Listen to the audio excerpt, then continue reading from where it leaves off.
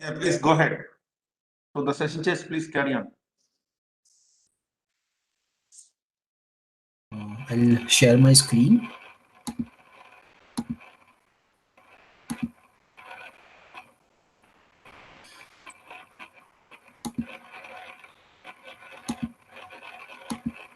So, is my screen visible? Just Doran sir, Hello, is the screen visible? introduce the session chairs to the this panel. Yes, it's visible.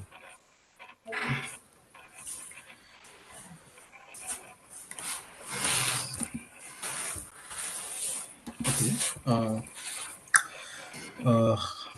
Good morning, everyone. Wait. Just a minute. Okay. Can you wait for some time? Okay. Yes, We are waiting for sure. session chairs. Sure. Manora sir, is it fine?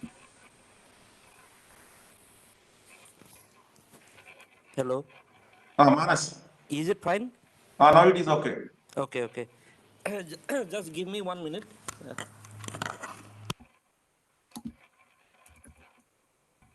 Manora sir, is it fine?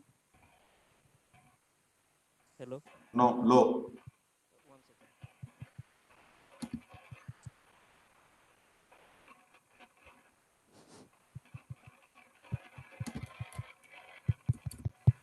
Manora sir, is it fine now?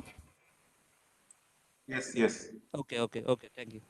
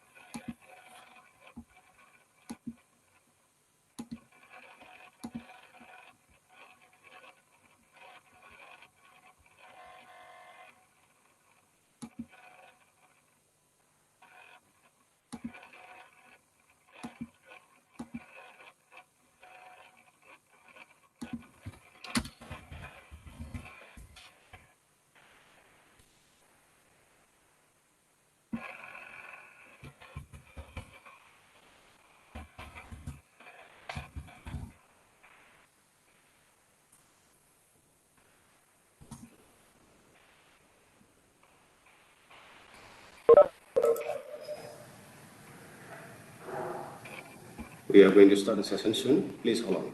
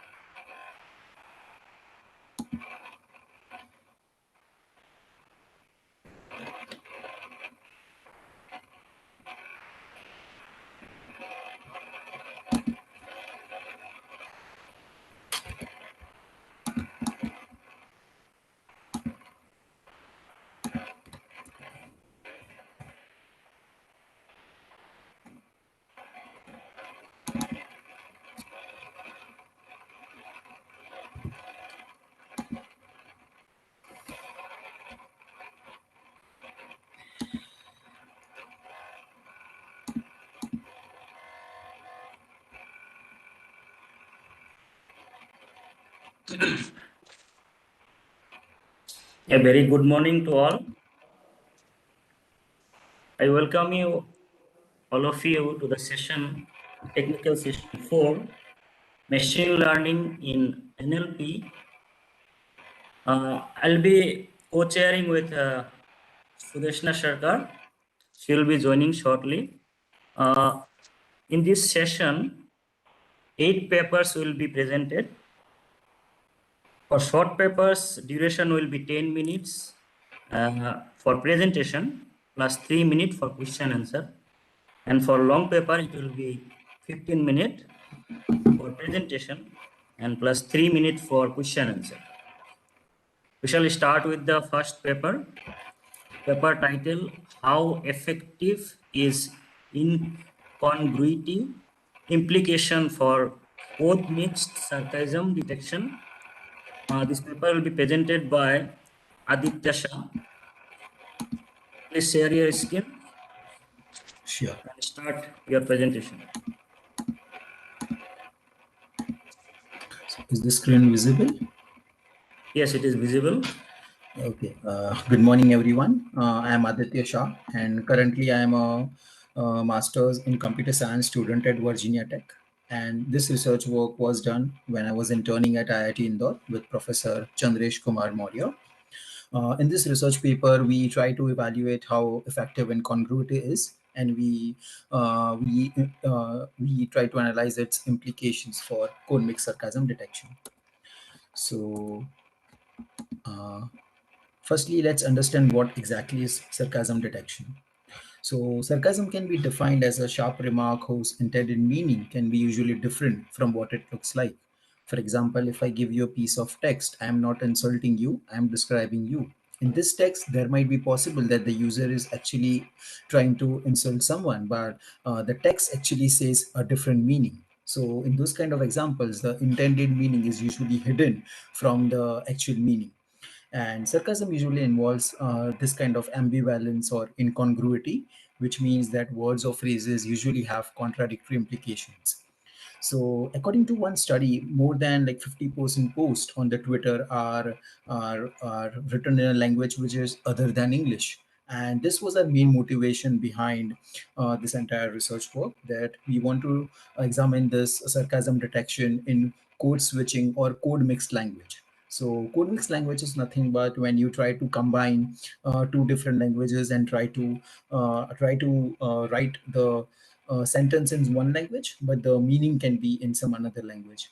For example, he said, "Kal karte hai kaam." So this is like an example of Hindi English or English code mixed language, which translates to "He said tomorrow will do work."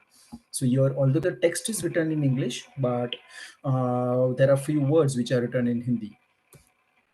So, although there are many studies exist for sarcasm detection in unimodal and multimodal data, but not much work is done in code mix data. And in this research paper, we try to solve this exact issue of analyzing sarcasm detection in code mixed or code switched language. So our main contributions are that we propose a novel deep learning based architecture which uses subword level features along to capture the incongruity, and we analyze our performance on the English Twitter dataset. And additionally, we would also release our code and dataset to foster further research. Like this would be the benchmark sarcasm dataset for English language from Twitter. So in the past, like various works have been done in code mix data using multilingual representations and handcrafted features, as well as fine-tuning state-of-the-art multilingual models. And however, when it comes to sarcasm detection in code mix data, very few work is done. In one of the research papers, the authors used fast text and word-to-vec embeddings, and in another research work, the author used something known as switching feature to capture this to try to find out whether there is sarcasm or not. However, none of these works actually used incongruity to detect sarcasm, and it is proved previously that incongruity is usually very effective in order to detect sarcasm. So this is our entire model architecture, and we try to capture incongruity through self-attention. So first, we have the input tweet or the input text, we pass it through fast text embeddings, and we obtain subword level embeddings, and then we pass this, and then we perform self attention on this subword level embeddings. So what this self attention would do, it would calculate like incongruity, or like self attention between every pair of words. And finally, in order to like get the total incongruity, we take the mean of, we perform the mean operation on every row. So this would give us the mean incongruity of every word with respect to entire sentence. And finally, we perform softmax operation to get the attention scores, and then finally we multiply it with the sentence representation, which is obtained from the BILSTM. This entire representation is concatenated, and finally we attach an MLP layer to classify whether a given tweet or a text is sarcasm or not. So the previous data set which was used by the authors was highly imbalanced, and it just had about 10% of sarcastic tweets, and rest were non-sarcastic. So here we try to build our own data set using Twitter scraper, and we extract like a balanced data set which comprises of 166k tweets of sarcastic and non-sarcastic data. And we have pre-processed and cleaned the data to remove all the hashtags, URLs mentioned, in order to prevent the model from getting biased towards this kind of hashtags. So yeah, the baselines that we used were the attention BILSTM model, which is a simple like BILSTM network, as well as the multilingual models. So these multilingual models, we have we use this state-of-the-art multilingual models, XLM, Robot, and Embert, and we basically pre-train these models using the mask language modeling objective, and then we attach a dense layer on these models, and then we apply these models on the data set to detect the sarcasm. And these are just some hyperparameters and experimental setup, like applying dropout, gradient clipping, embedding size, and learning rate. So this is like the comparative evaluation of our proposed approach. So the attention BILSTM was a simple approach, does not give that great results. What interesting here is to see is that XLM, Robot, and Ambert, both the models, when they are fine-tuned, when they're pre-trained and then fine-tuned, they do give a higher result for precision and accuracy. However, we all know that these are like extremely large models, and it is very difficult to train them. It is very expensive and very difficult to fine-tune or train them for downstream tasks. On the other hand, our model achieves like similar and competitive performance as compared to these large models, but we will take very less time in order to train the model. So here we are like about 7x faster and in memory, in GPU memory time, and about 10x faster in the training time. Finally, we also try to visualize the incongruity to understand how the model is trying to capture the sarcastic and non-sarcastic tweets. So these are nothing but the attention scores, the unnormalized attention scores obtained before applying the softmax. So as we can see over here, the words like this text was classified as sarcasm because there are high number of there are high number of pair of words which have a negative value. So negative value indicates that it's dissimilar, while a positive value indicates that it's similar. It's similar. The word vectors are similar to each other. So in this sentence, as we can see over here in the 6th row, we can see a large number of negative values. Then over here, there's one more large number of negative values. So overall, because of larger presence of dissimilarity between pair of words, the model classifies this as sarcastic. On the other hand, this sentence is non-sarcastic because here we can see that the pair of words have like very less negative values, like and those values are like extremely small in magnitude, like minus 0.4 or minus 0.3. So in this case, since the overall incongruity is not like above a particular threshold, so the model classifies this as non-sarcastic. So this is how we visualize, and we can see that how a model is trying to capture a sarcastic tweet by calculating the effective incongruity or dissimilarity between the entire sentence. So yeah, this was a very interesting visualization that we were able to perform. And finally, we did a few ablation studies. Like we tried the original self-matching network, which was proposed by authors to capture incongruity in English data set. They did not, and we changed their approach a bit, and we defined our own self-attention mechanism using mean by row and GLU activations. And we try and we evaluate this on the code mix data. And these two baselines are nothing but when we replace the LSTM model with the XLM Robota and the Embert model. So overall, we see that our model achieves like superior performance as compared to all the three ablation studies or all the three experiments. So yeah, finally, I would just like to conclude that we try to analyze the significance of the incongruity in order to capture the sarcasm in code mix data. And our model is effectively able to capture the incongruity through subword embeddings, and we are able to detect sarcasm in the text. And finally, through empirical results, we show that our approach performs like comparatively to the large multilingual models, but also while saving like huge memory footprint and training time. And in the future work, we would plan to create a more generalized model for other code mix tasks like NLI, natural language inference, or part of speech tagging, POS, question answering dataset, etc. As well as we would like to test other code mix languages too, like English Spanish or English Tamil or English French, etc. So yeah, that's it from our end, and feel free to reach out to us if you have any questions or if you would like to ask any questions or anything. Yeah, I would like to conclude the presentation here. Yeah.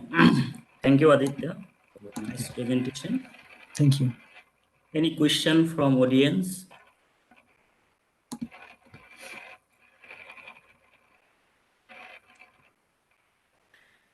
Yeah, Aditya, in sarcasm, actually nowadays the smiley, etc., are used in the text while messages are posted on social media. Are you considering those as well in the dataset or just text part? So this we have just done for the code mixed text space. We will all, as a future work, we also try to evaluate for the code mix using multimodal like text and image both. Okay. Okay. Thank you again. Yeah. Stop sharing your presentation. Sure. We shall move to next paper. Paper title is Constructive Learning of Sentence Representation. The presenter is Heifi Q. Please start your presentation.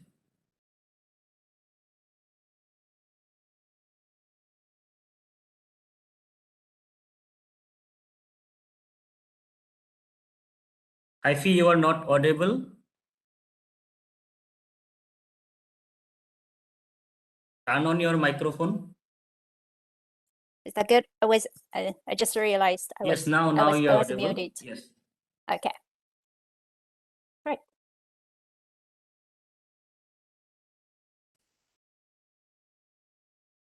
Okay. So my name is Fei. Yeah, first should say hi everyone. Good morning or good afternoon or even good evening, everybody. So my name is Fei. I'm going to be presenting contrastive learning of sentence representations, our paper. The authors include me and Wei Ding Ping Chen, as well. We are all from computer science department at the University of Massachusetts, Boston. So let me start with the questions that we are asking in our paper. So the first question is how to apply attractive learning to learn high quality sentence representations. This is actually inspired by the contrastive learning,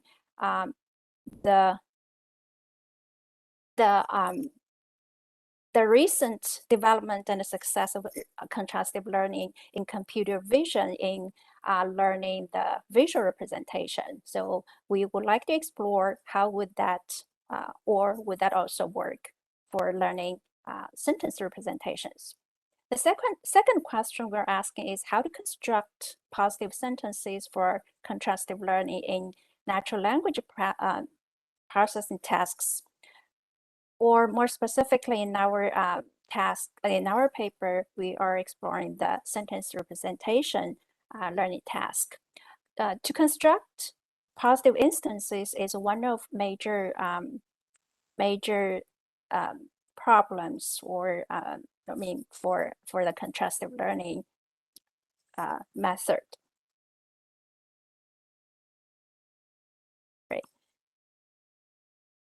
trying to get the next page. Excuse me.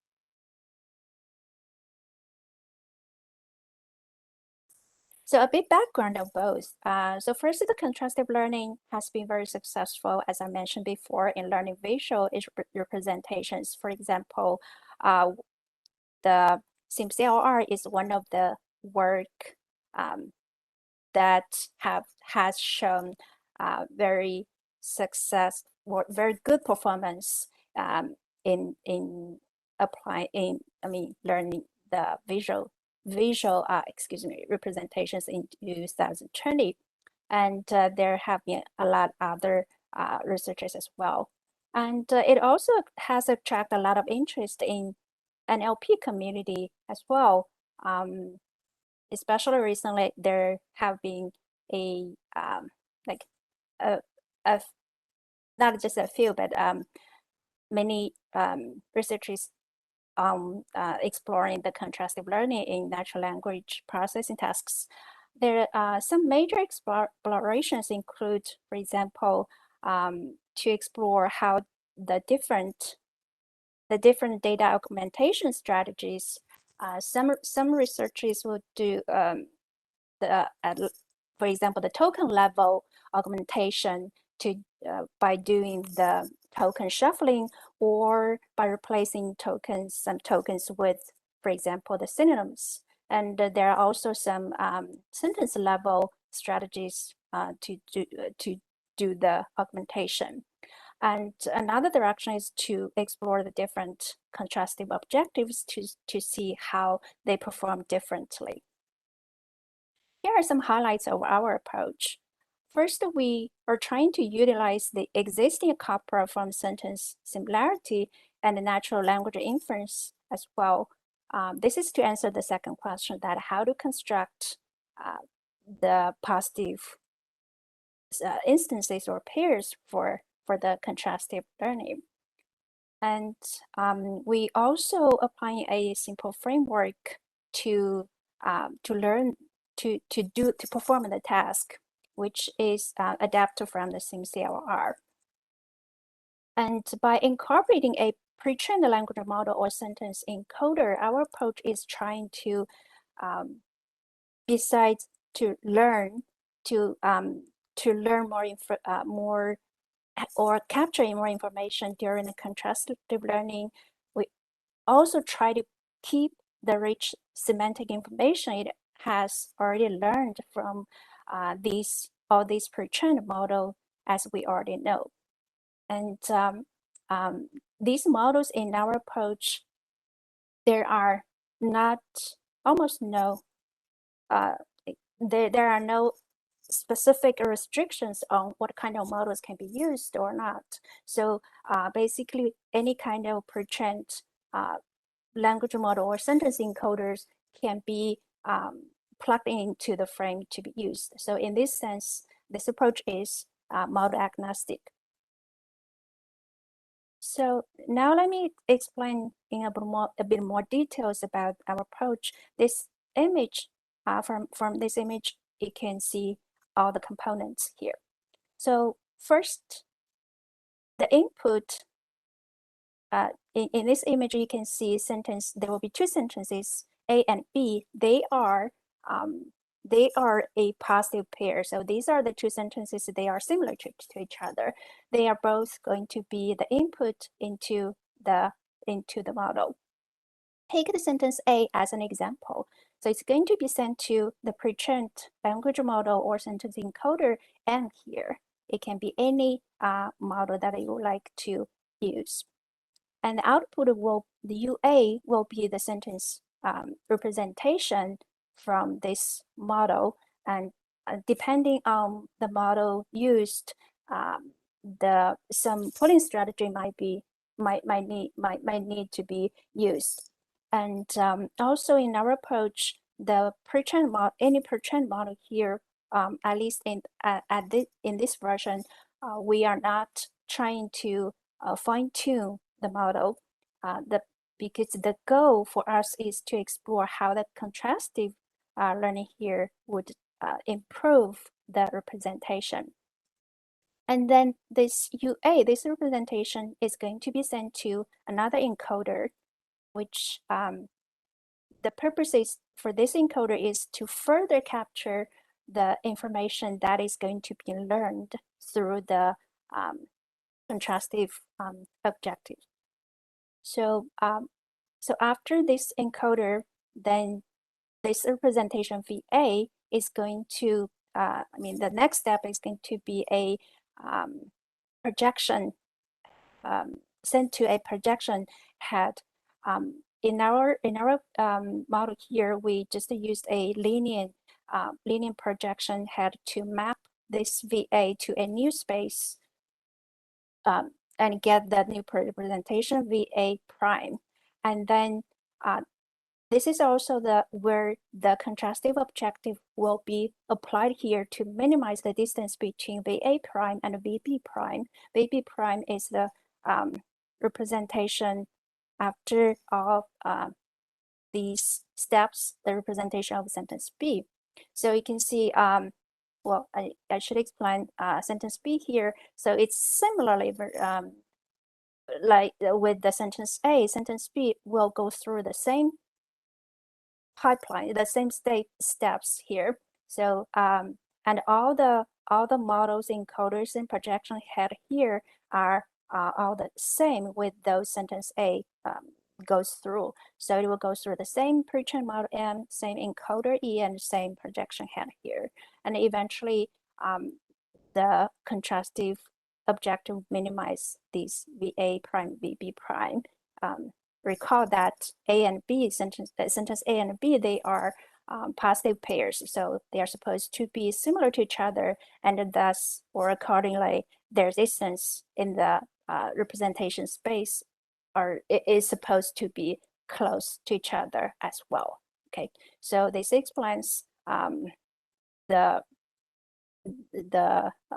model. So by the way, for the final the general representation learned, this VA and VB are going to be taken as the representation for the downstream task. So this is the formula for the contrastive loss between sentence A and B, the positive pair here. So some kind of components here. So tau is the temperature. Sim is the similarity function. We use the pretty normal. We use the cosine similarity. And the question is how to construct negative pairs. Okay. So in the mini batch with M positive pairs, so there will be total 2 M sentences. For example, SN A and SB is one positive pair. So to construct negative pairs, we consider all the rest of sentences in this mini batch, okay, except these positive pairs. They are all considered as negative sentences for example, SA. So here, they are going to be paired with SA as the negative pairs. Okay. So that's how to construct. That's also called in-batch negatives. And I is an indicator function.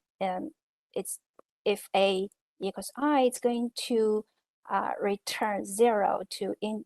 This is to avoid pairing sentence A with itself, and take the summation and take the log, negative log to calculate the loss.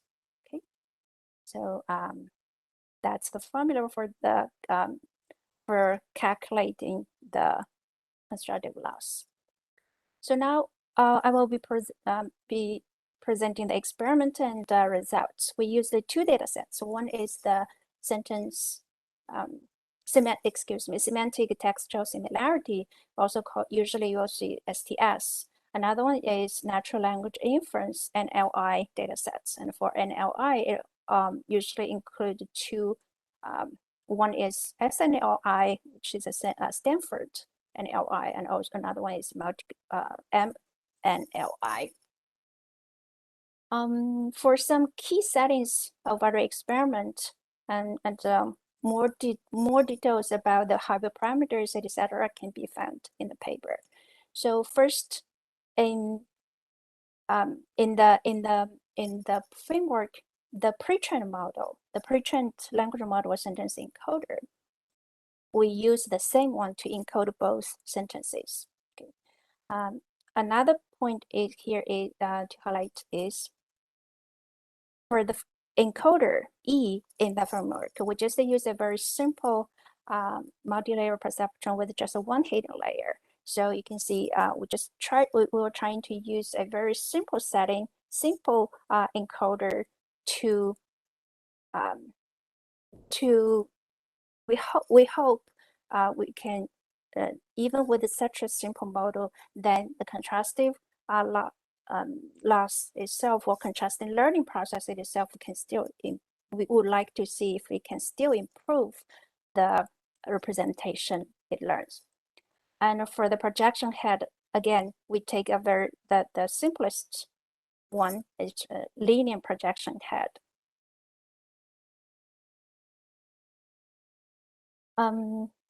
Since we were taking two data sets here, we were trying to first evaluate which one is the one that we are going to actually use for the training, which one would be better.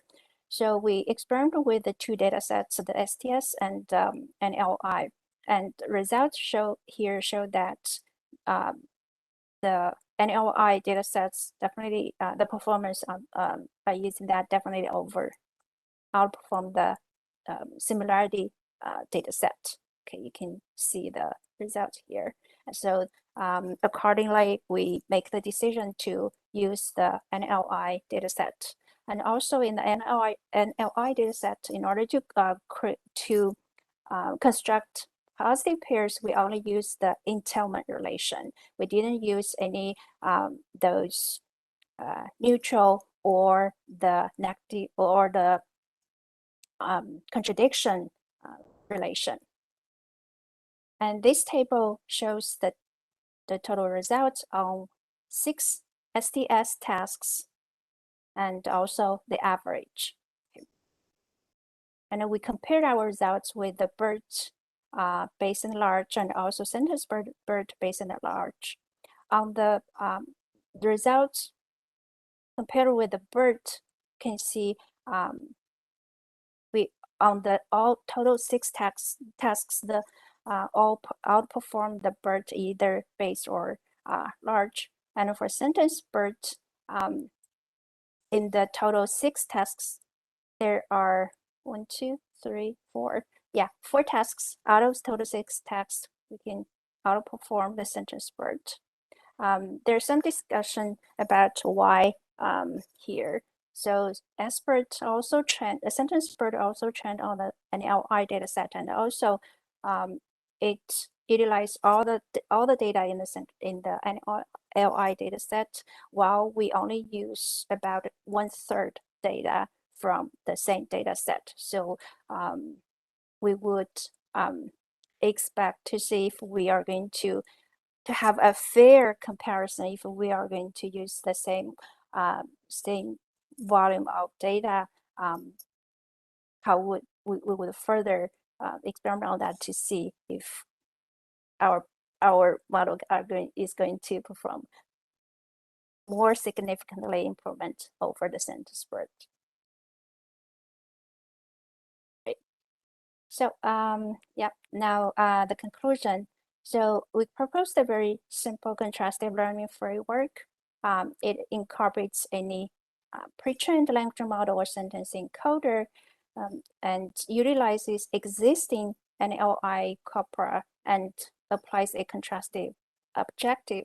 It significantly improves the quality of learned sentence representations on some downstream tasks. Yeah, thank you.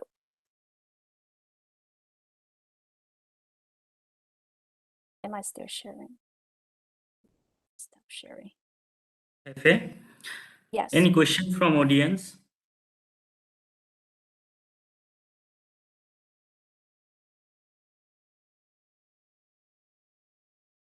Yeah, I have a few questions.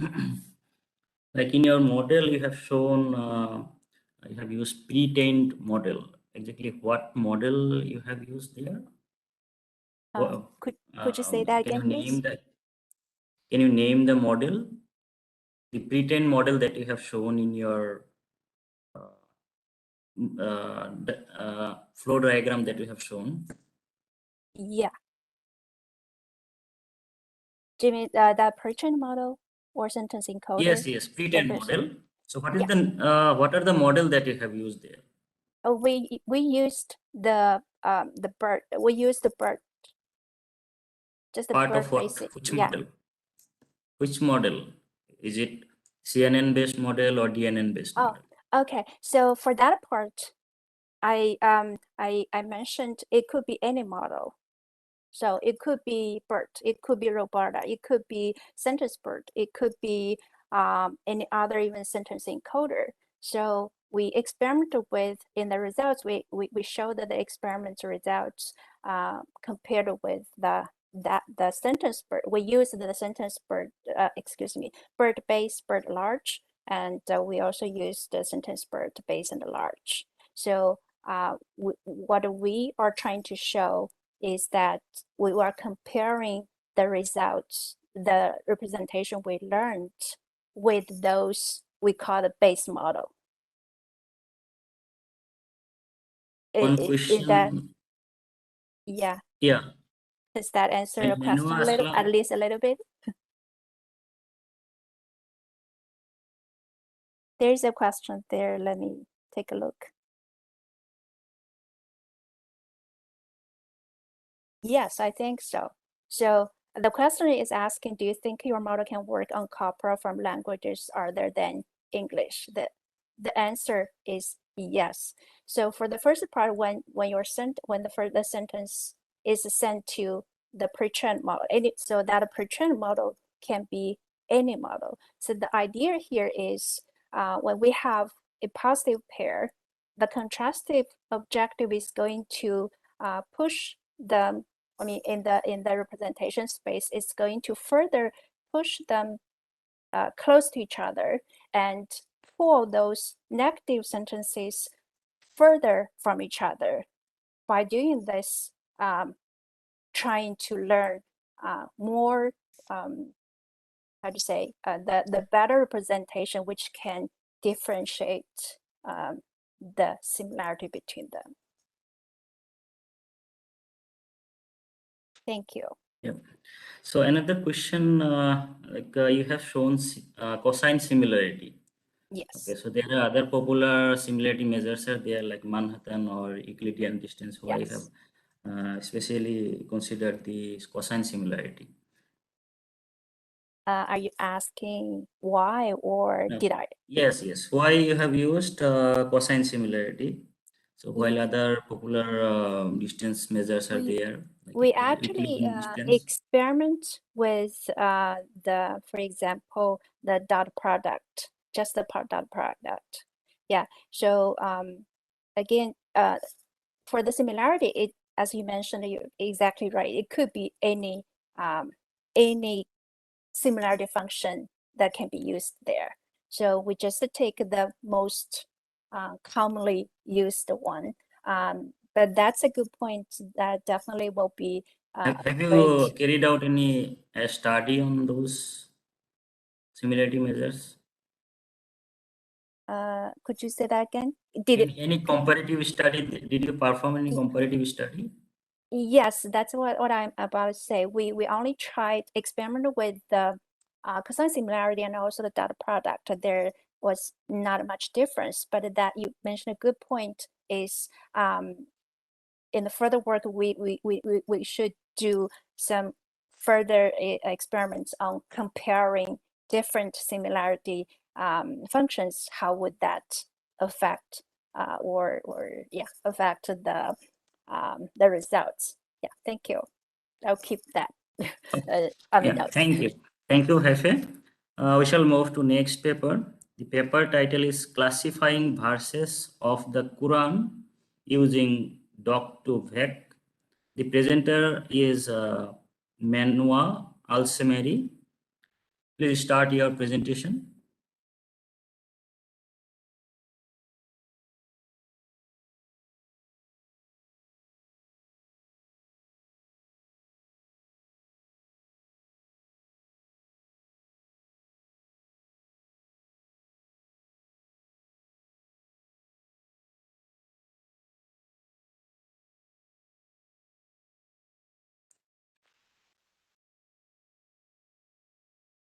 Menua, are you present? She has left. Okay, then we'll move to next paper. ABB BERT. Paper title is ABB BERT, a BERT model for disambiguating abbreviations and contradictions. Presenter is Ashwin Giridhar Subramanian. Please start your presentation. Ashwin.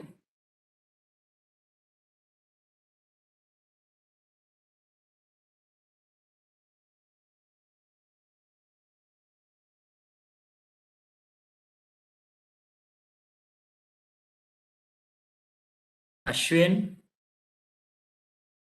Yes. am I Tell me. audible?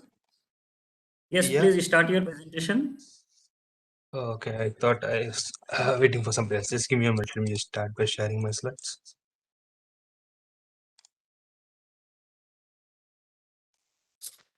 Let me know if you guys are able to see my screen. Are you guys able to see my screen? Yes, it is visible. Yep, that's good. Okay, so hi guys. My name is Ashwin, and the paper which I'll be presenting today is called ABB BERT, a BERT model for disambiguating abbreviations and contractions. It's done with the following folks: Andy Pratik myself, and Nimit Jain, and we are from Novartis. Okay, so let me just start by going to the actual problem. So basically, as you guys might know, abbreviations and contractions are used a lot in natural language processing because it's kind of convenient to use and it's easy to simplify it and write it. But the problem is the fact that these abbreviations and contractions make it difficult for the language models, the current language models, to process them. Let's go with the example, right? As you guys can see in the screen, the doctor says saw ASCD at TL. It made me, this is actually a kind of abbreviation and contraction written by a medical representative who is interacting with the doctor during one of his visits. The full form, according to representative, is the following: the doctor saw an ankylosing spondylitis candidate at trial. But if the same thing, this is the same notation or written sentence can be used to denote a different meaning. Suppose let's take a reporter is observing a doctor who is playing a poker on a table, and he might kind of write the short form like the doctor saw ace of spades card at the table. So as you can see here, based on different domain or context, the meaning of the abbreviation, the contractions might change. That is, the expansions of those abbreviations and contractions might be different. So dealing with a contraction abbreviation from multiple domains is pretty difficult. So our proposed solution is ABB BERT, which is an end-to-end solution that ranks the options for all short forms, be it abbreviations or acronyms. Let me do some literature before going to the proposed solution. So before this, what we observed was that a lot of people kind of generated embeddings from the text as it is. They generated embeddings for short forms as it is. Like the problem with that approach is the fact that the meaning of the sentence can change. The important information contained in the short forms is lost. And that is affecting the context and deteriorating the model performance. We also had results prepared, which I'll be showing it towards the end of the slides. And one more approach is the rule-based and regular expression-based methods. This can help, but the performance of these methods are pretty low. One more algorithm which we can use to solve this kind of abbreviation contraction is the misspelling algorithms. These work pretty well when the original word is only slightly modified, that is a few characters or symbols missing in it. But if a lot of characters are kind of removed or misspelled, it doesn't perform well. Okay, so this actually was done by us to solve an internal use case. So the context was the fact that as medical representatives visit doctors, they don't have much time to read the full information the doctor is saying, because the doctor is pretty busy and he has to deal with a lot of patients, and the time with which the medical representative can meet the doctor is pretty short. So the representatives write everything in short forms. But sometimes when they go back, they might have difficulties in kind of remembering what the short form is. So it's kind of helper towards that. But this is the actual application which you prepared this for, but this can be used in multiple contexts. Okay, so let's start with the data preparation process. We couldn't find the actual large scale data for using this. So we had to prepare our own data. So what we did was the fact that we took the large Wikipedia dump. We created two kind of dictionaries, one for abbreviations and one for contractions. Using rule-based algorithms, we created a lot of, we created these two set of dictionaries, and these dictionaries contain the exhaustive list of all possible full forms according to each short form. Let's take abbreviations for example, right? Here, AS can mean ankylosing spondylitis, ace of spades, astronomy and space. Multiple options are possible. So all these kind of possibilities are stored in a particular key AS with these values. If you take for contractions again, the PTNT can stand for patience, patent, potent, potential. So again, all these kind of potential possibilities are stored there. And this is the first the dictionaries which we prepared. So now we have the actual data, original clean text. We have the perturbed Wikipedia data. With that, we use this as the ground truth. We use as the data for training the model. And the original full form without any perturbation is the ground truth for the training. Now, in the process of the whole thing, we replace all the short forms in the text with a dedicated token called ABB, which we replaced in the possible, with which we replaced the vocabulary of the BERT model which you have done.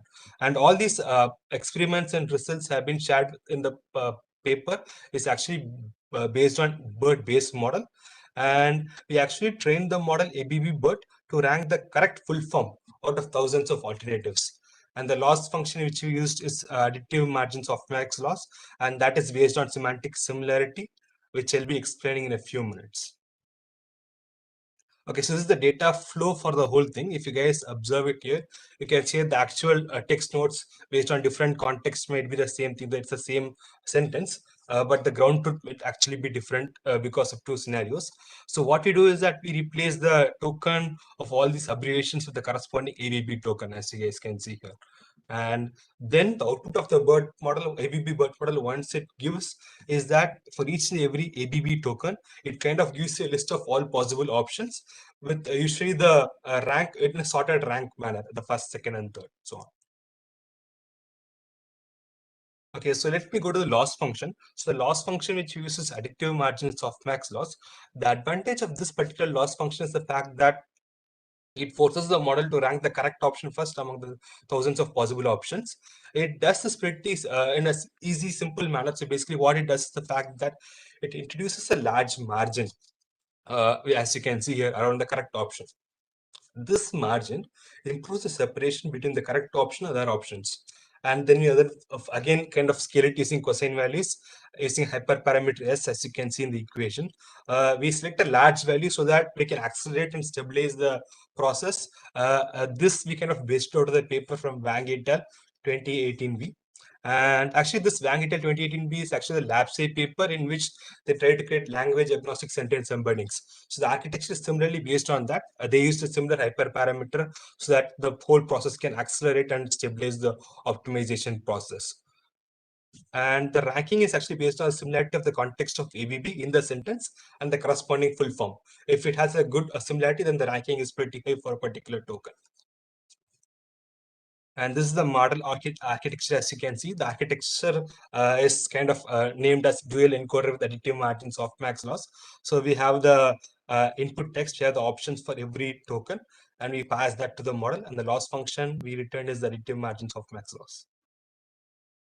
So we use two main metrics to evaluate the results. The first is the average of rank of the ground truth option, and second is average of difference between the cosine value of the input sentence ABB and the correct option, in which the first option, the training data, is the correct answer, and the average cosine value of the input sentence ABB and the rest of options. So the larger value of the diff, the better the ABB BERT is in predicting the outcome. And this is some of the results which we shared on the glue data set. So basically, this is the original sentence: a young red-headed man holding two bicycles near bench. With ABB, young, if you just kind of do some randomized abbreviations and contractions, we can create contractions for two and bicycles. So with that, we replace the tokens ABB for both short forms. Now, if we try the ABB BERT model, that BERT model gives these predictions, as you can see, ABB 1 and 2. We can see that the correct option is kind of produced and it has a larger value difference compared to other options. Similarly for the second token as well. And you can also see that the other kind of sentences and the particular alternatives and cosine score. So what you can observe is the fact that ABB BERT does a great job in predictions with 90% of the performance for the top three choices. And most of the time it makes the correct substitution for ABB in the sentence. Based on this, we can conclude that ABB BERT model understands the grammar and takes into account the context of the short form in the sentence. Now, once this is done, there's one more things which gets into context here. As I told you guys previously, based on different domains, the short form which is used in that particular domain can be different. So what we can do is that we can kind of do a personalization phase in which we can kind of fine tune the model for a particular domain. So we do that by pretty much kind of freezing the last layer, freezing the remaining layers, just kind of unfreezing the top layer and kind of fine tuning it. So basically what we do is that on each and every subdomain data, each and every separate domain data set, we kind of try fine tune the top classification layer. So this can be done pretty much on the fly and it's a lightweight process as it can be run on the CPU. And what you guys see here is the table kind of results obtained. So basically, we had the base BERT model, which I told you guys initially. Based on these different data sets, default BERT base model gave these scorings. This is without ensembling again, so the results might be different, but this was the results which you got for a single BERT based model. And once we created some random abbreviations and contractions, as you can see, the performance drastically decreased a lot. Now, once we again, what we did was the fact that we took these kind of abbreviated and disaggregated sentences, and kind of ran the ABB BERT on top of that. We got the outputted sentences from ABB BERT, and we tried to kind of make the prediction for that using these data sets, and we got an improvement performance. As you guys can observe, it doesn't kind of make a correct prediction all the time. So there is a kind of a difference between the A and C results, but it does a pretty good job compared to the one without any disambiguation of abbreviations and contractions. Now, the thing is that the ABB model does pretty good job, but it might have problems when it takes the when it kind of takes the correct option based on the context, but it which is wrong in the common sense way of thinking it. So what you're planning to do is the fact that we are planning to improve the model by suggesting all ABB tokens at the same time based on common sense, as well as taking the missing context like geographical information, history, time into account. So that's pretty much it. Thank you guys. You can just ask me any questions now.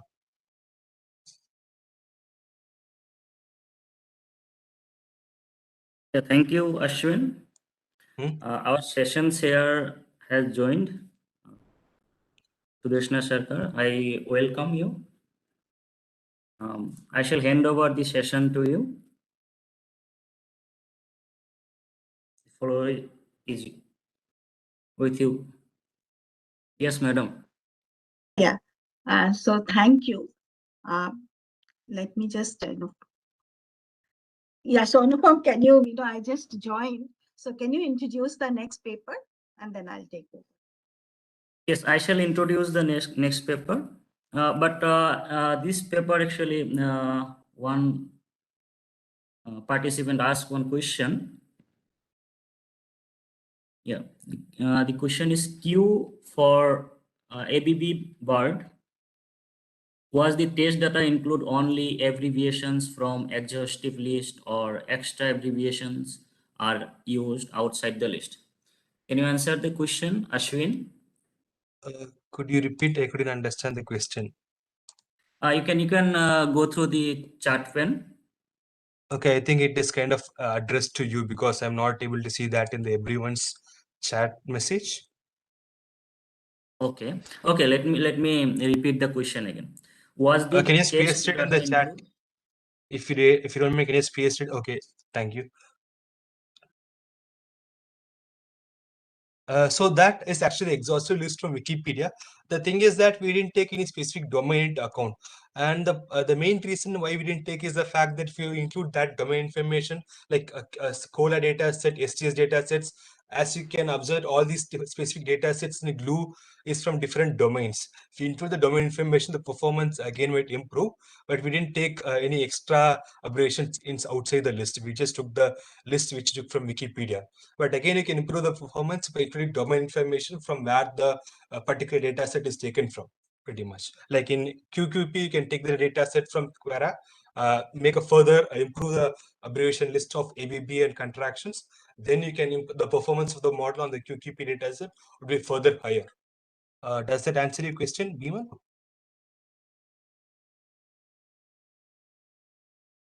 That's great. Yep, sure. Okay. Thank you, Ashwin. Any other question from audience? Yeah, hi Ashwin. I have a question. So, so the way you have prepared the training data, basically the masked words or the abbreviations and the contractions. So, was the data annotated by an in-house annotators, or how did you figure out which word to mask for and which word to keep it as it is? So, okay, so that is a randomized process. We can't kind of. So the thing is that, as you know, like let's take United States of America, right? It might be in USA in one context. It might mean something in different contexts. Like MIT might mean Massachusetts of Technology or Manipur Institute of Technology. So based on the context, may be pretty different. So we can't kind of keep it's pretty difficult to kind of annotate the entire Wikipedia. So what we did was the fact that we took the entire Wikipedia dump, we randomized certain sections of it and used contractions and abbreviation algorithm rules to kind of simplify those words and group of words to short forms. You can observe the algorithms in the paper. We have explained it in a bigger information, in a bigger detail there. So basically, you kind of randomize some particular words or group of words in a sentence, and we abbreviated it pretty much. And since we have the actual original form, we can just say for this particular short form, the actual data is the original, actual word is the original form. So it's kind of like that. Does that answer your question? Yeah, okay, thanks. Yep. Now I shall invite the next paper. The paper title, Classifying Verses of Quran Using Doc2Vec. The paper will be presented by Menua Alsmere. Yes, thank you. Yeah, can you hear me? Yes, I can hear you. Can you turn on your video, please? Yeah, just let me show the screen here. Can you see the slides? Yeah, slides are visible. Yeah, okay. Okay. Hi, everyone, and welcome to my presentation on classifying verses of the Quran using Doc2Vec. I am Minwa Al-Shammari, a lecturer at Al Jawf University in Saudi Arabia and a fourth-year PhD student in the School of Computing at Leeds University, and I'm working with Dr. Eric and Ammar Al-Salka. The Quran, as a significant religious text, bears significant spiritual and linguistic values. The knowledge in the Quran was presented using different approaches. However, determining a concept's true meanings in the Quran is difficult. So we want to classify the Quran verses based on topics or meanings to assist users in identifying the religious knowledge explained in the Quran. In this work, we exploit the distributed representation of text to capture the semantic properties of the 6,236 Arabic verses of the Quran. We map each verse to numerical form, which can be used as an input to machine learning methods to examine the semantic similarity between the Quranic verses and classify them into topical classes. Therefore, using NLP combined with machine learning, this study presents an approach to classifying the Quran based on topics and meanings. Using Doc2Vec and logistic regression, we classified verses of the Quran into 15 predefined categories based on the Quranic corpus. We used Quranic corpus as we are interested in the topical classification. we use our classifier scored 70% accuracy and 60% F1 score using the distributed bag of words architecture of the Dr. model. We then calculated the mean difference and average similarity values for each category to indicate how well our model described that category. For the purpose of training and testing our model, we created a data set that contains the 6,236 verses of the Quran into 15 main topical themes based on Quranic corpus, and the table here shows the high-level concepts from Quranic corpus. To explain the proposed approach, we organized the whole methodology into 3 main processes. We classify the verses of the Quran using Dr. as feature representation approach and logistic regression as classification approach. Then after classifying the data based on the cosine similarity, we calculate the similarity of the verses intragroup and intergroup to measure the classification quality. We represent the verses of the Quran as numerical vectors of features and compare them by measuring the distance between these features. We use the 2 architecture of Dr. the distributed bag of words and distributed memory to compute features that capture the semantics of the Quran verses. This way we generate different versions of embeddings.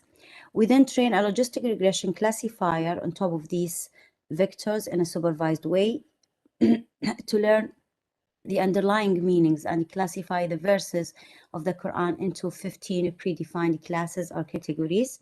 We then use the cosine similarity measure on the vectors to examine how semantically similar the verses are in each class. We compute 2 metrics, average similarity and mean similarity difference, to inspect the relation between the verses in the same class and other classes. This information indicates how more similar same category documents are to each other than to documents from different categories. A higher average similarity indicates how similar the documents are in each category, and a higher mean difference implies that the model can identify those documents in one class are more distinct from those in other classes. In terms of the results, using 80% of the data set to train the classifier for the Quran verses classification, we achieved 68% of accuracy and 56% F1 score using the distributed bag of words. With more training data, the accuracy rises to 70% and F1 score to 60%. And the table here shows the classifier performance result using the different settings of the models. We evaluated our model by examining the semantic similarity of the Quran verses. To inspect the relation between the verses numerically, we calculated the cosine distances between their inferred vectors from the trained model. We used this information to calculate the average similarity scores and the mean difference for each category. The derived classes showed relatively high average similarity for some classes using distributed bag of word architecture. As shown here in this table, the 3 top classes are faith, pillars of Islam, and religions. The 3 classes scored top values consistently for both matrix with different runs and varying test samples in each run. As we can see here, the faith category has the highest scores over other classes with 26% of same category average similarity and 21% of mean difference.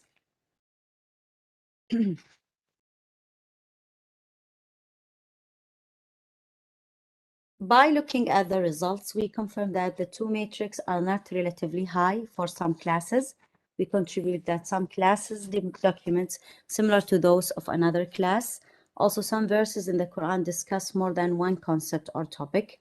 In this table here, we show an example of an instance where a verse from An-Nahl chapter in the Quran, where the verse discusses 2 different topics, which are judicial relationships and al-jihad. And of course, there are many other instances similar to that one in the Quran, but unfortunately, we can't cover them here due to that time limitation.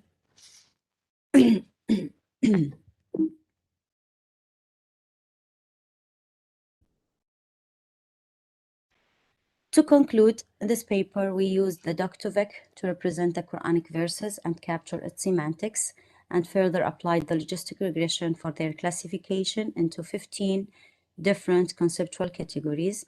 Our classifier achieved 70% accuracy and 60% F1 score with the distributed bag of words architecture of the Doctovec.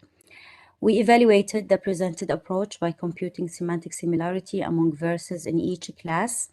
We further computed average similarity and mean similarity difference, wherein average similarity investigates how documents are within the different categories, how similar documents are within the different categories, and mean similarity difference to identify how documents in one class are distinct from those in another classes. The derived classification showed relatively high average similarity for some classes. The faith class has achieved the highest average same category similarity and mean difference. In other classes, both metrics are not relatively high, which could be contributed to the uniqueness and complexity of the Quran language. In a subsequent stage, we aim to consider other representation learning techniques like BERT and the pre-trained language models. That's something we are working on and will be published soon. At the end, let me thank the organizers of the conference for such a valuable opportunity, and thank to you all for listening and attention. And I'm glad to answer any questions you may have. And of course, I welcome any feedback or comments from your side. Thank you.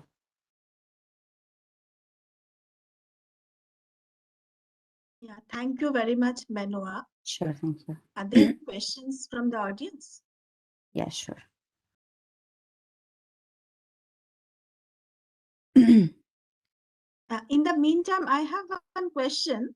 Yeah, sure. So, you have, taken a verse and converted into a vector, this Yeah, Doc2Vex, and yeah. then you apply the logistic regression. So what are the features of the logistic regression?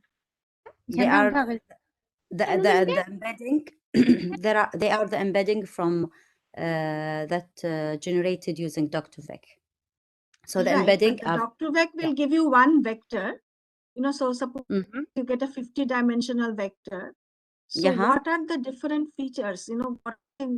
How many features do you have in the logistic regression? Yeah, I have for each verse a label, and the label is the class from the corpus Qurani. So that is the output. What is the input for the logistic regression? Input is also a data set of 6,236 No, records. that is fine for a particular verse. What are the features? The features is the vector? Yeah, the vectors, yeah. I see. So you are taking individual points in the vector as the individual features? Yeah, and I split them into training and test. And after I trained the classifier on 80% of the data, then I test on the remaining 20%. So did you compare with any other method? No, actually, that's something I'm working on now. It was like I can consider my experiment as a baseline here, and I compare it in the other question is, the ground truth data. Did you have the ground truth data? Ground truth data. Right. No. So which verse should belong to which class, that is already known to you? Yeah, sure. Okay. Yeah. So other questions from the audience? Yeah, that's something I evaluate against, actually. So yeah, I have them. Yeah. So Anupam, I think you had some question. I don't have actually. Thank you. One question is there in the chat pen. If you can answer that. Okay, let me look at it. I have balanced or imbalanced. Did you check? Is my data set balanced or imbalanced? I can't say it's balanced, or because for each for the 6,230 verses we have different. I mean, all of them are labeled into the 15 predefined classes. So I don't have like a balanced data set here. Like for example, maybe 40% are labeled as faith, and like 30% are labeled as pillars of Islam, and so on and so forth. So I can say it's not balanced, but I'm not sure about the second section of the question. Did you check Rock Oak or PR Oak test also? No, I didn't. Yeah. Shall I invite next paper, madam? Thank you. Yes. Thank you, Menua. Sure, Now I thank shall you. invite the next paper. Training data reduction for multilingual spoken language understanding system by presenter is Anmol and Chaitanya. Hi everyone, this is Chaitanya. Am I audible? Firstly, I'll surface my screen in a minute. Yes, you are audible. Yeah, thank you. Please share your slides. Yeah. 1 minute.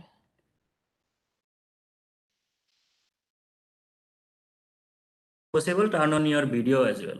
Yeah, sure. So I was worried on the bandwidth part of it.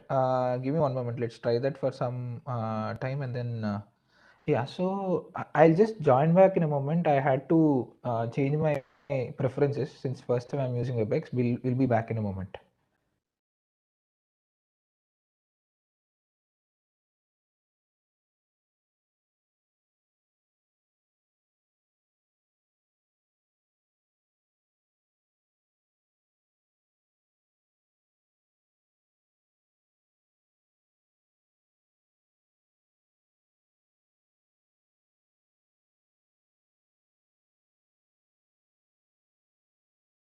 Hi, am I audible?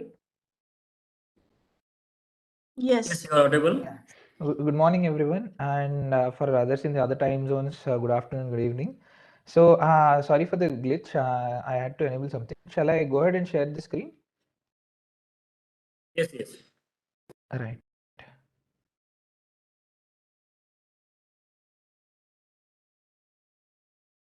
Yeah. Let me know once you're able to look at the screen. It is visible. Right. Please carry on. Yeah. So firstly, the problem statement, basically at the Alexa setting or generally we deal with IC, DC and ER models, which is basically intent classification, domain classification and named entity recognition or slot filling.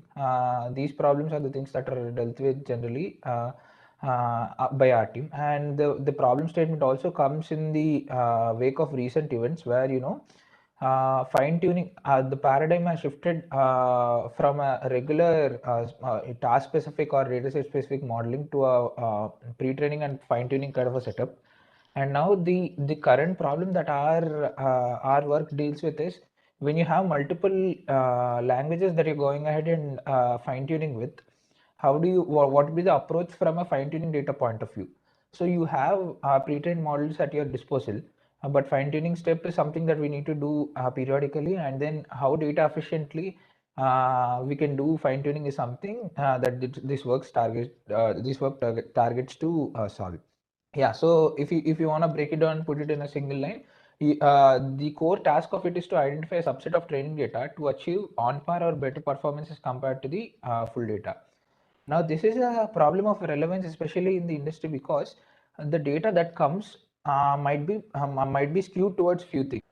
For example, to give the context of a virtual assistant, few prompts like start and stop or common navigatory prompts, these might recur a lot, and these may not be very meaningful in the regular scale for training a model as such. So given these settings, this becomes a relevant problem. Yeah, I'll go ahead. Yeah, so we picked up 5 domains from, out of all the domains that we have enlisted at Alexa, we picked up 5 important domains from basically trying to pick up different domains of different scale, the high volume domains and then medium domains and then low volume domains of that sort. And these are the intents and slots that are present. So this gives you an understanding about the variety of the data that's present. And secondly, we picked a 3-month window to maintain uniformity in our experiments, and then seasonality related sampling for high season, like high volume seasons like Diwali, etc. were done. So this is the context about data, and then metrics. So the metrics that are used in a generic sense at Alexa and even in this field of research is semantic error rate and intent classification. So intent classification accuracy is again the number of correctly classified intents by total number of utterances or the data points. Whereas semantic error rate is a metric that tries to give a indication at token level or for the slot filling part of it, and also includes the intent classification. In effect, it's a better metric, and then that's what is used at the face value for all decisions, which is the number of slot plus intent errors by number of slots in reference plus 1. So these are the metrics that were used to understand and then basically direct our experiments towards success. Yeah, model architecture, like I already mentioned, the current trend or the things has been using a pre-trained model and then pad it up with a specific fine-tuning layer and then go ahead and train for your task. And in this setting, we use a joint BERT kind of a setup where you have a specific pre-trained BERT model, and then on top of that, you have a fine-tuning layer, each for your both intent classification and then named entity recognition. And additionally, on top of the fine-tuning layer, you also have a CRF layer for the NER task. So this is the setup, and the experiment that we're going to conduct will happen on English and Hindi data. That is basically these two languages put under a common model, and fine-tuning is the setup for it. Yeah. And now when we started out with, trying to, like it loosely maps to an optimization problem where you want to find out, the minimal subset that will give you on par or better results. But on the face of it, it's a very tough problem to actually optimize to the lowest possible extent and get the data set. So we started out with trivial methods of, frequency-based approaches to see how actually it fares. Like if you reduce each utterance irrespective of the frequency to its unique value, that will of course lead to a shift in your distribution of intents, etc. But then how it's mapping, and then login will retain your distributions at a decent level, in the sense the proportion would still be maintained, but it's almost equivalent unique for very high value. Most of the cases which are not really frequent. And then come the semantic approaches, which leverage the embeddings that are there from the pre-trained model to do some semantic based random sampling and then downsize your data set. And then we tried out a hybrid approach basis all our insights from the previous methods, which works on both fronts of your semantics of it also, and also on the frequency part of it. Yeah, the unique and login are trivial in the sense we reduce the data set wherever applicable to unique utterances, and then for log and log of the frequency value. So we'll not be detailing these two, and then the primary focus would be around semantic based approach and the hybrid singular score approach. Right. So the clustering approach, which is the first semantic approach. So what you do is you basically separate your data set. So wherever you have more than 1,000 utterances in a single intent, you go ahead and apply this particular clustering method on it. And in cases where there are not more than 1,000 utterances, we let it be, because in comparison to the overall size of data set, that would be very less, and we can't really go ahead and downsize them further. That will impact the accuracy of intent. Now, so basically what we did was we got the embeddings from the pre-trained model corresponding to each of the unique utterances, and then we did a k-means clustering. And on top of that, depending on whatever was the target of reduction, we tried out from around 50% to 100% different chunks, and 70 was what was very ideal in terms of reduction as well as accuracy. So there we downsize the clusters using that, and of course to find the optimal number of clusters, we followed the regular methods of using an elbow method, and that was a little expensive. So if we had gone a route of having a fixed number of clusters, that was not like one number for all the intents was not going very well. So we had to do an additional step of finding the number of clusters using elbow method and then go with it. Right. So this is the effective modeling where after you get the cluster from each cluster, so each cluster would represent a diverse theme to it. That is the understanding. And then from each cluster, you equally subsample so that you get these downside samples of 70% from each cluster. You collect them and get the final 70% data set. So this is the clustering method and the singular score approach. So our initial thoughts, I had explained the build up to this method. So initially we use SVD to basically reduce our dimensions. So when you have a higher dimensional representation and you want to get it down to a condensed representation, you go and do SVD and then pick the first few columns of the first few rows of your representation in this higher dimensional space or the condensed space. And now our thought process was to try out to treat the data points equivalent to dimensions and then dimension vice versa, basically to see if we can actually do the selection basis. I'm sorry for the noise. Yeah, so we can actually do the selection basis the vice versa approach. That not apply very well given the fact that data point versus dimension, there's a lot of difference in scale and in sparsity of it. But one interesting insight we got was when we played around with the values, interim values, we see we computed this particular matrix U sigma. So your matrix M is decomposed as U sigma V transpose, where U and V are unitary matrix. So correspondingly, they need not be unique, but for every given value U, you'll have a corresponding value V. And that will sum up to get an M, and sigma is unique, and then this has the singular values for you. And the thing is, when you compute U sigma, we got this particular intermediate matrix that has the projections of each of your data points in a higher dimensional space. So what we went ahead and did was we actually summed up the values of this absolute values of this projection. So your current data point being projected onto this different plane, different dimensional space, which is found to be richer for compression. So we added up all the values, which effectively is the L1 norm or Manhattan's distance from origin, and then we sort of took this value as our singular score. Now, these are a few graphs that explain the nature of it loosely empirically. Now, if you can see, firstly, these two graphs are generated on our data set, which is the internal Alexa data set, as well as the multi-ATS++ data set, which is an externally available multilingual data set. Now, if you see the problem that I mentioned earlier of frequent prompts for trivial utterances being present, that gets highlighted here. If you see the graph, one of them is on all the utterances at the face value of frequency, and then second is after uniquing the utterances. And singular score values, the higher frequency regions fall about in the lower singular score values, which again is the space where they are trivial or easily understandable. And actually the complex long tail occurs at the end. And multi-ATS is not a very good candidate for this analysis again, because we don't have really much repetition in it. And the biggest challenge was to find an equivalent of whatever we had internally, externally, in the sense to find something that would repeat or have repetitions, because that's not available in the open scale open source scenario.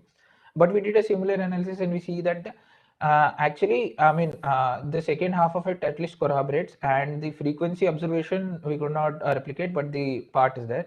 So the idea is that you have your lower singular score region. I'd again get back to the previous slide, but basis these two data points, we took a decision to quantize the whole data set into three regions: your headset, midset, and tail set. Where your headset is your trivial and high frequency utterances, and then your midset is the typical mid region of your bell curve, and then your tail set is your long tail and complex or unique utterances. So our approach was to penalize a lot on headset for reduction, midset in a decent manner, as we do for a regular login method, and then tail set we not penalize at all, because that's where our variance is there, and then we can't really afford losing out on them. So the approach was to go ahead and do K log for the heads. K can be 10 or basically anything. And then for the mid set, we go ahead and reduce it to log n, and for the tail set, we retain the masses. Now, using this approach of quantization and actually for the other clustering and other things, these are the amounts of reduction we could achieve. So if you see at the face of it, clustering 70% has around average of 30% reduction, whereas singular score in some cases like weather, which is a low frequency domain, it doesn't really reduce much, because again it's all dependent on the distribution of uniqueness. But in a in a high frequency or frequently used domains like music and shopping, you see that there's almost around 30% of reduction on par with clustering. So this is about the data statistics of reduction, and now we compare the results. So put in tandem with this, this will give us a picture of yeah. So now this whole table gives a relative change. We were only allowed to disclose at a relative stage, so the absolute numbers are not included. And secondly, yeah, so basically the production model was compared against these things, these approaches after reducing their data sets. In effect, the original data set with face value of frequencies compared against this. Now, a few interesting insights are there from here. Now you see that singular score definitely does better. And then firstly, let's go it approach by approach. We see that in high frequency domains, even uniquing the utterances has a significant impact on things. Now this is one reason why we wanted to go ahead and penalize the high frequency bucket for the singular score method. And then similarly, we see that video is the only domain that gets impacted negatively in both the languages. And another thing, both the language test sets are different, but then they were fine-tuned together, or it's a single model that's operating. Now we see that even in the amount of regression, only place where we get regression, the regression is minimum with respect to singular score. And here, and in one case, it's not there also, it's on par. And even in other places, we see that singular score stands on par with clustering. Actually, it's better in most cases with more reduction. So although the data favors clustering, singular score is the method that we'd vouch for because it has a hybrid approach, and unique and log n were more like baseline to see how much we'd get in comparison to this. Yeah. Conclusion. Yeah. So the conclusion would again come back to the theme of the work. So basically, we want some easy or quick way to identify data redundancy. Now, the future work for this would lie in the direction of finding influential, working on influential instances and finding actually how backtracking how significant each data is to loss. I mean, each data point is to loss and how it will shift. That will be the actual North Star of it. But the direction is now we're going multilingual generically everywhere in NLP. And when more languages come in, how would you identify the semantic overlap and how would you actually quantify the cross-lingual transfer, alienating the model aspect of it? That is the direction in which we'd want to go ahead and explore things to expedite or make the fine-tuning stage of it better given a particular pre-trained model to actually adapt it to multiple scenarios with low cost. And this would also have results in welcoming new languages and things of that sort if we actually are able to solve that particular gap of overlap quantification. Yeah, so that is the presentation overall from our side. So I'd like to thank everyone at ICON from my team side, which consists of Anmol, Anjali, Anurag, myself, and Kai from Amazon and IIT Kharagpur. Thanks a lot, and I'd be open to take any questions that you guys have.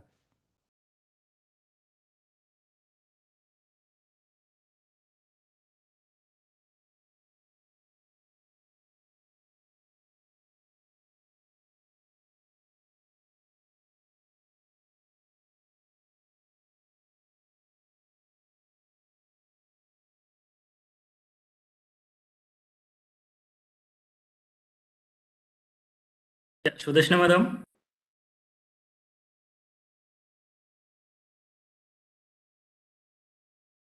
Can you hear me? Yeah, so are there Yes, we any can hear. questions?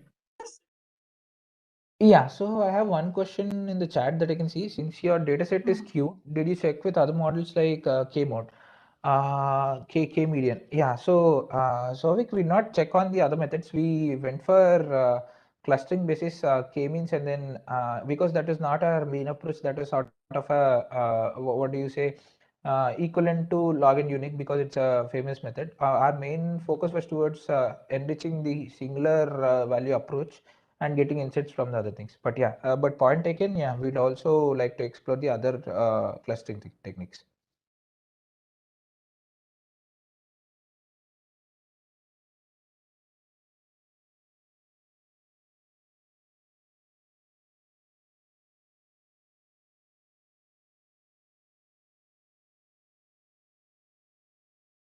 Yeah, any other question from audience?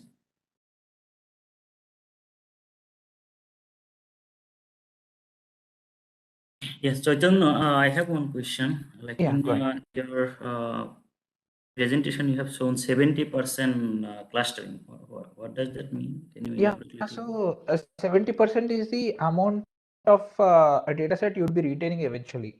So let's say you have 100k utterances, eventually you'll want to retain only 70k utterances and train the model on that. And in comparison with the original model, you want to achieve the same amount of what do you say? 70% of data you are taking for clustering?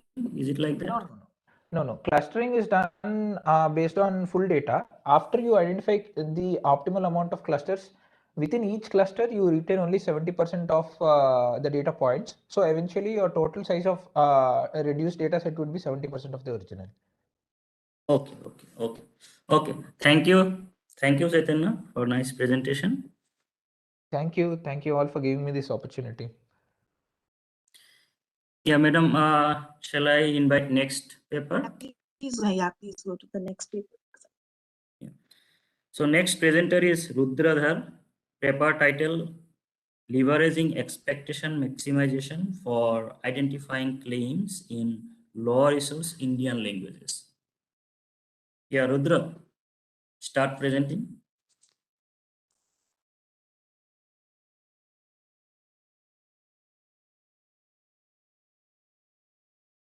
Unmute yourself.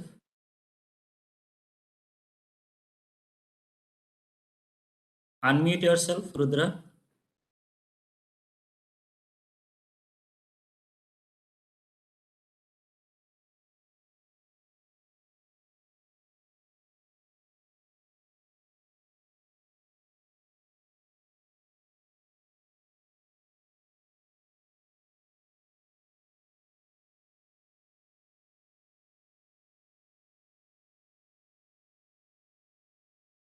We cannot hear you. Rudra, unmute yourself.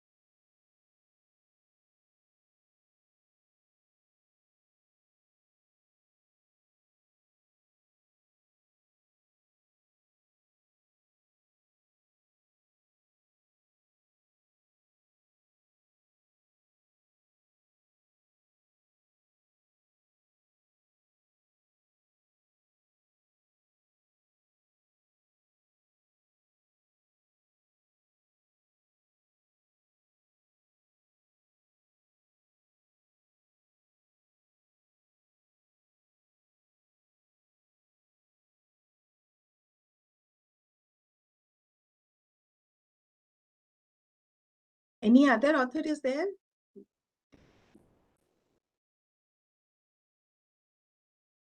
For this paper you are asking, madam?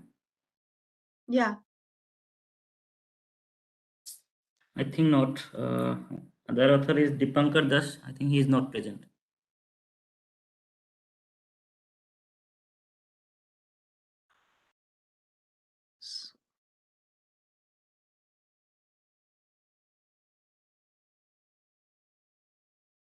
Shall we go to the next paper and then we can come back while Rudra, checks his mic?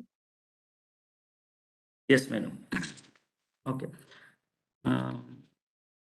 So I shall invite next paper. I will come back to Rudra again. Yeah, please check your mic in the meantime so that. Now we have Shamarjit Shaha. Yeah, you can hear me, right?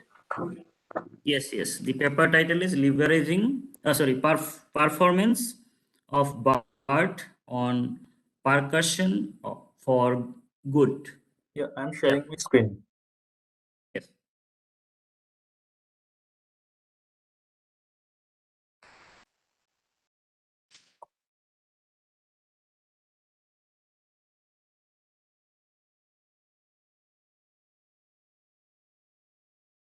Can you see my screen? Yes, it is visible. Make it full screen. Yeah, just a second.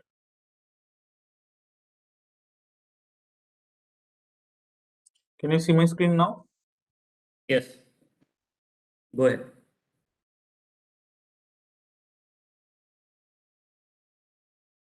Just a second. So, good morning, everyone. Today, I'll be presenting our work titled Performance of BART on Persuasion for Good. This work was done by me, Shomujit Shah, and co-authored with Kanika Kalra, Mansi Patwardhan, and Shirish Karande, all representing TCS Research Pune.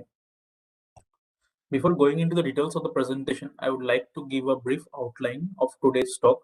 So first, I will try to motivate the main idea of this work, which is based on persuasion. Then I will introduce what we have done in this work at an abstract level. Then the formal definition of our task, the dataset we chose, the architecture details, the results we have obtained, the observations we made, and finally wrap up today's talk by showing some comparative analysis. So yeah, what is actually persuasion? A noted American scholar, Richard Perloff, who has specialized in persuasion, has described persuasion as a symbolic process in which the users try to convince other people to change their attitude or behavior regarding an issue through the transmission of a message. Now, that message can be in the form of text, videos, or any other. Now, there are several strategies involved in persuasion. I'll show a few of them one by one. First is logical appeal, where you use logical reasoning or some evidence to convince other people. If you look at the figure, it says twice more absorbent, so you can use less. So you see there is some sort of logical reasoning happening. As a result, we tend to believe what is being shown to us. So that in another way we can call that we are being convinced. Another strategy which can be used is credibility appeal, which uses credentials and organizational impact to gain the user's trust.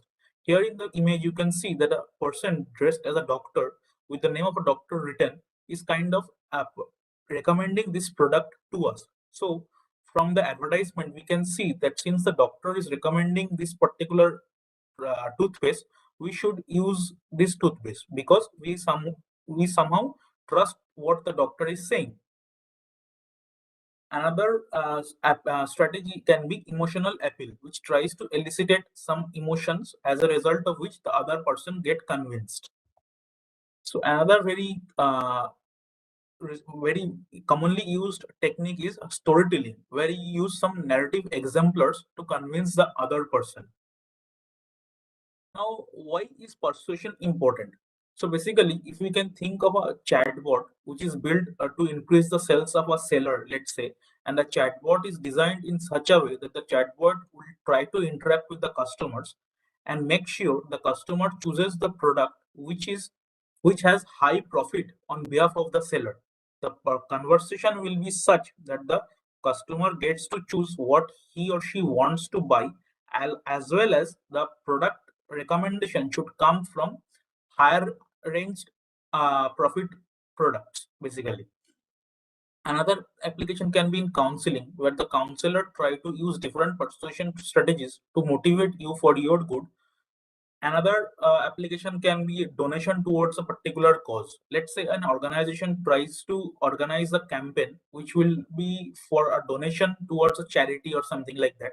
The organization needs to motivate its employees, any other people, why they should donate to some amount of money towards that particular cause. So for that motivation also, in order to gain the support of the masses, the organization needs to use some persuasive strategy.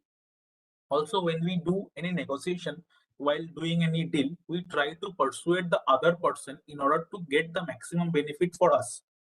Another very interesting application is recommendation, which is somewhat linked to the chatbot example which I talked in the first slide. So basically, while recommending products to other users, you try to persuade your advantage over that product. Basically, you try to say why this product is worth buying and why not the rest. And as a result, you try to recommend product based on your advantage.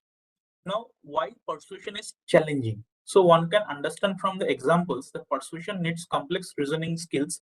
It also needs complex communication skills. Now, the person who is trying to persuade the other person is usually referred to as the persuader, and a person who is getting convinced is the persuadee.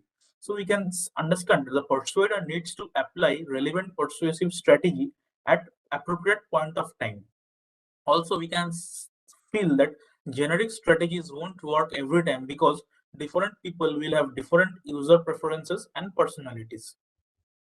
So this slide basically shows a snapshot of a persuasive conversation. So on the left we have the persuader, and on the right we have the persuadee. So the basically we can find that initially the persuadee is not interested in the conversation because the persuadee uses negative to inquiry kind of response. However, through the conversation, the persuader tries to apply relevant strategies in order to engage the persuadee, and we find out that the later this particular conversation turns out to be a persuasive one. You see the change of like the change of intent for the persuadee keeps on changing. Initially, he or she was having negative to inquiry kind of response. Later, it's kind of shifting towards the positive side. Now, this introduction slide will help us to understand our task at an abstract level. So as we can see from the earlier snapshot, that every utterance in a conversation needs to be labeled with a particular class. So basically, if I am the persuader and let's say any other person is the persuadee, I need to understand how the persuadee is reacting. Based on that, I will try to apply relevant strategy. Similarly, for the persuadee, should also understand what the persuader is trying to say. Based on that, he or she will react. So each utterance needs to be labeled, and and this particular concept in chatbot setting, we call it as intent detection. So basically, if we have classifiers for both the speakers, persuader and the persuadee, that classifiers will help us understand how the response for both the users actually are. And this is the kind of what we have done in this particular task at an abstract level. Now the formal definition of our task. So first is the persuader's strategy classification. Now this particular work was done by the authors earlier. We have tried to improve their result by using our own approach. So what this task is actually, given the prior persuadee's utterance as context, we need to classify the current persuader's input into one of the 11 persuader strategy classes. From the table, you can see there are 11 fine granular classes on the right. So you can group the fine granular classes into 3 coarser levels: persuasive appeal, persuasive inquiry, and non-persuasive. Also, you can further group the coarser levels into binary levels like persuasive and non-persuasive. So we, in our approach, we have kind of used this particular hierarchy while framing the problem. Another task which we have set it up as a benchmark using the same data set is persuadee's response classification. On a similar line, we try to classify the persuadee's response taking the prior persuader's user utterance as context. And we see that the dataset has 23 different types of persuadee responses.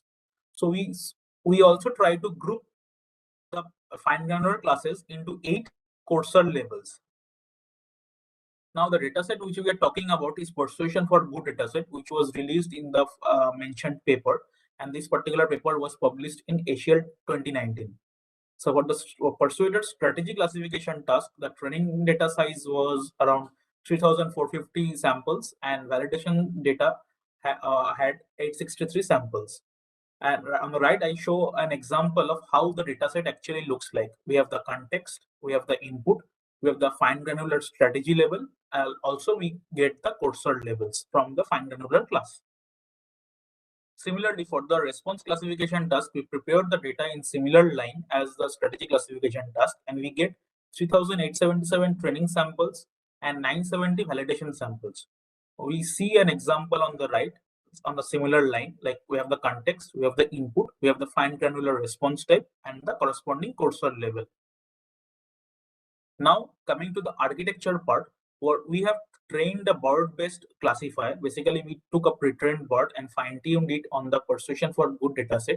Now we take the CLS pins representation of the BERT. We do a softmax classification for the 11 fine granular strategy levels.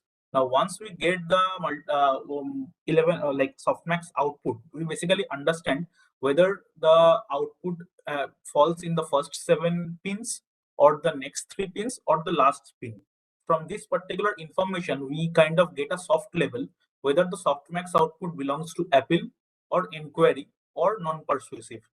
From this particular softmax output, we can further get a sense whether the softmax output is actually persuasive or non-persuasive.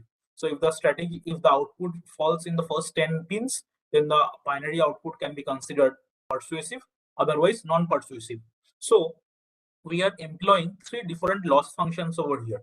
One loss function is doing the softmax 11 class classification, and the other 2 loss functions are actually working on the soft levels.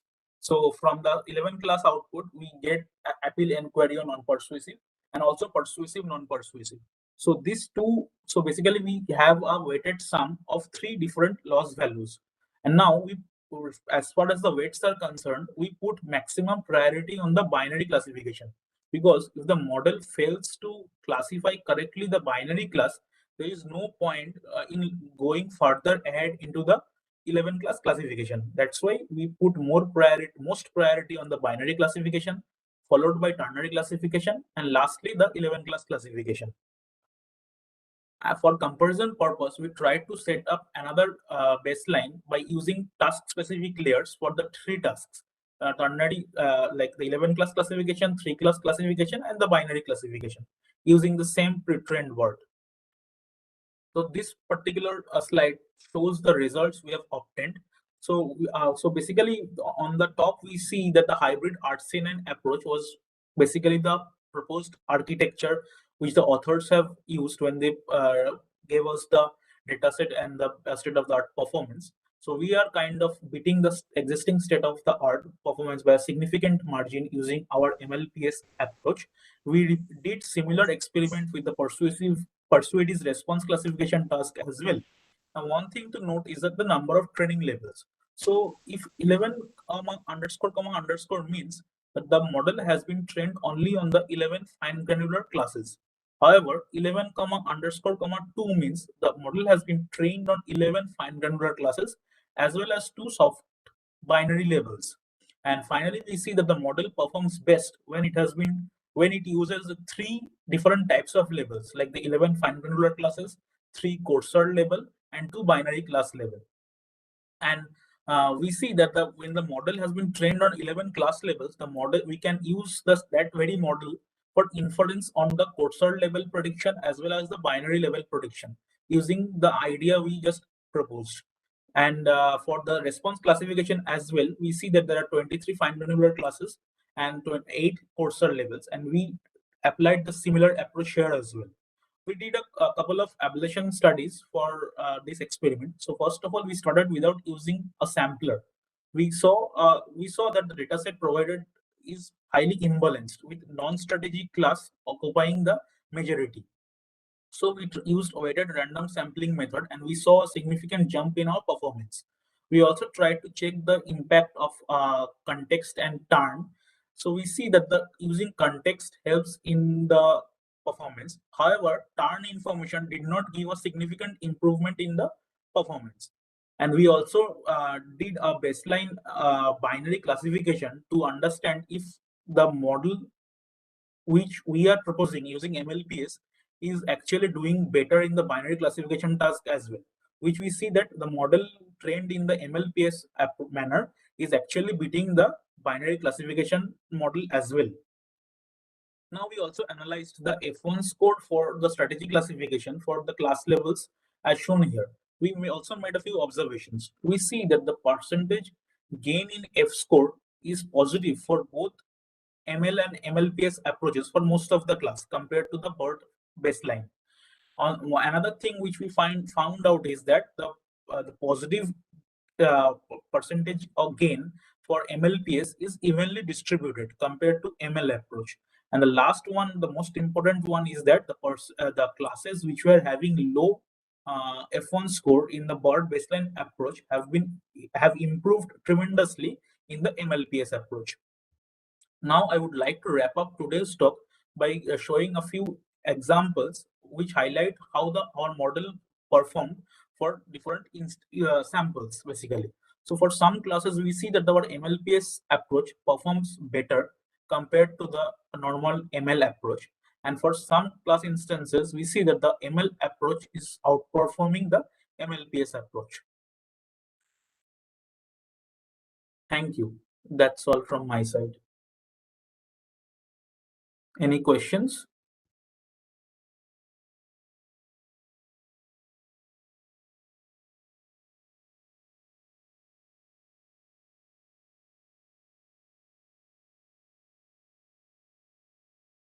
Thank you for the presentation. Any questions from the audience?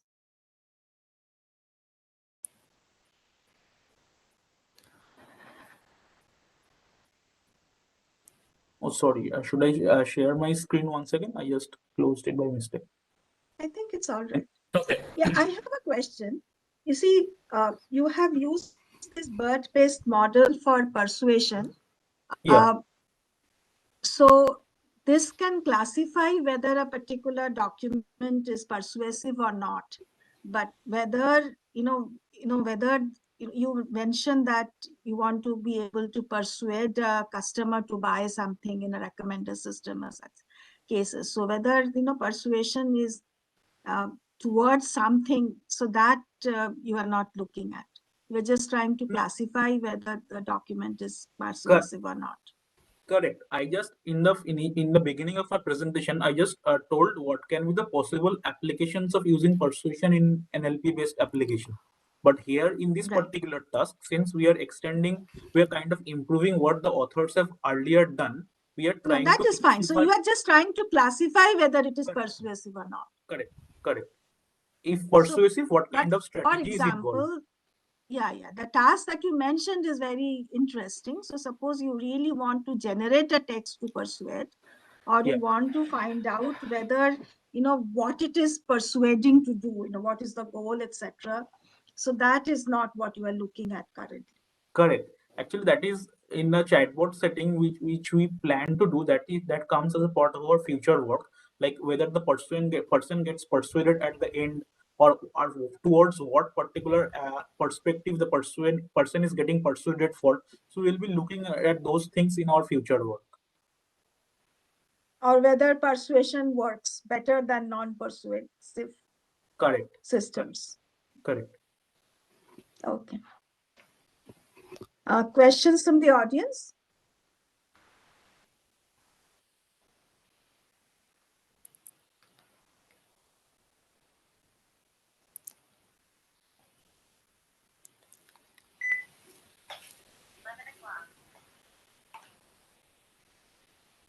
If there are no other questions, we can move to the next paper. Hello. So Anupam, can you? Hello, am I audible? Yeah, Rudra. Yes, sorry, somehow my mic was not working in my turn, so sorry for that. I'll present my work whenever I'm given the opportunity. Yeah, okay. Yeah, Shomajit, thank you for your presentation. Now we shall move to the presentation that we left earlier. So title is leveraging expectation maximization for identifying claims in raw resource Indian languages. Yeah, Shomajit, start your presentation. Rudra. Sorry, Rudra.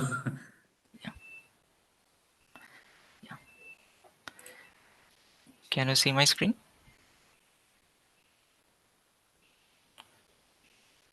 it is visible. Yeah. Good morning, everyone. I'll be explaining our work leveraging expectation maximization for identifying claims in low resource Indian languages. This has been done by me, Rudrodhar, and my master's guide, Dr. Dipankar Dash from Jadavpur University. So the contents are firstly the introduction, then our data preparation, then we're briefly talking about the semi-supervised expectation maximization algorithm along with Gaussian mixture model. Then I will give our system description. Then I will talk about the training and the results, and finally I will conclude. So first, let's introduce the problem. So we know that fake news is a well-recognized problem, and it has been worked upon a lot in the NLP community. And there are many websites for fake news detection and fact checking, like PolitiFact and Full Fact. In India, I've seen NDTV and India Today also trying to do this kind of manual work. So as this fake news is spreading like far and wide through news, memes, and social media, so automated systems are needed, as manual checking is a very laborious job. So there have been made systems like Claimbuster, but those are mostly in English and based in US. Okay, so particularly Claimbuster is based in US. So no such systems are there, like fully automated systems are there in India or Indian languages. So we have tried to address that. So uh, fact checking has two parts. First is check worthy claim identification, and then verification, right? So here in this paper we have addressed the problem of identifying check worthy claims. So just to define what it is, there can be three types of sentences. Firstly, non-factual sentence, like I think it's time to talk about the future. Then unimportant factual sentences, like 2 days ago we ate lunch at a restaurant. And thirdly, check-worthy factual sentences, like over 1.25 million Americans are HIV positive. So this is a check-worthy factual sentence. So we classify it as class 1, and raised all sentence we classify as class 0, right? So let's go to data preparation. So this work is done on sentence level rather than on article level. We have done this work on news articles rather than tweets or something like that, because in tweets or any other social media posts, the proportion of checkworthy claims is very low. Okay, so that's why we have taken news articles to get like have a more balanced data to have a better work. So we have crawled about 400 web pages or news articles from Bengali and 270 for Hindi, which totally include about 10,000 sentences for Bengali and about 14,500 for Hindi. Since we are working with a semi-supervised way, so we have a partially annotated data. So you have manually annotated 1500 data for Bengali and 902 data for Hindi. So for an example, this Bengali sentence "Cholo amra ghurte jai," which means let's go for a walk, is not a checkword sentence and has labeled as class 0. And this sentence, গুজরাতে পৌরসভা নির্বাচনে 6টি আসনে জয় বিজেপির, কংগ্রেস পেল 3টি, which means that BJP wins 6 seats in Gujarat by-elections, Congress wins 3, is a check-worthy claim sentence and is hence labeled as class 1. So as for the features, we have used DF-IDF, unigram, bigram, and post tag. So as you know, ngram makes a huge number of features. So we have reduced it down using PCA to the top 1,000 features. So for Bengali, we have written 92.9% data, and for Hindi, we have written 96.6% data. Okay, now I'll instead of going deep diving into the statistical significance of expectation maximization and Gaussian mixture model, I will just briefly go through it, which will be enough for the paper. So here, firstly, we used semi-supervised labeling here because firstly, this identifying or annotating checkworthy claims is a task which needs high intellect and knowledge. Okay, and secondly, this information as well as misinformation is growing at a huge rate in India and all over the world. So you need some kind of um, or let's say some kind of semi-supervised approach would be very helpful. So here we have used, as I explained earlier, we have used expectation maximization model, expectation algorithm with the Gaussian mixture model. So expectation maximization is an iterative optimization method um, which is used to estimate some unknown parameters theta, where we have some given measurement u, and we also have some unknown or hidden variables j. So we try to maximize the posterior probability of the parameters theta when given the data u marginalizing over j. Okay, so this is just a image of a Gaussian mixture model in one-dimensional data.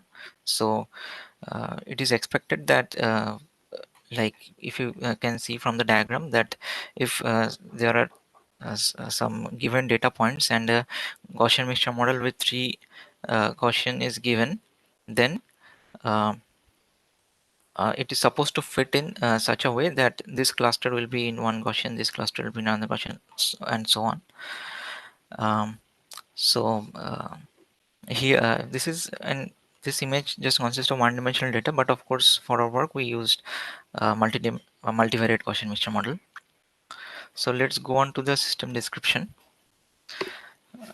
First what we did is we took all the labeled and unlabeled data together, and we selected a number of Gaussian manually and fed to the EM algorithm. So I'll go to the next slide and to explain what is happening here, and then we'll come back. So in the EM algorithm, firstly, as I said, we manually select the number of Gaussian, then fit the Gaussian mixture model on the whole data. Then we weekly label the unlabeled data. So just to explain this particular step, I'll go here. So we define a threshold, which is nothing but the proportion of class 1 in the labeled data. This is defined from beforehand, and then we check if the proportion of checkworthy claims among the labeled data in a particular Gaussian is more than the threshold. Okay, if that is the case, then we mark it as class 1 or else mark it as class 0.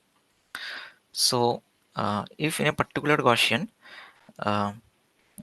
in a particular Gaussian all the unlabeled data is marked as part as the class of the Gaussian. So if the Gaussian is marked as class 1 in this step, then all the unlabeled data which resides in that Gaussian is also marked as class 1 and vice versa. So after that, sorry, just a second, my laptop battery is down. Yeah, so after that, after this step, we do the training with all the data with the logistic regression model, and we then test the model on a validation set, right? And based on the results we get on the validation set, we select the number of Gaussians. So we do this process iteratively to select the number of Gaussians, and through this the optimal number of Gaussians comes out. So let's go back. So from here we get the optimal number of Gaussians, right? Then we use the whole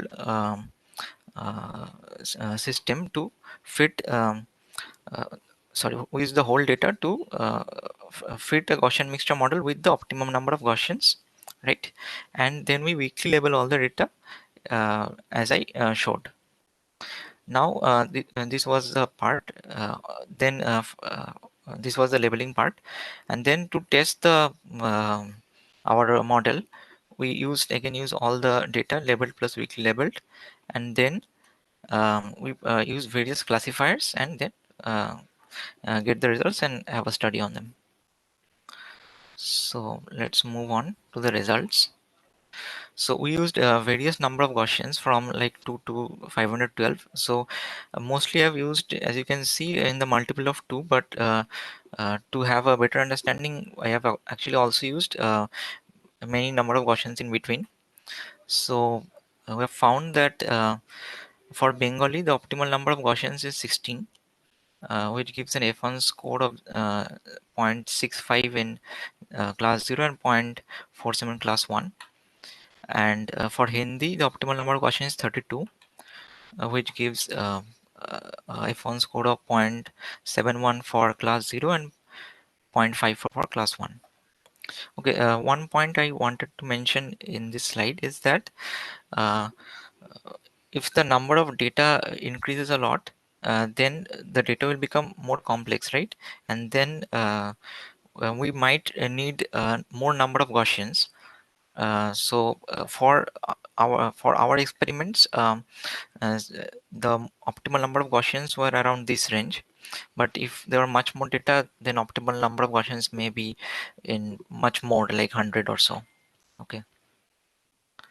So let's go to the results, testing and results part. So we have used 3 machine learning models, that is logistic regression, SVM, and a neural network, that is simple multi-layer perceptron with up to 2 hidden layers to for testing. So for that purpose, we used all the strong label data and incrementally used the amount of weakly labeled data along with the strong label data. Okay, so and our expectation is as the proportion of weakly labeled data increases, and the performance should go down, right? Because uh, the, the the the the proportion of strong label data is going down, right? So this is what is coming out in the results too. This is for Bengali and this is for Hindi. So the noteworthy thing is that though initially the performance comes down quite steeply, but then for all the diagrams you can see, then the slope is much more gradual for all the different types of algorithms, right? So this is important because this proves that though with increasing amount of weekly level data, the performance does go down, but still it is usable up to a great extent, right? uh, you can see in this graphs. So finally we'll go for the conclusion. So firstly, we worked on this claim identification in low resource Indian languages, which we think is very much necessary and not much worked upon in here in India. And secondly, we use the semi-supervised labeling. So as I showed in the last slide, I think this has true potential, as the performance doesn't even decrease much even with weak labeling. And I will also like to um, share some problem faced in our work and some future scope. Firstly, it is difficult to train a large number of a Gaussian mixture model with a large number of Gaussians, right? As I told you, if the number of data increases, since the complexity also increases, then the number of Gaussian needed might be more. Okay, so at least with the current hardware which I used, beyond after 500 and beyond Gaussians, the RAM crashes and this thing. So I hope that with improvement in hardware, this problem will be addressed. Secondly, we did this on sentence level, so maybe this kind of work might be also done in article level, which might be fruitful in some sense, right? We want to find out not only the check word sentences, but the check word the news articles, right? So for that we would need a sequence model, because it will be a very long sequence of words. So simple things like Gaussian mixture model with n-grams will not work. So that I have also highlighted that GMM doesn't capture sequence, at least in the format we used. So and the thing is that here we manually selected the number of Gaussians and incremented. So there are some ways to statistically determine the number of Gaussians. So in this work we haven't used that, but I hope in a future scenario I will use that. So thank you, and I would like to thank my guide Dipankar Dash for helping me, and also my PhD seniors in Jadavpur University for helping me time to time, and thank you for giving me this opportunity. So if you have any questions, please go ahead.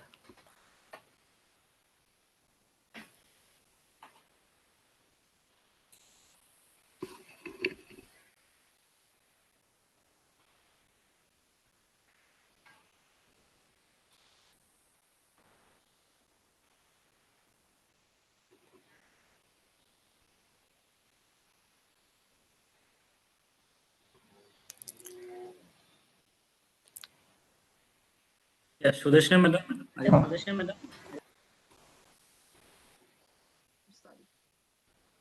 was not audible. So thank you, Rudra.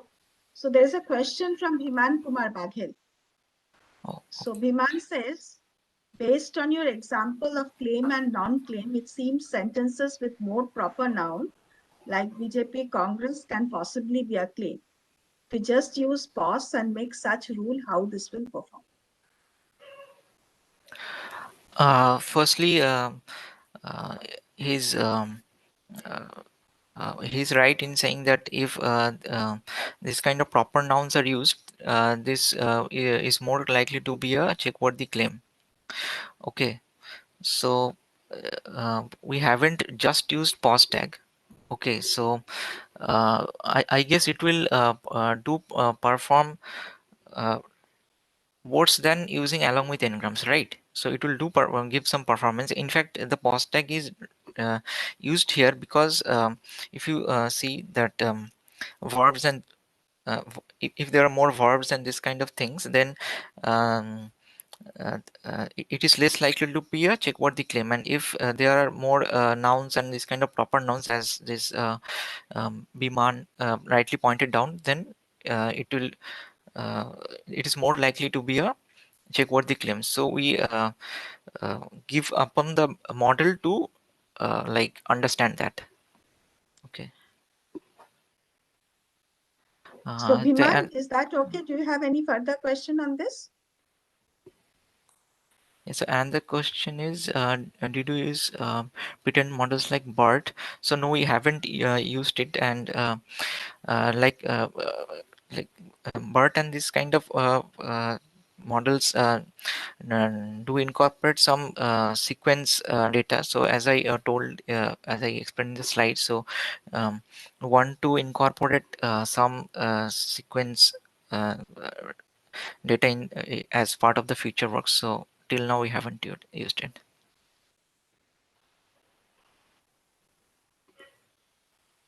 So Pratik, is it okay? I have some questions. So one is, I think, what is check-worthy and what is not also depends on, what you want. So it's nothing cast in stone, right? You mean I have lunch at so-and-so restaurant could be also check-worthy if that is what you that want. it's a subjective thing, right? I mean, that is what it looked like. So it's not, so something may have some numbers and part of, things, but it may not be of your interest. Yes, there is obviously some kind of uh, subjectivity in annotating or like determining what is checkworthy No, claim, no, right? I'm not Yeah. only asking, I'm not only talking about subjectivity of annotating.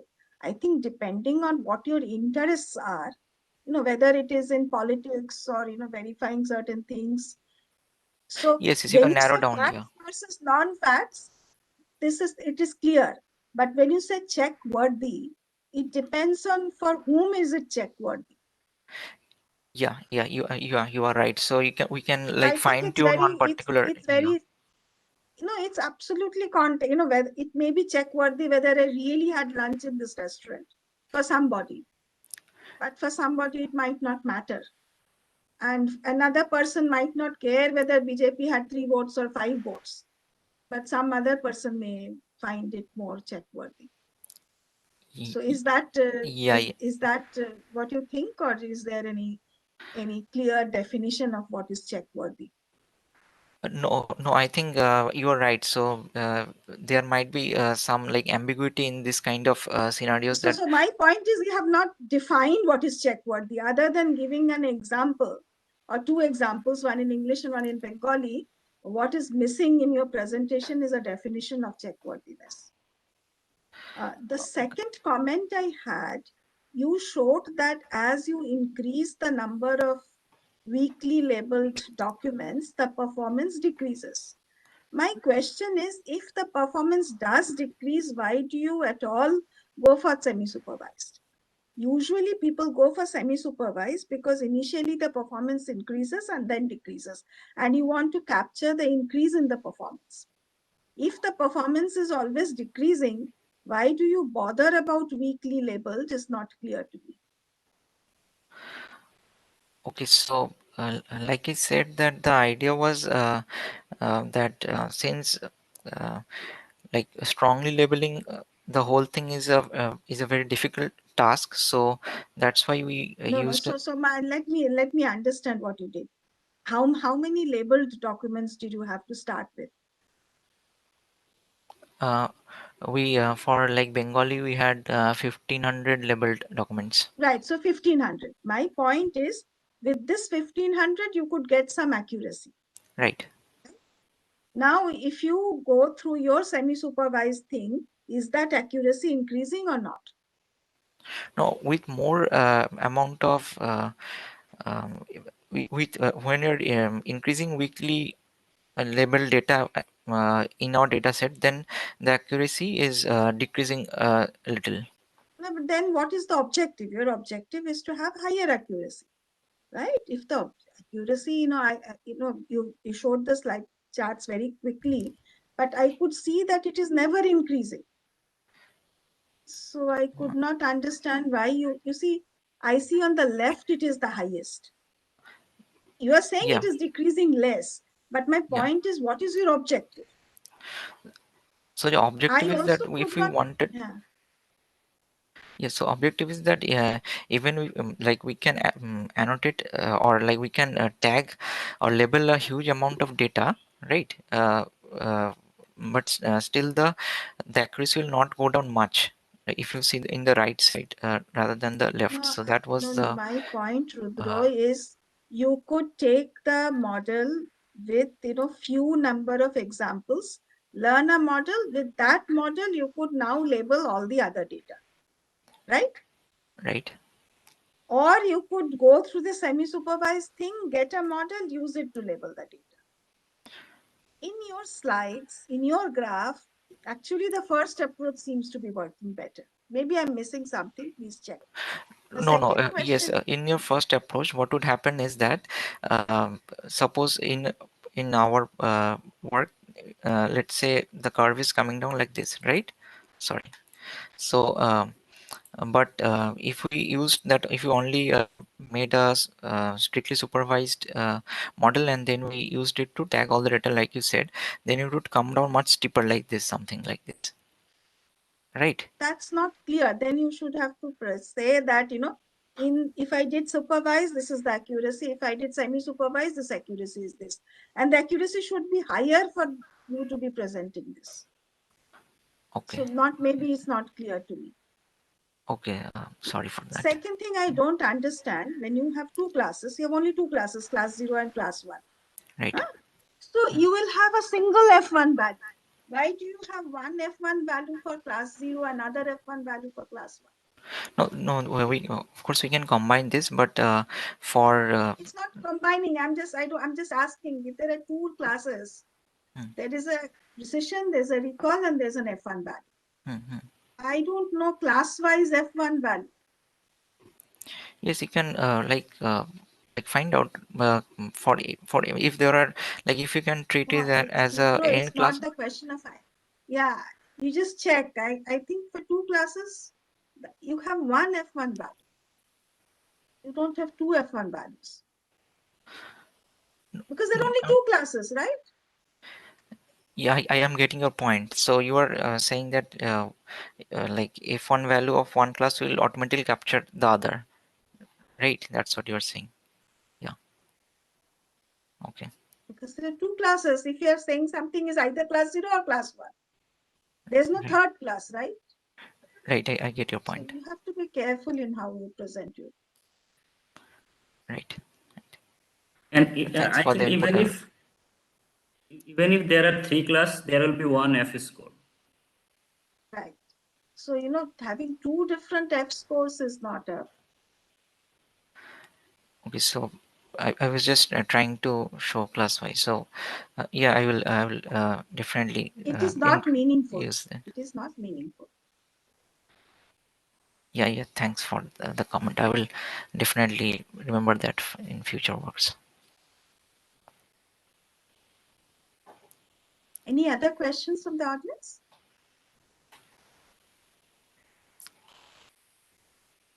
Anupam, maybe you can take over. Yes, ma'am. Actually, I also have one question regarding the claim that you are referring to. How exactly, what kind of claim you are referring to while tagging or labeling? So like I said that we are trying to find out the check-worthy claims. Okay, so a claim can be like as ma'am was explaining that we went to a restaurant for dinner, something like that, right? So for our purpose, finding out check-worthy claims is like as ma'am was explaining that maybe like a factual statement which is um, which like from maybe from a political point of view is check what, like some political party has won some seats in some elections, right? So these are or I mean when these are the kind of mm, claims that we are defining as check worthy claims, and that's what we are trying to take here. So again comes to the question of check worthiness, how you are defining that. So that is not clear again. Anyway, thank you. Thank you for your presentation. Yeah, thanks. Yeah, we shall move to next paper. The title of the paper is Multi-Turn Target Guided Topic Prediction with Monte Carlo Tree Search. The presenter is Chin-Wan Young. Hello everyone. Can you see my screen? Yes, screen is visible. Please turn on your video if possible. Yeah. Oh, okay. Can I start the presentation? Yes, you can start, but your video is not visible to us. Yeah. Okay. Okay. I will start my presentation. Okay. Maybe there is any problem about my video, and I will. Okay. No issue. Go ahead. Okay. Start your presentation. Okay. Hello everyone. I'm Jingxuan Yang, come from Beijing University of Post and Telecommunications. And thanks for giving me this opportunity to make presentation. And now I'm going to introduce our work, multi-turn target guided topic prediction with Monte Carlo tree search. And this is the content of my presentation. And at first, I will introduce some background information about the task target guided open domain conversation. And in real-world applications, there exists strong demands to integrate the goals and strategies into open domain conversations to make them achieve some specific goals, such as recommending an item or accomplishing nursing goals. And faced with these demands, the task named Target Guided Open Domain Conversation is proposed and has attracted increasing research attentions. Given a predefined target and the started utterance, the task requires the system to proactively guide the conversation by predicting the topic of each turn and ends up with recommending the target item or mentioning the target word. And until now, researchers have made some efforts on this task. Specifically, existing methods resolve this task by performing a sequence of single-turn evaluations as firstly predict the topic for the current turn, and then retrieve the responses of agent and user respectively according to the predicted topic. However, these methods make a greedy decision at each turn, since the single-turn evaluation mechanism has no ability to consider the topics in the future turns. And as a result, these systems usually generate suboptimal topic threads. And in this work, we attempt to resolve the limitation on making greedy decision by applying Monte Carlo tree search to predict the topic of each turn. Specifically, we propose to formulate target-guided open domain conversation as a multi-turn topic prediction problem and model it as a Markov decision process. Given the predefined target and the start utterance for each turn, we firstly apply Monte Carlo tree search to make a long-term planning by simulating the topics in the next several turns to enhance the raw policy. And then the updated search policy is utilized to predict the topic for this turn. And next, I will introduce our proposed model, Monte Carlo tree search enhanced MDP for topic prediction, which is called MMTP. And in this slide, I will firstly describe the workflow of target-guided open domain conversation. At first, the system randomly selects a topic as a target and a start utterance for the first turn. And the user retrieval model selects an appropriate response for the start utterance in the first turn. And then the system repeats several turns before achieving the number of max turns or before achieving the target. For each turn, the agent accesses to the conversational history and predicts a topic for this turn based on the Monte Carlo tree search policy. And then the agent and the user retrieval model generate responses respectively according to the predicted topic. And in this work, for this task, we present MMTP, which models the multi-turn target topic prediction as a process of sequential decision-making with MDP. And each time step corresponds to a conversational turn. Specifically, we define the elements of MDP process and Monte Carlo decision process as the state of each turn is defined as a tuple, where xt is the sequence of contextual utterances and yt is the sequence of predicted topics in previous turns. And the action corresponds to the topic predicted for the current term, which is selected from the candidate topic set. And the reward is defined considering three aspects of this task, which are target achievement, local smoothness, and target similarity.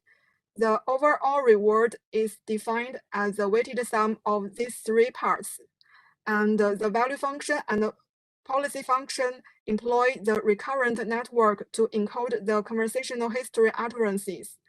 The value function is a scalar evaluation, which is learned to estimate the quality of topic assignments.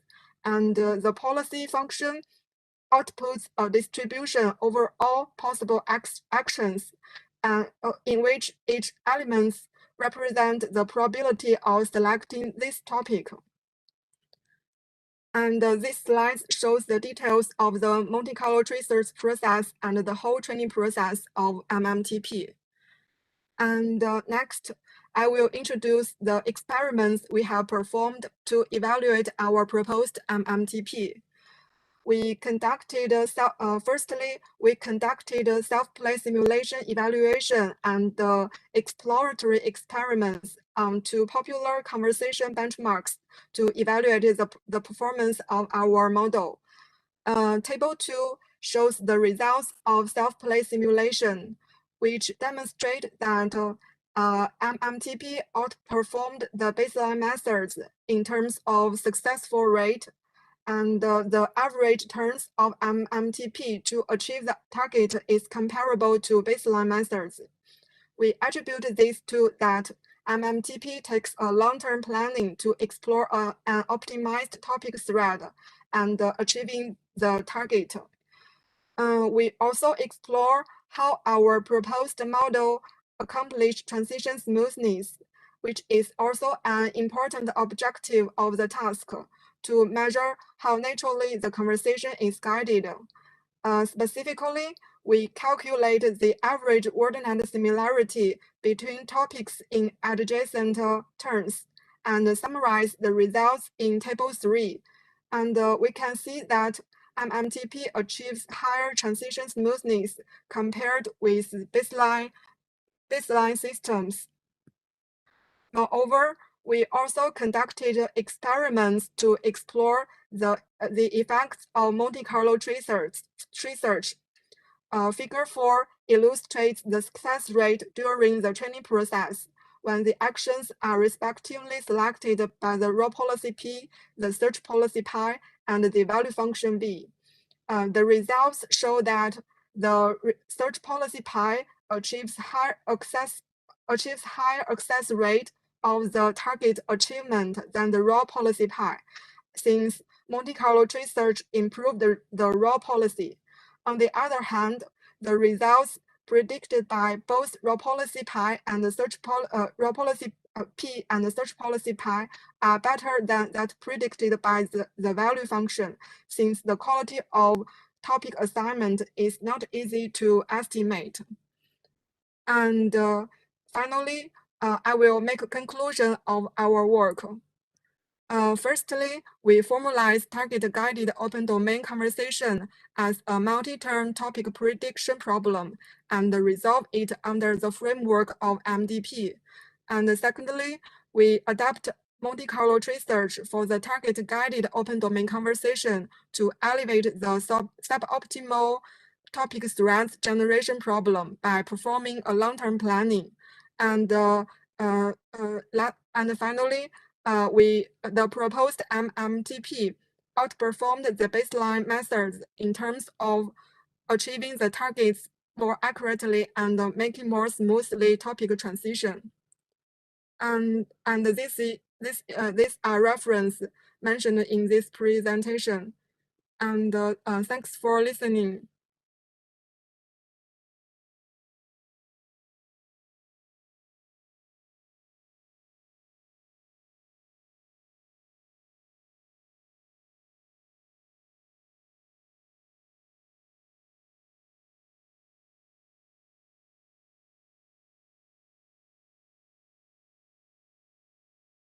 Sudeshna madam, are you there?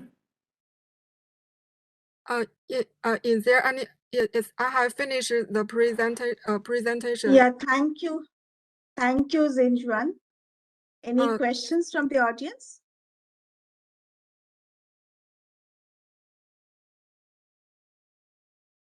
Yes, ma'am. Prithvik here. I have one question.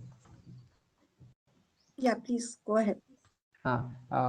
So you were telling about open domain, like multi-turn thing. Like, do you use any kind of knowledge base for open domain? Like, if someone asks, like who is the who won maximum medals in Olympics? Do you have the answer to those kind of questions? Yes, actually, the target-guided open domain conversation is the third type of conversation besides the traditional task-oriented conversation and the traditional open domain conversation. It is proposed in 2019. The task is proposed in 2019, and the task, as I have mentioned in my presentation, the task there will be a target chosen from 1,274 targets set, and the start utterance is chosen from the utterance corpus, and so the knowledge is the knowledge is encoded in the utterance corpus. I just need to choose a topic for each turn and select the utterance from the corpus. So until now, there aren't any additional knowledge is encoded in this model. Yeah, thank you.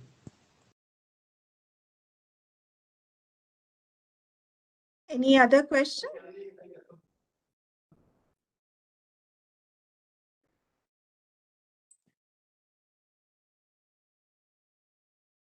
Is the presentation over? Yes. Anupam, do you like to take over? Sudeshna, madam. Yes, madam. Yes. We have another additional video presentation, which our organizing team will play. Okay, Sanajay, please play the video. Additional paper, madam. This is the video recording. Share with us. Sanajay, please play.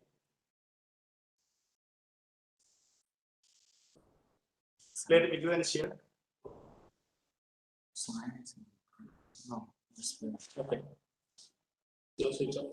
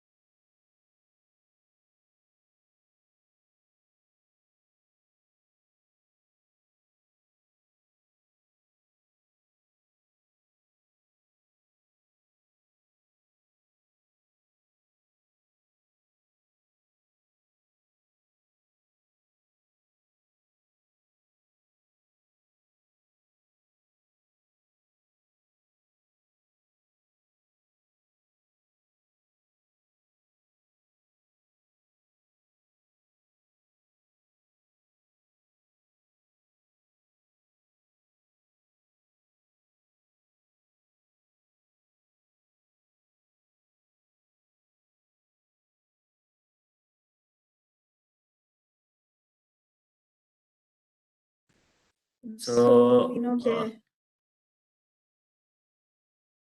Anupam, so we cannot take any questions, right?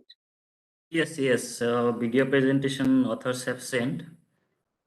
So if participants have any question, they may reach out to the author directly. Yeah, with this we come to end of this session. So in this session we have 8 presentation we had, and additional presentation through video presentation. So now with this we come to end of this session. Now I shall ask for the closing remark from Professor Sudeshna Sarkar, the session chair. So actually, Anupam, you should take that honors. But yeah, let me just say quickly, I think, we had a quite number of diverse papers exploring different types of approaches, including BERT, as well as many conventional NLP approaches, and a lot of different tasks, starting from machine translation to classification to conversational systems. So it was a very interesting session. And I thank all the presenters and all the audience. So Anupam, maybe you can add something. Yeah, yeah. My apologies for that. Anyway, hope the participants have gained new ideas from the papers that has been presented in this session. So with this, I conclude this session, and I'll hand over to the NIT Silchar organizing team.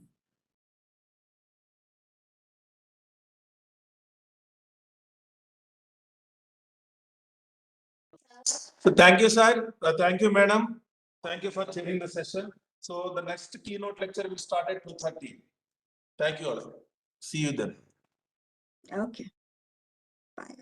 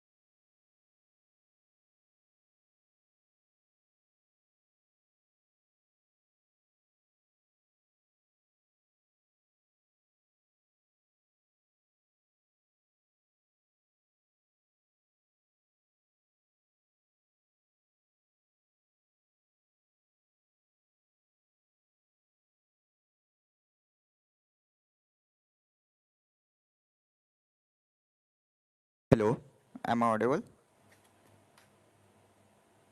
नहीं यहाँ पे of करना चाहिए तभी तो दिखता है Hello, Audible. sir, voice clear है? हाँ, clear, it's clear. एक सेकंड सर और चेक करना. Sir, Hello, hello, sir, am I audible? audible. मैं बात करना चाहता हूँ. Okay, sir, thank you.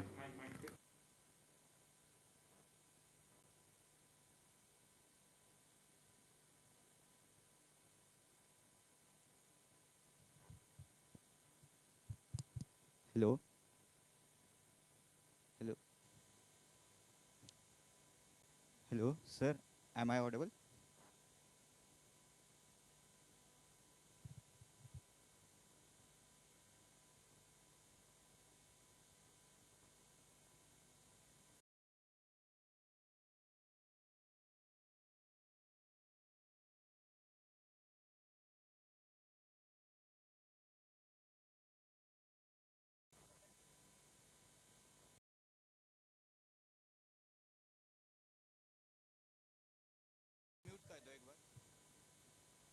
Hello, hello,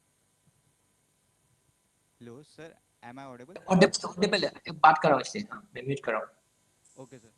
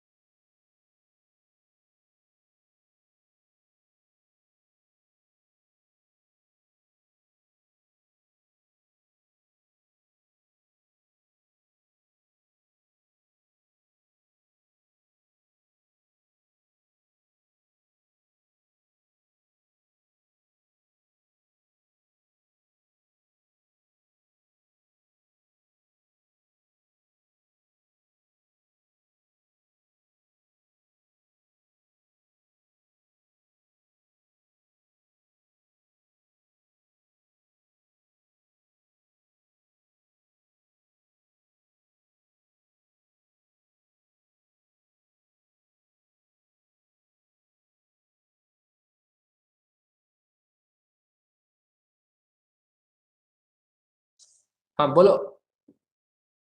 Alok.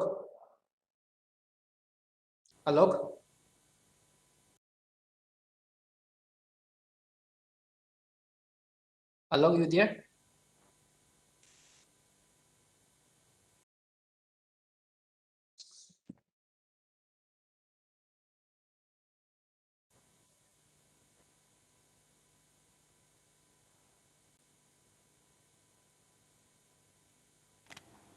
Hello, yes, sir, am I Audible. audible? Yes. Sir, is it clear? Clear. Okay.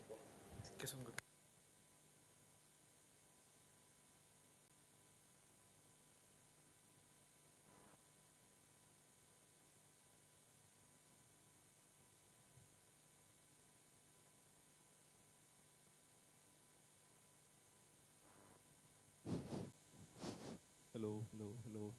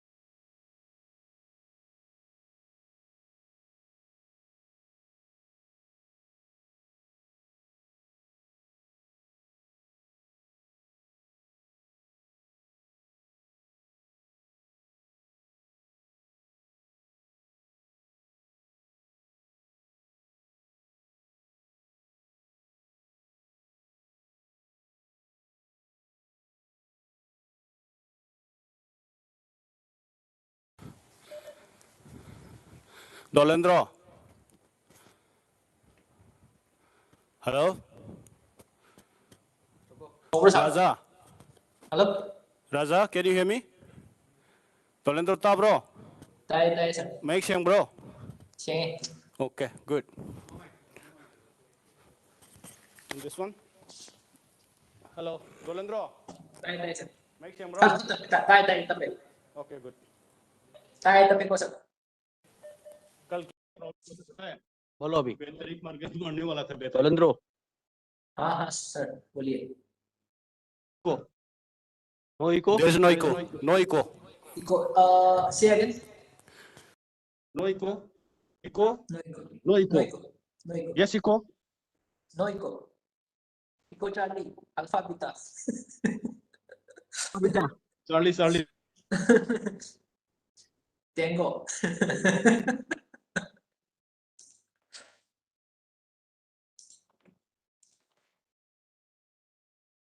So, sir, what is your camera?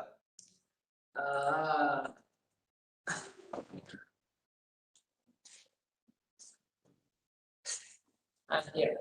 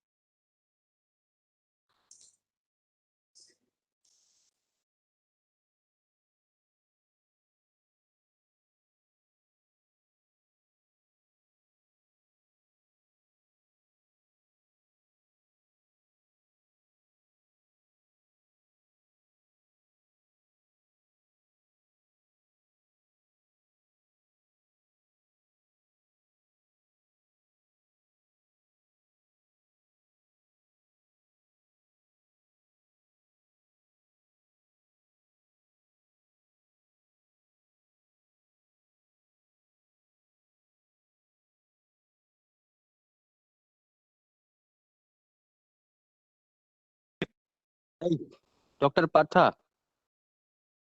Yes, yes. Yeah, please come in that venue. Come in the venue. I'm coming. Examination is going on. Invigilation. That you can do from the mobile. That is also possible. Okay, I'll try. Okay. Come.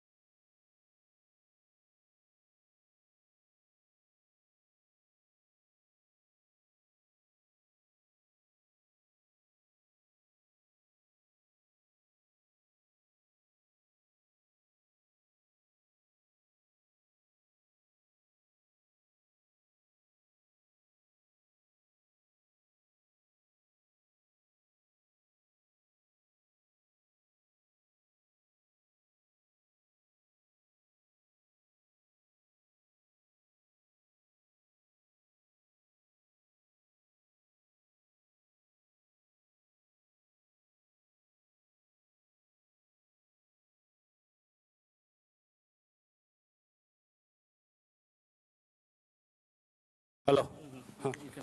Hello. Hello. Yes, sir. See the list of the participants now. Okay. No. Earlier voice is good. Oh, Radha has already joined. Huh. Okay. So I will call off Robin.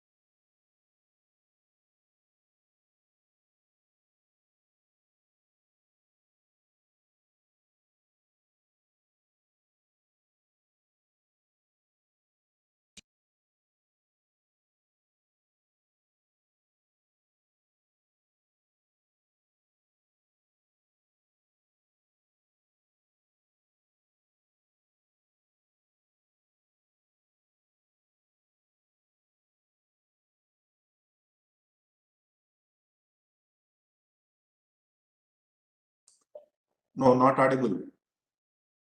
Hello. Yes, sir. A very good morning to Radha, Professor Radha Mihalcia. Morning. So, within a few minutes, we are going to start the program. I am Shivaji, Professor Shivaji, who got in touch with you, program chair of ICON 2021.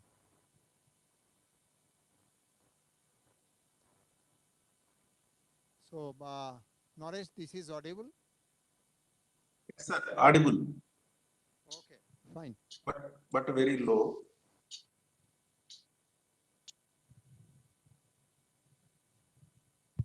Naresh sir, is it audible? Yes, it is okay. It is perfect.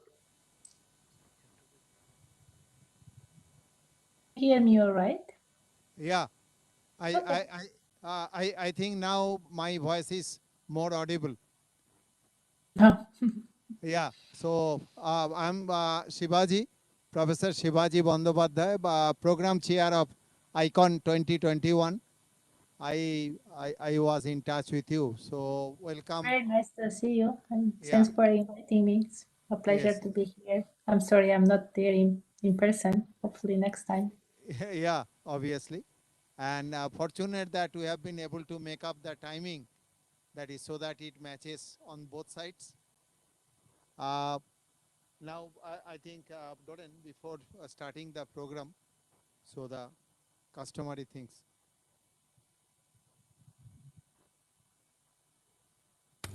Naresh, can you please play the campus tour and then we will do the felicitation. Yeah, so Radha, we'll start with a virtual campus tour video, as we are not able to host you in the campus itself during this period. After that, there will be an online felicitation, virtual felicitation for you from our side. Okay, then Thank we'll you very start the much. program. Yeah.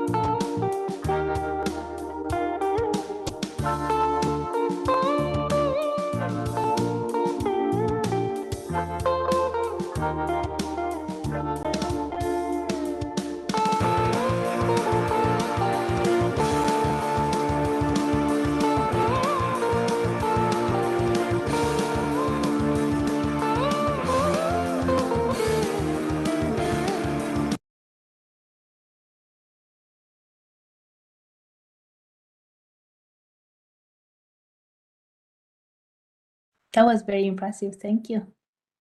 Very nice to see your campus is very impressive.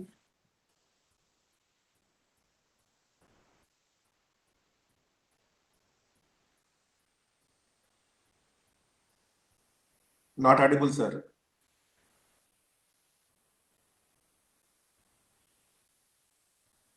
Doran, sir, not audible. Yes, not audible. Am I audible? Yes, yes. Okay, so we want to felicitate the keynote speaker, Professor Radha Mihalsi, with the traditional japi in Assamese culture, and a gamocha and a flower bouquet before we start the session. Now, I would like to introduce with a short bio of Professor Radha Mihalsi. Radha Mihalsi is the Janice M. Jenkins Collegiate Professor of Computer Science and Engineering at the University of Michigan and the Director of Michigan Artificial Intelligence Lab. Her research interests are in computational linguistics with a focus on lexical semantics, multilingual natural language processing, and computational social sciences. She serves as or has served on the editorial boards of the Journal of Computational Linguistics, Language Resources and Evaluations, Natural Language Engineering, Journal of Artificial Intelligence Research, IEEE Transactions on Effective Computing, and the Transactions of the Association of Computational Linguistics. She was a program co-chair for EMNLP 2009 and ACL 2011, and a general chair for NACL 2015 and STARSAM 2019. She presently serves as ACL president. She is the recipient of a Presidential Early Career Award, Scientists and Engineers awarded by President Obama 2009, an SCM Fellow 2019, and AAAI Fellow 2021. In 2013, she was made an honorary citizen of her hometown of Cluj-Napoca, Romania. Now, the session is yours, madam, and I want to welcome Professor Rajiv Sangala as the session chair of this keynote talk. Sir, you? I think the speaker is already introduced. So it's wonderful to have you, Radha. The first time I'm meeting you virtually. And only thing I wanted to add was that she has a PhD in computer science as well as in linguistics. And as our field progresses, we believe that theory is as important as the techniques. And as machine learning wave is sweeping the world, I believe theory will be very, very important also. And the combination of the two is what will really bring us lasting progress as well as robust systems. And most importantly, systems that are explainable, that are not mysterious. So over to you, Radha. Thank you very much for the warm welcome and for the nice introduction. And it's very nice to meet you. And like I said previously, I'm sorry I cannot be in person there. I've been only once to India and absolutely loved it. It was one of the highlights of my travels around the world, and I hope to be back one day. I will share my screen. Let's see if it works. Can you see Yes, yes, madam. Are you seeing in presenter mode? Are you No. seeing the full slide, or you see the No. slides on the side? Not in the presentation mode.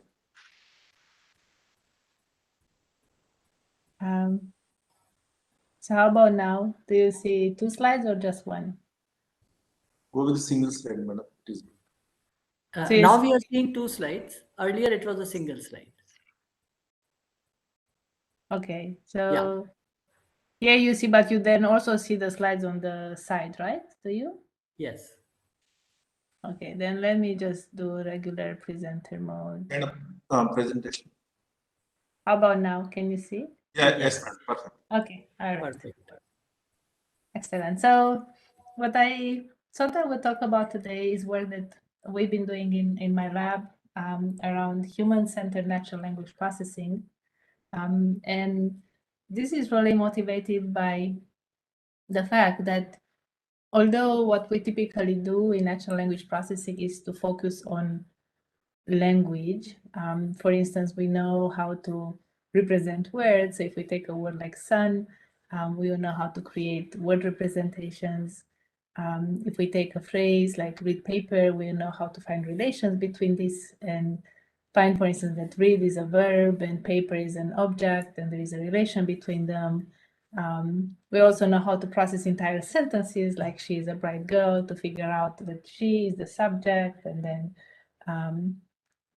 bright would be modifier for girl and all the relations in that sentence, and on to paragraphs and documents.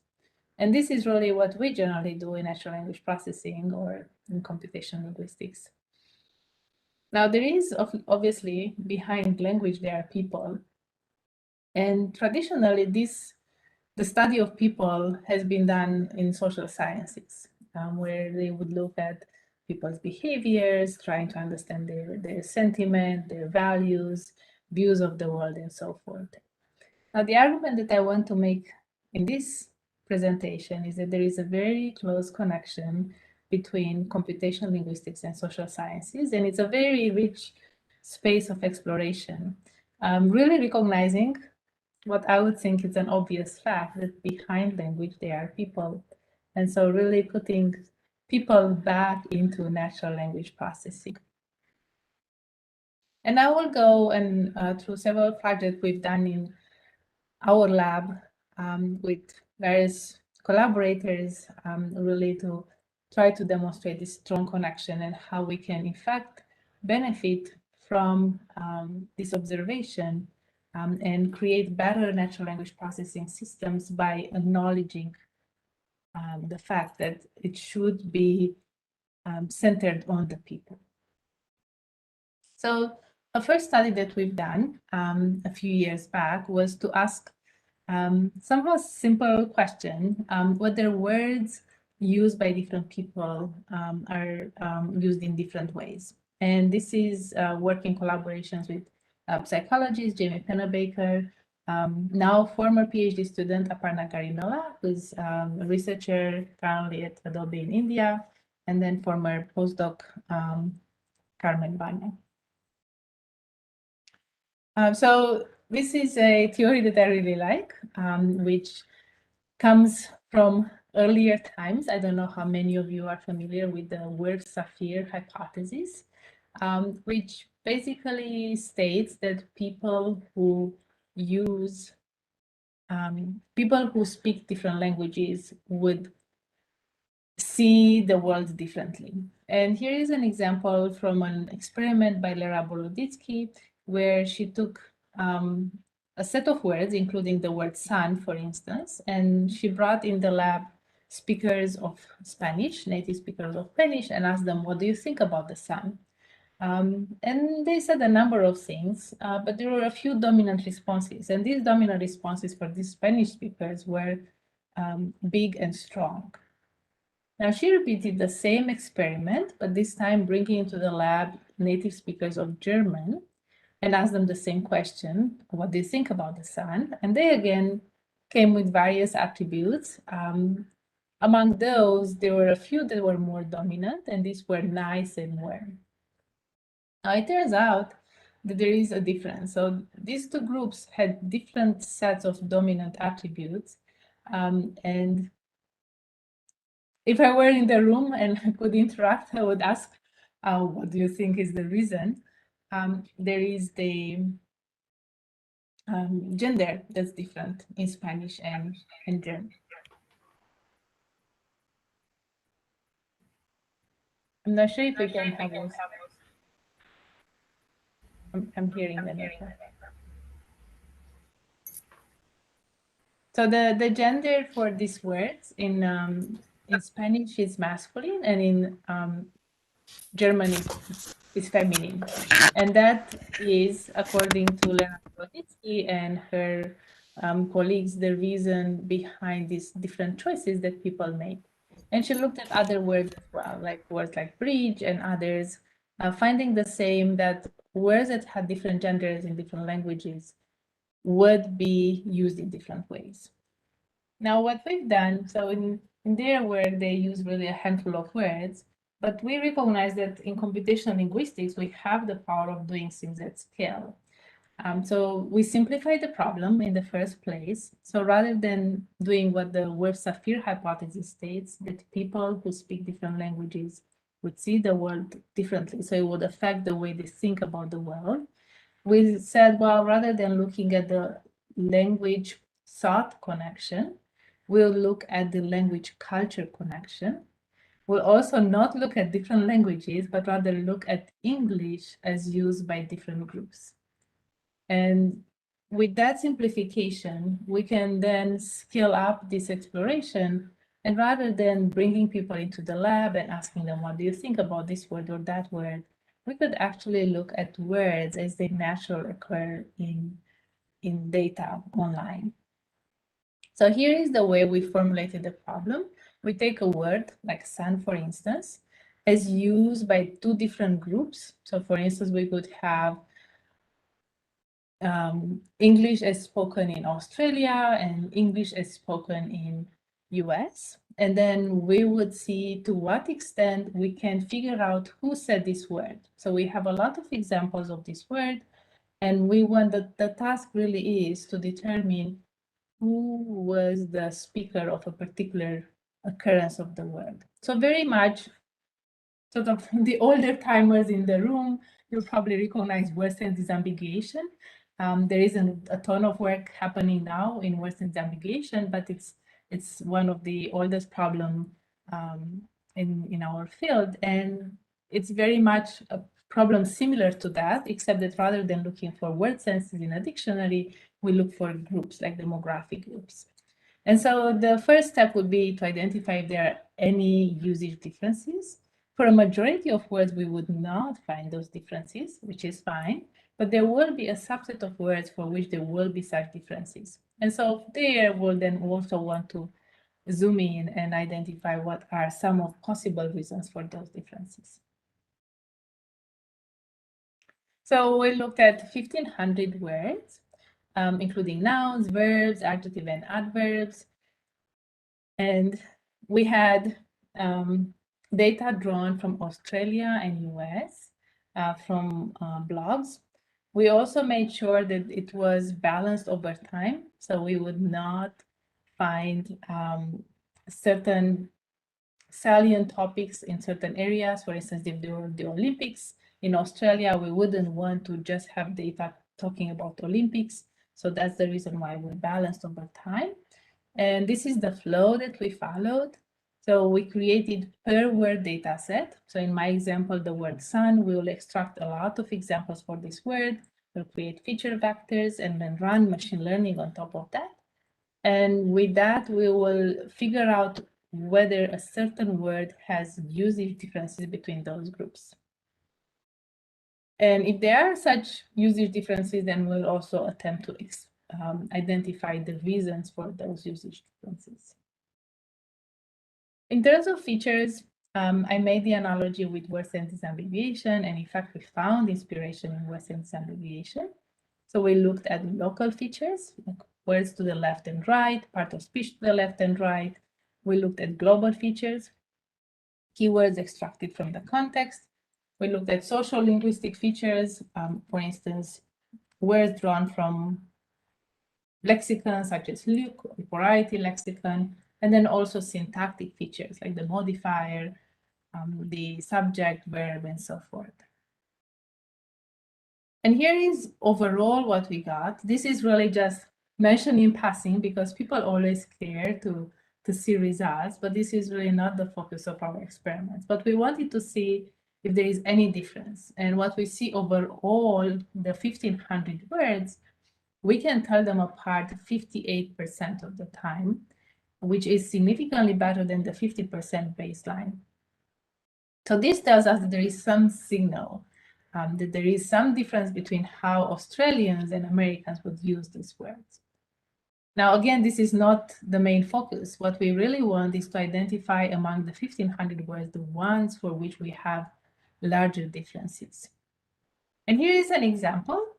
So consider the word travel. For this word, we are able to tell 70% of the time correctly who is the speaker of this word. Was it an American or an Australian? So here are two examples, and I want you to guess which one is said by whom. So the first one goes, discover a beautiful patchwork of fishing, farming, and forestry activities by traveling to the region. The second one, showcase your nephritic attitude the next time you travel with this laptop bag featuring a Gray's Anatomy illustration of a keyless nephron. So I would invite you to think which one is Australia and which one is US. And now see if you are right or not. So the first one was spoken by an Australian, the second one by an American. So this is just one example of a word. There are many others for which we found these pretty strong differences between the usage in English in Australia versus English in US. For instance, the nouns source and style, adjectives happy and hard, also for some adverbs and verbs. Overall, there are about 400 different words from the total of 1,500, which had clear differences. Now, the next question to ask is what are some, why are we seeing these differences? So if we identify, for instance, that there is a word like travel for which there are differences, what is the reason behind those? So for that, we wanted to look at what are the different meanings, but obviously annotating with word meanings is not feasible. It's very costly, both in terms of time and financially. And so we decided to go with the topic modeling route, where we will infer the senses of the words. So given a word and its examples, so if we take the word travel and the examples, we will figure out distribution of topics. Using Perplexity, we choose the ideal set of topics. And then we look at the usage score for that each particular sense, where a sense is really a topic, for an example. So what this will give us is for every example in the data, we are going to end up with a distribution over topics, which are the senses that we infer, and then we can accumulate over a group. So for instance, if we take Australia, we will accumulate all the distributions for the individual examples that we have, which will give us a distribution over topics, which again, for us, it means senses for Australia. So if we take the word travel, what is the distribution over the senses of this word in Australia versus what is the distribution over the senses of this word in the US? So here is an example that we uncovered from our data. So it's the word university, which we found that we can tell fairly accurately whether the speaker was somebody from Australia or from US. And we see that there are different meanings which are dominant in one country versus the other. So you can think for yourself, like when you say university, what are some words that come to mind? And obviously, depending from where you come, there will be maybe words such as student or college or research or teaching. And in fact, it turns out that in Australia, this was the dominant meaning. So the dominant meaning that we found was related to education, students, and research. This was not the dominant meaning in US. In US, instead, it was related to sports. So keeping in mind that the data comes from blogs, which are coming from lay people, not necessarily those who are attending universities, it really uncovered the fact that in US, there is a big culture of sports surrounding universities, and that is the dominant meaning, is that of a place for playing sports. So having done this first study where we saw that there are major differences for some words between different groups, we wanted to ask another question, which is, can we build language representations that account for these differences? And here we look at the task of word association. And this is a very simple task that goes back many years in psychology and has also been used in natural language processing as a fundamental task to uncover relations between words. So here is how this goes. So usually as a participant in a word association task, you are given a prompt. So I tell you cat, and then you will have to tell me what is the first word that comes to mind. So in this case, if you think for yourself, different people would have different answers. It could be dog, it could be tires, mouse, animal. Then here is another example. So if I say sleep, again, think of what is the first word that comes to mind. And again, different people would have different answers. And it turns out for a word like sleep, there is a much wider variation among the responses. And we went back to a study from 100 years ago, actually even more than that. So a study due to two psychologists, Kent and Rosanov in 1910, who used 100 emotionally neutral stimulus words, including the word sleep that I showed you, and looked at differences between groups in their response. They looked at age and gender and found that there were differences in these groups. So for instance, for the word sleep as a prompt, which I showed you earlier, the younger group had the dominant response, which was dream, and less young group had the dominant response, which was awake. Another example is the word food, where the younger group responded with eating, the less young group responded with drinking. And there are 100 such different words with differences across groups. So what we've done, we said, well, we'll want first to replicate this, also so that we get the data in a digital format. The study that I mentioned is available in printed form. I have a copy of that book in my office. It's a big book, but it's all the data is available only in printed format. So we replicated first to get it in digital format and also to grow the data. So we used the 100 prompts from as well as 200 additional words. And then we use crowdsourcing on Mechanical Turk to do exactly what we've done here as an exercise. So given a prompt, asking people what is the first word that comes to mind. And we group words in batches of 50 words. And in addition to that, we also had a spam check question and then a demographic survey where we asked people for their gender, age, location, occupation, ethnicity, education, and income. So all in all, we collected more than 200,000 responses. After we removed spam, we were left with 750 responses per word. This was done in 2 different countries. In India, there's one, and in US, the other. Again, we wanted to have speakers of English, but coming from different cultures. We also have a version of the data where we balance over quarters. So we wanted to have equal number of male and female participants, equal number of US and India participants for every word. And this gave us about 450 responses per word.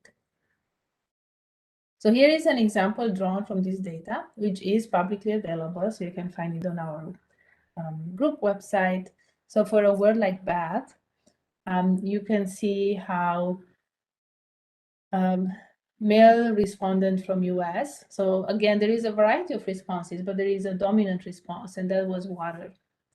Now, if we look at male respondents from India, again, there was a variety of responses, but then the dominant response was, again, water. Now, if we look at female respondents from India, for the prompt bath, dominant response was soap. And then for female respondents from US, for the same prompt, the dominant response was bubble. So this shows us some of the variation that exists among groups with respect to how they think about the world around them. So one thing that we've done, we looked at these different examples. So the one that I already gave you. Here are some other examples for a prompt like expect. Dominant response for male is nothing. For female is baby. For a word like force, male would respond with golf, female with study. Admit, in India, the dominant response was hospital. In US was guilt. And for a word like comment, Facebook and say. So we first did some analysis on the data itself. So these 200,000 responses that we got, we look at average number of responses per word. And we found that there was higher variability in India with 72 average per word compared to 57 per in US. We didn't find any large differences between male and female respondents. Then we've also done an evaluation to measure intra-group versus intergroup similarity. And the way this works, so we take one respondent out of the data, and then we measure their response with the dominant response from people from the same group. So if we take one respondent out, say from India, we compare their response for a given prompt with the top response from other people from India. And this is what we see here, right? So it will be primary response from the group, or we compare with the top 10 responses from the same group. So again, if the person we picked out of the data is from India, then we will look at top 10 responses from other people from India. And that's what we found. And this, you would compare this, so we have the different pairings. I will compare this with intergroup similarity. So if we do the same thing, but we compare with, say, again, if we pick somebody from India, we compare with responses from everyone from US. And what we see is confirming what Kent and Rosanov saw 100 years ago, is that there is closer, the closer similarity within the group than across groups. So people from India would tend to have responses that are closer to other people from India than they would have with people from US. And the same holds for others. So US is closer to US than it would be to India. Male is closer to male, female to female. Now, the next thing that we wanted to do is to see to what extent we can create representations of words that would actually reflect this observation that people from the same group would have more similarity among themselves.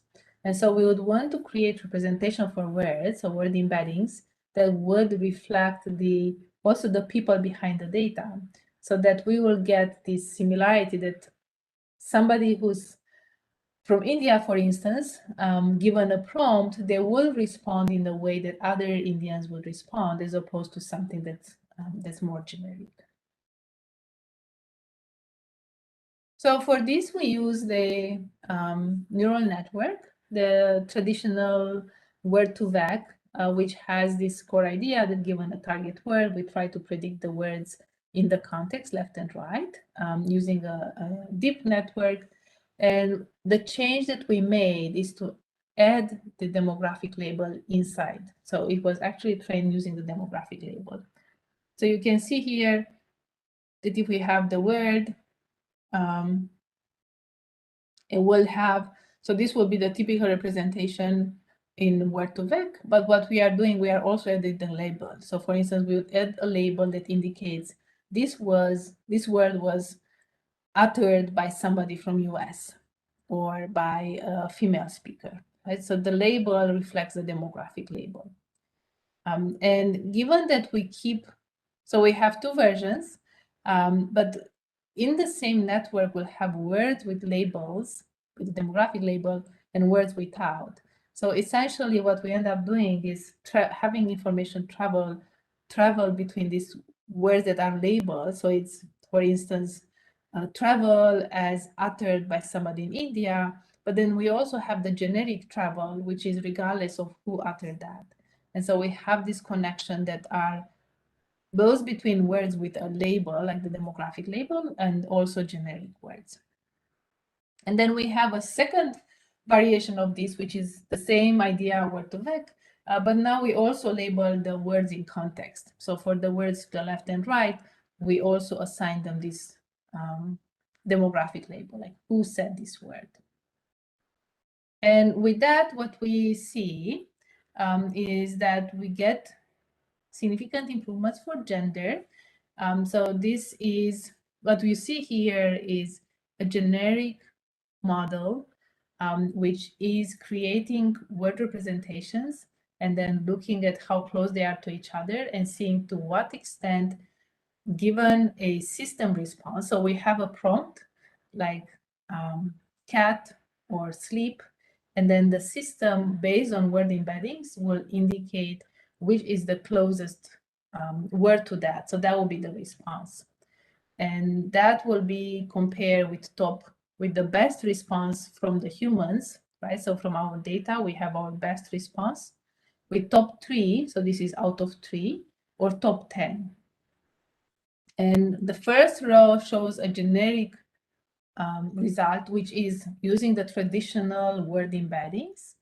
The second row shows our first system, which labels the target words with their demographic information. And the third row is the second version, which also labels the context words with their information. And here is for culture.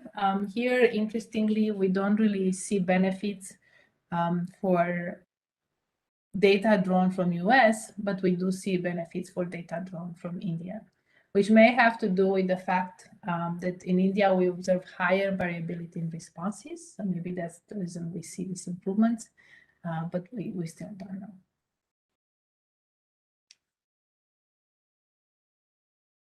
All right, so then the question is what to do. So far we assume that we have some one dimension at a time, right? So if we wanted, for instance, to create word representations that are more reflective of the Indian culture and Indian, like the way that people in India would see the world, we could do that. Or if we wanted to do that, say, for female respondents.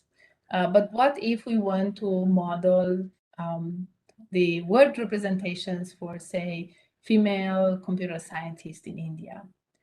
And this is something that we did in collaboration with Charlie Welch, who's former PhD student, now postdoc research scientist Veronica Perez Rosas, and then postdoctoral fellow Jonathan Kummerfeld. So the core idea here is that, again, we want to create word representations, but we want to do it in a way that acknowledges the person behind the language. And here we have an example for the word health occurring for different users.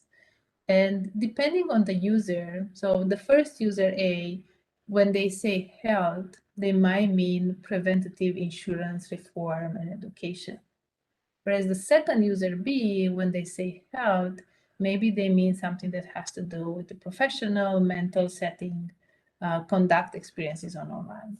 So really we have sort of our own networks, although we may agree with the dictionary definition of a word, we have our own network of connections around a certain word. So we want to somehow capture that.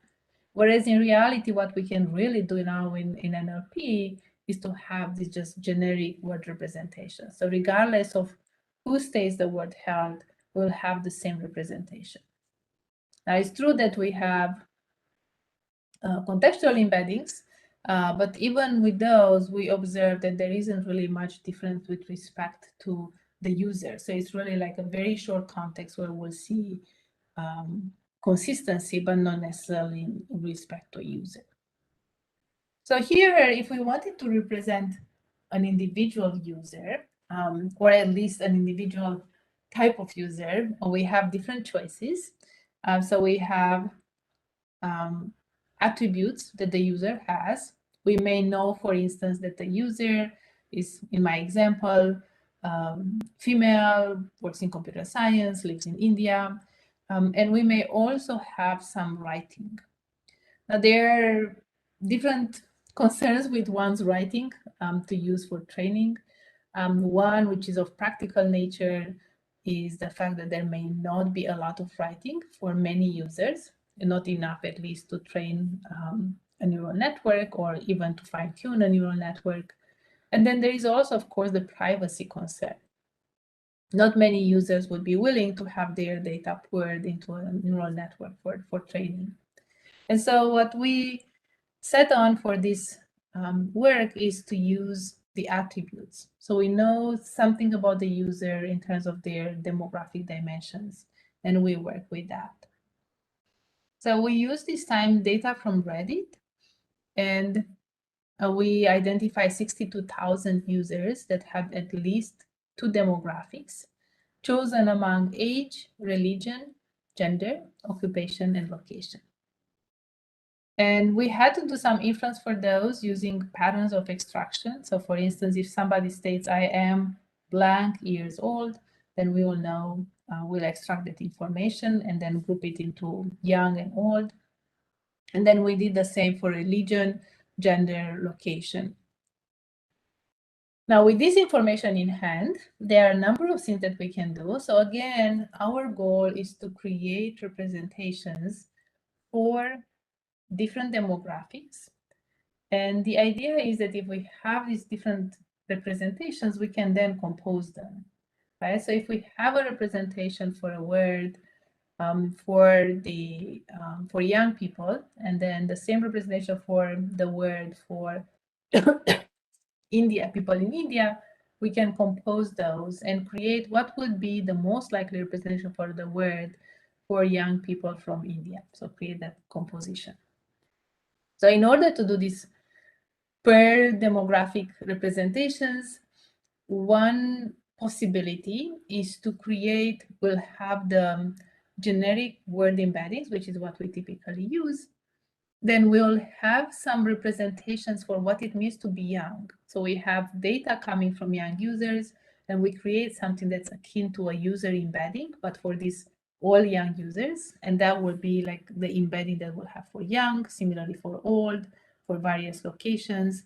And we can aggregate that with a generic vector.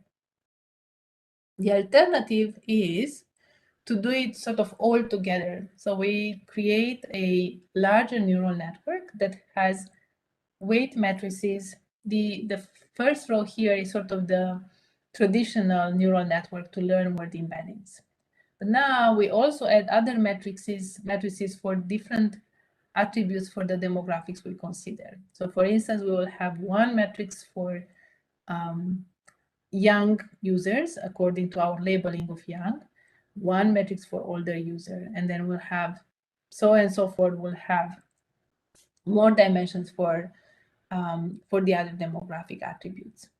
And so when we train the network in the same training, we not only learn representation for generic words, but we also learn representations for those words as stated by young people. So we'll have that weight matrix here, by older people, by female, male, people from India, and so forth.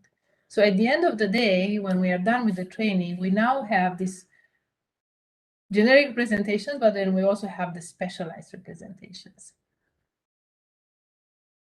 So what we've done, we looked at language modeling as a way of evaluating.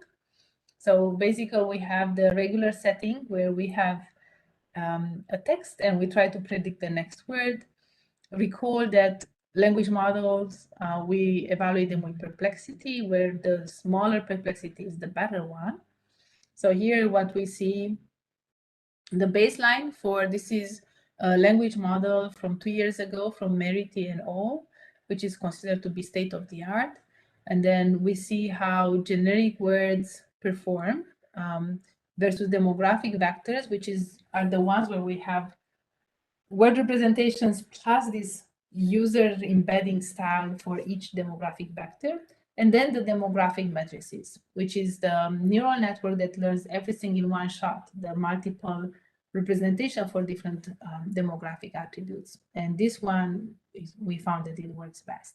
So it actually improves significantly with respect to the baseline, simply by accounting for this, I would say, simple idea, but quite powerful, that we really need to consider the people behind the language.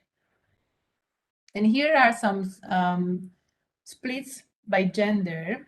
So we see blue columns are with no demographic embeddings and orange columns are with demographic embedding. We see that we have improvements for male and female, and also for those who did not declare gender. So we see improvements in terms of the language model. The same for age, we see improvements across the board. For location, the only location where we couldn't find improvements is Asia. I think it's also because we had fewer data from this location. Then religion, again, we found improvements across the board. And in general, we see that with the word embedded matrices, so the demographic matrices, we see significant improvements in the language models. Now, the other thing that we've done is to look also at the task that I introduced previously, word association. So if we have the data set of 300 prompts along with the most common responses, so we can evaluate again in terms of given a prompt, the system will attempt to find the best result, like the top response, the most similar word, and also will attempt to compare that best result with the top 10 from the gold standard. And we see the composite SG line corresponds to the previous results that I shared with you earlier. And here are the compositional word embeddings, which would have these demographic matrices in the neural network training. And we see significant improvements here. Now, one thing to mention is that there is a confound because we did use a different data set, which is larger. So there is also the benefit of having larger data in getting to these results. And we see the same in terms of gender differences. So we see significant improvements by using these demographic representations, and also for age, which is not something that was looked at by our previous studies, so we do not have a point of comparison. All right, and now I'm getting close to an end, and I'll leave some time for questions.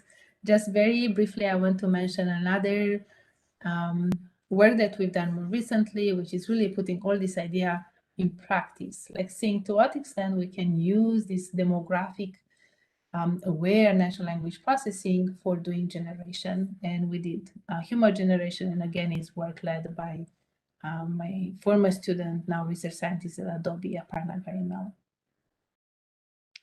So here, what we consider is the Mad Lib. So this is a form of humor, which is fairly popular in US. Basically, somebody is given a story and has some blanks. So what you see here in green are actually provided as blanks. And then they are given some clues. So for instance, here would be, I would like to recommend my blank, and you are given female relative for the job of assistant, noun, in your adjective, camp. And so then when you fill in the blanks with sort of random words that fit what you are asked, like an adjective here, but otherwise they are random, they result in funny stories. So our hypothesis was that if we were to account for the different audiences, like the fact that maybe there will be somebody from India who would read these Mad Libs, or maybe would be somebody from US, then we will get better humor. And so the way we approach this is first to collect data. And we had a set of about 50 Mad Lib stories with blanks coming from previous work. And then we had a fairly laborious process of getting players and judges that will judge the funniness of the stories from Mechanical Turk.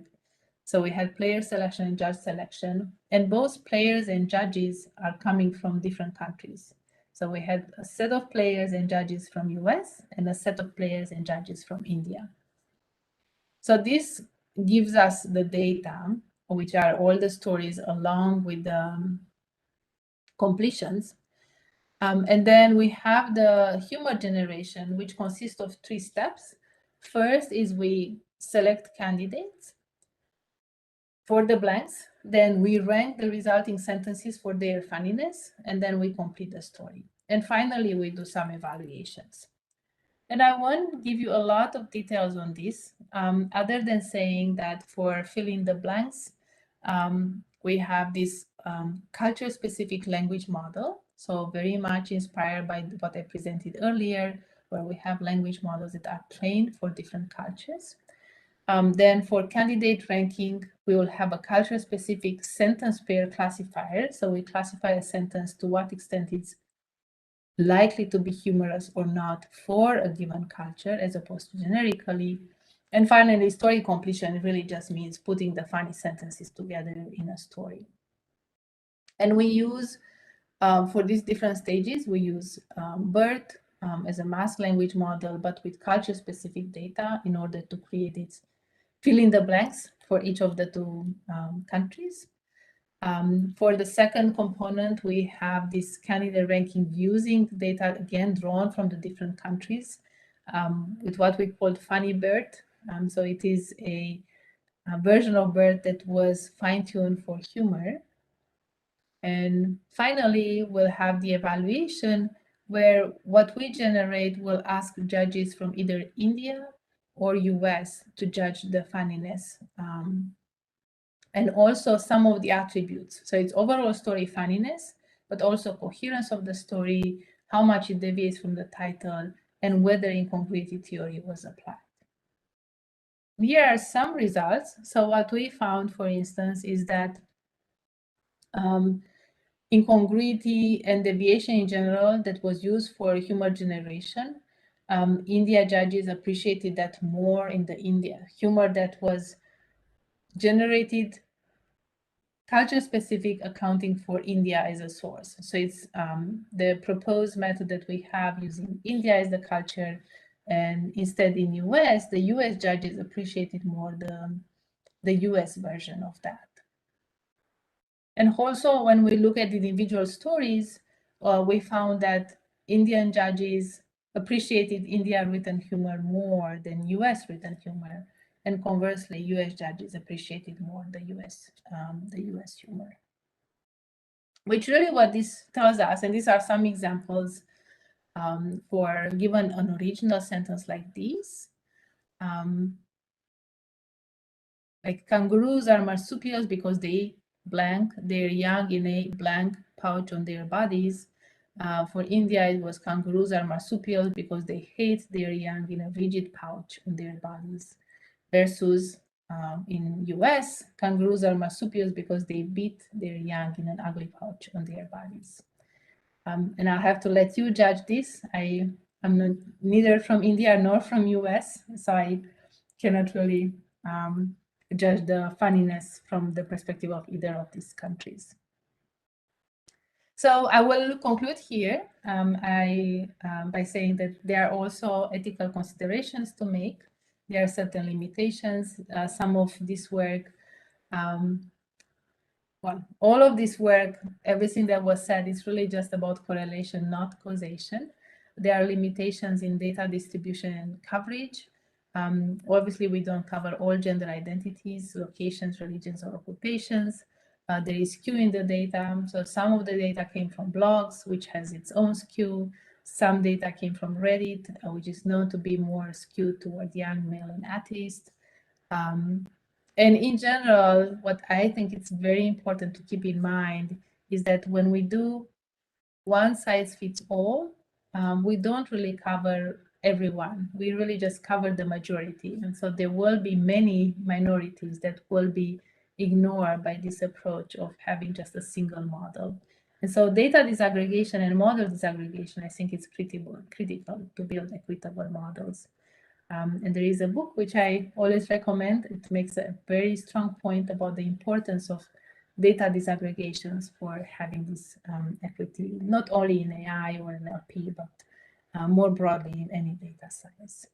So I will stop here by saying that my main message here is that there is a close connection between language and people, and there is a lot of room for doing very interesting work at this intersection, both ways, from language to social sciences to people, or from people to language, because language is not only about words, but it is also about people. And thank you, and I'm happy to take questions. Thank you. Thank you for making us aware of a new dimension, or a dimension we don't usually think about. It's open to questions. People can raise their hand or simply unmute and ask the question.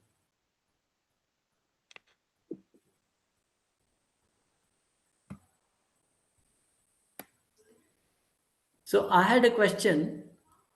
The research that you are doing, how can it help in discovering biases and prejudices in machine learning, in systems that may have come into use? Well, that's a very good question. And we do have some ongoing work along those lines. I think a lot of that also stands in what kind of data is being used. And we are working now on getting people to speak as if they were somebody else. And that's a very nice way to find stereotypes. Like if I try to speak as if I were a, I don't know, French person or a British, then I may highlight certain things that would reflect my beliefs about that. So that will reflect stereotypes. And otherwise, I think what would be very interesting, and we've been thinking along the lines of focusing on the language from one culture, and even just replicating some of the work that was done. You may know that paper, think men is to programmer as woman is to housewife or something like that, where they simply look at the word embedding space and looking at similarities and seeing that certain words were similar to the men gender words than to the female gender words, and the other way around. And there were words like smart and genius, which fell more on the male side, which was clearly a bias. Or the example gave, like programmer was more on the male side. And I think it would be very interesting to replicate that for different cultures. So if we take data only from Australia, for instance, or only from England, or only from India, or only from US, and see what is the distribution of those biases. There has been some work in that space, but I think there is room for more to surface these more like culture-specific biases. Thank you. Thank you. So any other questions? I have one question. This is Sunil. Yeah. Usually when you write a blog, you expect people from other countries to read as well. So if as an Indian, I write a blog, and if an American reads it, would the blog have some kind of a misinformation for the American, given your study that I use certain words in a certain context in a certain way? I just wanted to know what is the what kind of an how does your study reflect in this context? If you can turn your video on also. Okay. Yeah, please. Well, so I haven't really mentioned misinformation here. We've been doing some work on misinformation as well. So I don't think it will necessarily be misinformative, but I think there is often a barrier in communication. Like maybe what I have in mind is not always conveyed exactly to the audience. And sometimes that barrier is even wider for people coming from different cultures. So really at this point, we are just saying that there is a difference in how people use different words. And so if somebody from India writes a blog to your example, and somebody from US reads it, they might interpret things differently just because they have a slightly different view of the world. Now, a next step up, which would be interesting, is to try to sort of, I don't know that it will be translation, but try to bridge that gap by saying, well, when this person used this word, they use it in this meaning, and maybe you use it in this other meaning. So trying to bridge some of those culture gaps. Sometimes we see even misunderstandings because of culture gaps, right? I mean, in your example was more candidate. So you write a blog, maybe not everybody would understand it from other cultures, but I think there is potential to do cultural translation by first having an understanding of these gaps and then doing the translation so that eventually people coming from different backgrounds would have an even better understanding of each other. But that's sort of future work. The follow-up to that is your study seems to be on words, right? At least from whatever I could understand. Will you have, if you have a large amount of text, do you think that the differences in the words as represented would disappear? Because Well, in a blog, yeah, what we've done is on words, but we really use the context for those words. So it's eventually is on larger segments. It's not just words themselves, right? So we have, for one word, we have thousands of examples in thousands of contexts drawn from different languages. So eventually it does end up being larger scale. It's not just individual words. all right, thanks. Okay. I'm Gihan from Sri Lanka. I would like to ask Radha, it was a very good presentation. Now you'll be looking at geography, gender, and so on, but also a domain. So we've been working on government documents, and we find that government documents are written in a very specific way, which nobody would, talk that way. And then we've been looking at news and various other things. So there is a lot of difference between different styles, between different domains. Would this fit into this as well? Because sometimes it's not really the country, right? Maybe government documents in two different countries may be more similar to each other than, government documents and, let's say, blogs in the same country. Would you like to comment on that? Yeah, so we looked a little bit not only at countries and gender, which is what I mentioned here. We also look at disciplines as a source of distinctions, with the idea that maybe the way computer scientists use words is a little bit different than, say, philosophers would use words, or maybe biologists. So that, in a way, I think is closer to your example. Those would be like different domains. So I could see it applied there as well, to find different nuances of meaning in different domains so you can bridge them better. Okay, Professor Pushpak. Yes, sir. Thanks, Radha, for a great talk. I had a very specific question, and I thought if you might have some observation on it. We have been working on retrofitting for quite some time, and we are retrofitting words with emotion lexicon and see if that could improve performance on sentiment and emotion analysis tasks going forward. But however much we try, we are not able to beat the baseline, which comes from the general word embedding. So do you have some thoughts on why this is our experience. Have you encountered anything like this before?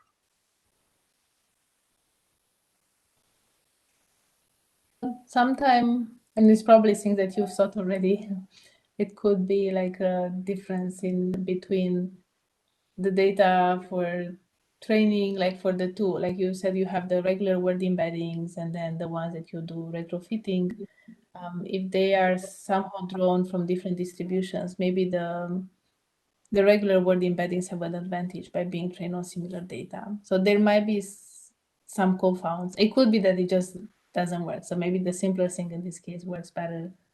But it could also be that maybe the general word embeddings would have another advantage, that it's harder to surface by being trained on either larger data or similar data is the test that you are using and so forth. In general, what we found is that, and well, not only us, I mean others as well, you know, your own work and others, that adding the information that comes from lexicons, like this more sort of manual or human knowledge, generally helps. So the intuition, I think that even like when you're telling me about what you are trying, it seems intuitive to me that it should help, because basically you are adding the expert knowledge in there. So the fact that it doesn't work, I would suspect also some other artifacts like confounds because of the different sources of data, as I mentioned. Any other aspects of language in which these differences show up? For example, active voice, passive voice, where there is male gender, you tend to put more in active voice and so on. Are there any such observations? Well, they are, and there are quite a few that people in psychology have mentioned. Like there are differences in function words, in how different people express themselves. I think we wanted to have a different, even with respect to meanings, and that, from what I know, it hasn't been looked at before, not even in other fields. Like whether there are nuances of meanings between different groups. And my idea is that, which in a way maybe it's just obvious, that different people have different word networks in their minds. We still don't know how the brain works and how language is encoded, but I think the way, like, there are a lot of things that we agree on, and that's the reason we can communicate. But there are also lots of things that are specific, right? So if I say hometown, there are Cluj-Napoca, which you very, very nicely pronounce. That's what I connected to my hometown. But then you connect it to something else. So eventually, we each of us has its own network of words. So this somehow, this methodology surfaces that. So in a way, pretty much what we can think of around language would have those different nuances of meaning. So we are running out of time. So if there are no other questions, I thank you. It was a wonderful talk. It opened up, new dimensions to us. Thank you very much. Well, and thank you again for the invitation. It's very nice to see everyone, familiar faces and new faces, and I hope you enjoyed the rest of the conference. Bye-bye. Bye-bye.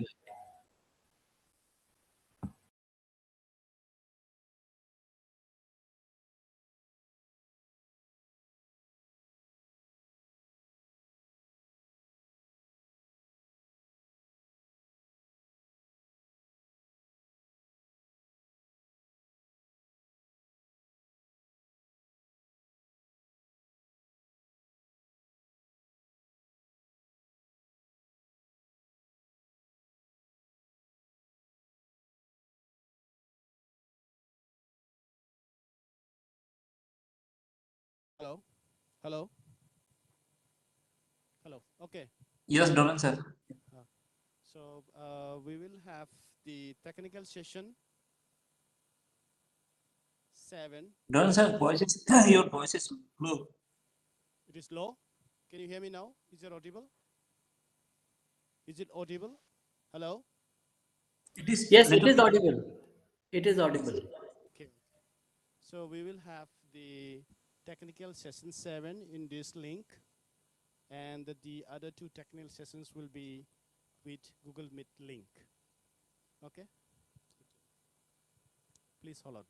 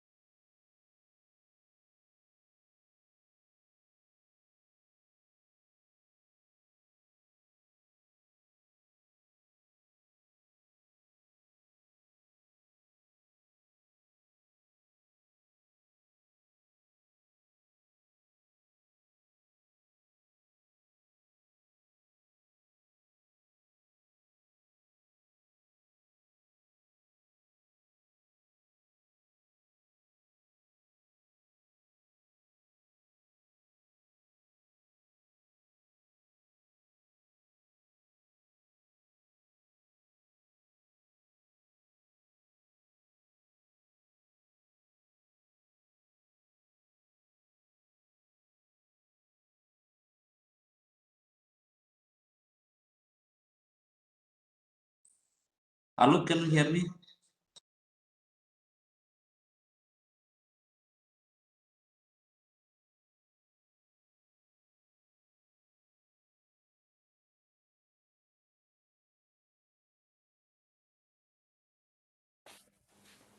Quiz check number 7. Yes, I'll just check. I need the list of the videos. You have to cover it. Hello. Hello. Hello.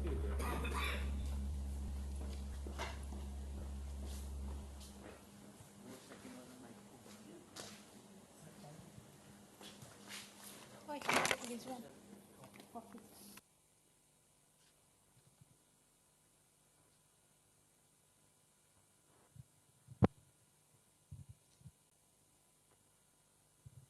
Hello.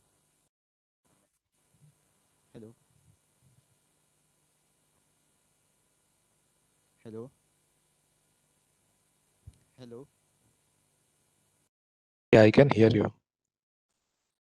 Okay, so is it for the microphone? Is it for the cordless one? Hello? Yeah. Yes. Am I audible? Hello, your voice is very low. Now. Hello? Hello. Yeah, look, your voice is very low. Hello. Yeah, can you keep your mouth actually like mic in front of your actually? Is it still low? No. Take that.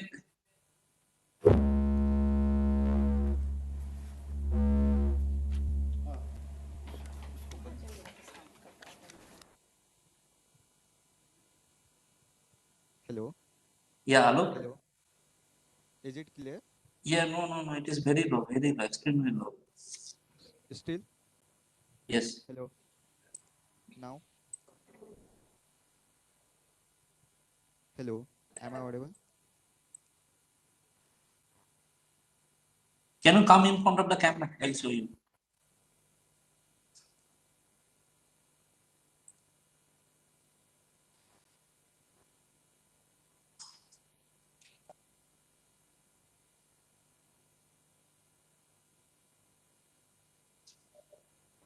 The movement.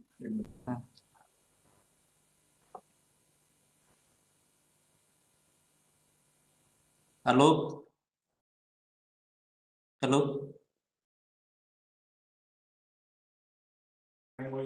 You go to the check. Hello.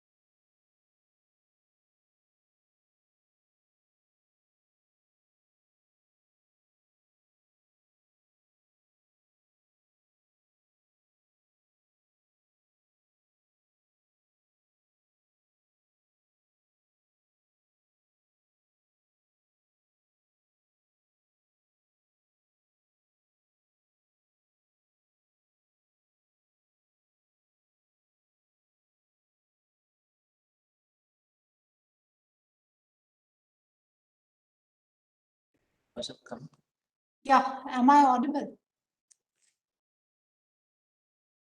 Yes. Anyone? Am I audible? Yes. Okay. Okay. Thank you.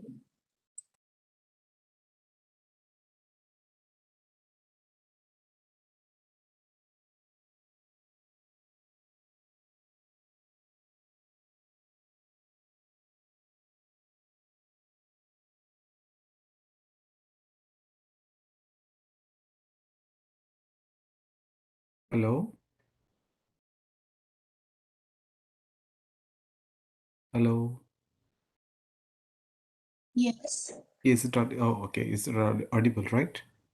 Yes, you are Okay. audible.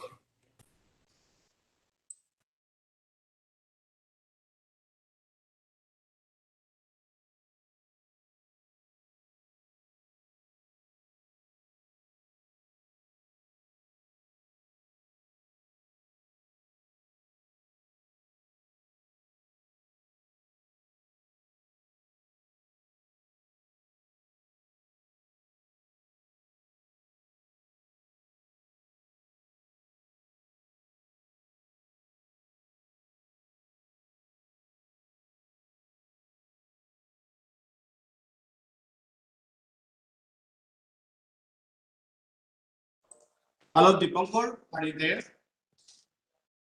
Yes, I am here. Oh, yes. I thought you were. So we can start the session, right? Yes. Okay, so this session 7, the session chair is Dr. Dipankar Das from Jadavpur University, and the co-chair will be Dr. Ujjwala Barua from NIT Silchar. So please go ahead with the session. Okay, so good afternoon to all. I think we can start, right? This is computational psycholinguistics or sentiment analysis and emotion recognition. So I think without any delay, we can start. So the first paper goes to sentiment analysis for Bengali using transformer-based models by Anirban Bhaumik and Avik Jana, University of Hamburg. Okay, so who is present? Anirban is present, yeah. Yeah, I'm present. Hi, Anirban. Hi. You can share your presentation so Yeah. that. Yeah. Okay.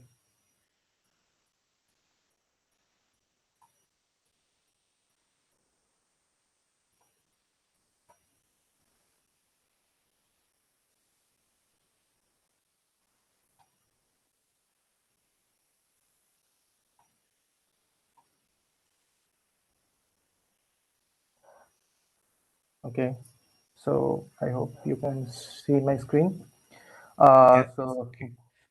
So good afternoon, everyone. I'm Anirban, and me, along with my colleague, we are from University of Hamburg. And today in this talk, I'll be talking about sentiment analysis for Bengali, which is a low resource intent language using some transformer-based models.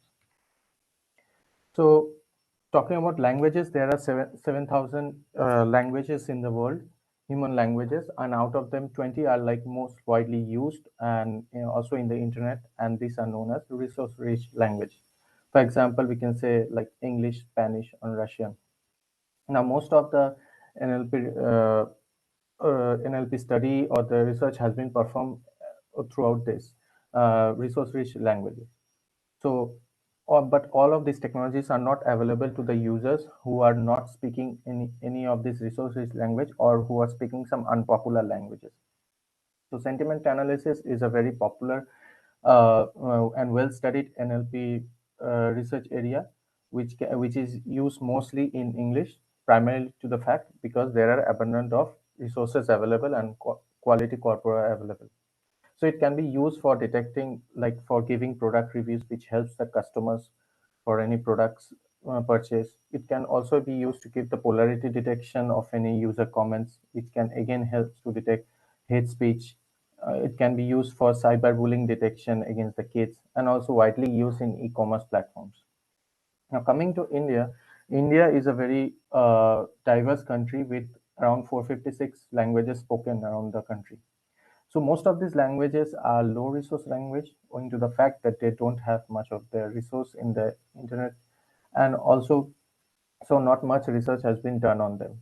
So Bengali is one of an Indian language, which is astoundingly, like, it is the sixth most spoken language in the world, but still it is a low resource Indian language. So so coming from a state where Bengali is a natively spoken, and we being a native speaker, we thought of using our knowledge to explore this area. So we also performed our study using some transformer-based models, because they are already available, were trained on many different languages, and also they are causing much of interest in the NLP community.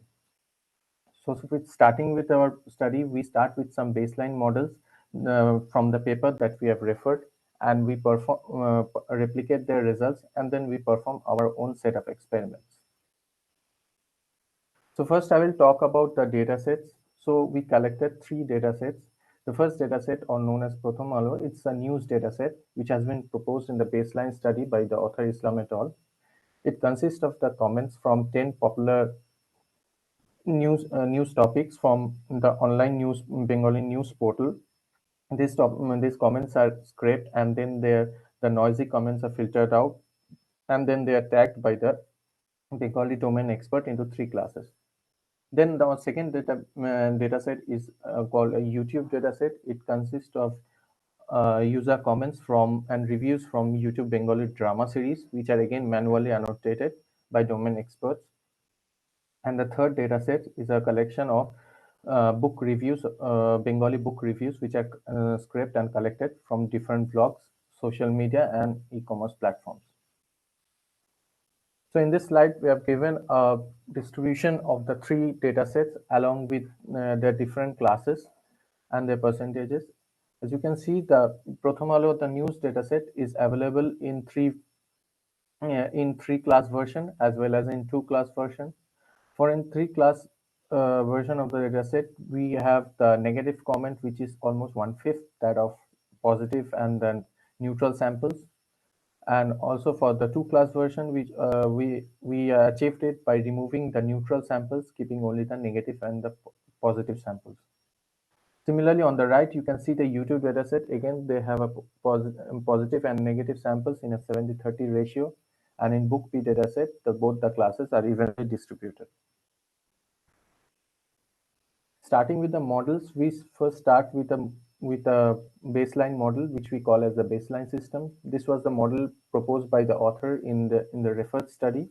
It consists of a BERT layer, and on top they have a GRU or an LSTM or a CNN layer, and thus this forms 3 separate architectures. We perform all the experiments with all the 4 datasets on all these 3 architectures. Next, we modified the model by using a different transformer layer and replacing BERT with XLM Roberta. Here we are referring to it as XLMR.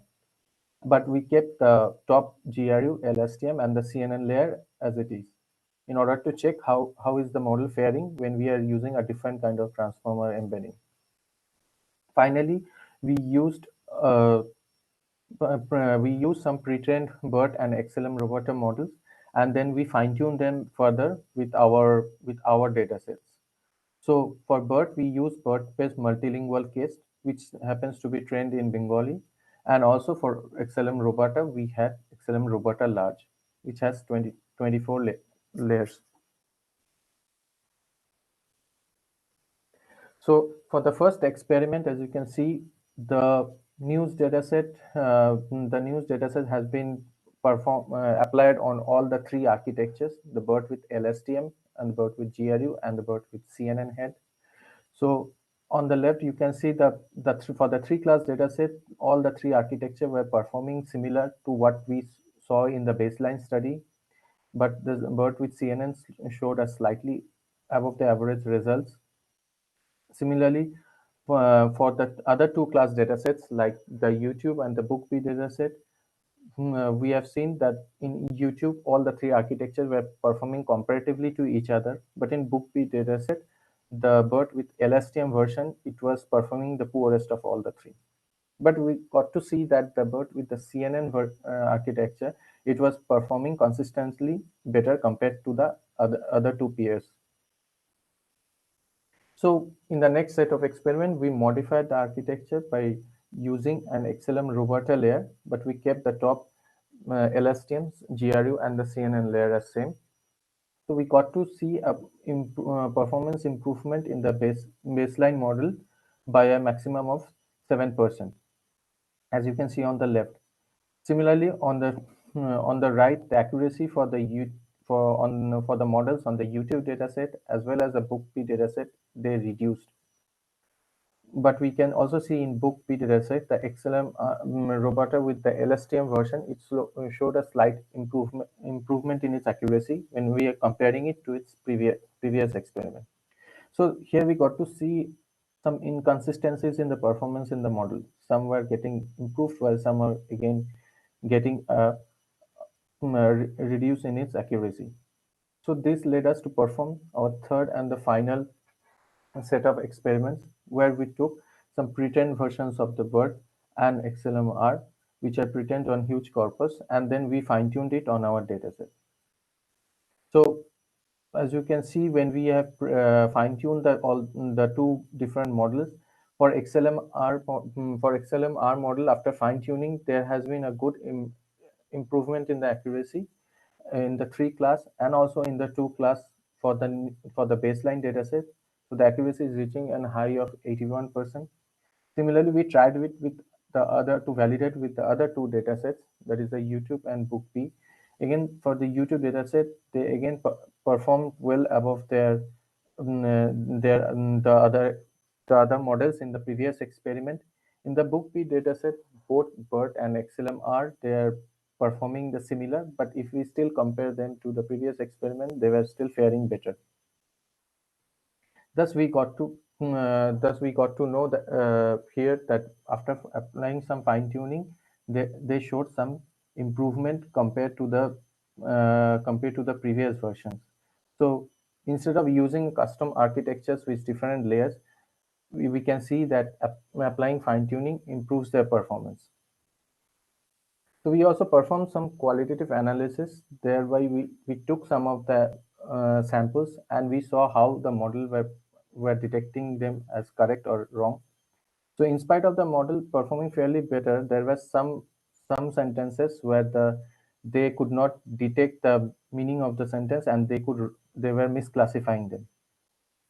For example, as you can see in this sentence in this upper part, this department of Prothomalo is very raw in terms of reporting. So these are the direct English translations, and here you can see that the model has misclassified it to be positive. Similarly, the last sentence, the book is full of ugly words. Again, the model misclassified it to be positive. So in most of these cases where the misclassification occurs, either the sentences or the samples had some had some anomaly text, or it had some words which were said in a sarcastic manner and the model couldn't detect a metaphor. For example, if you can see in this line, the department of Prothomalo is very raw. This raw is a direct translation in English, but in Bengali it means the word kacha.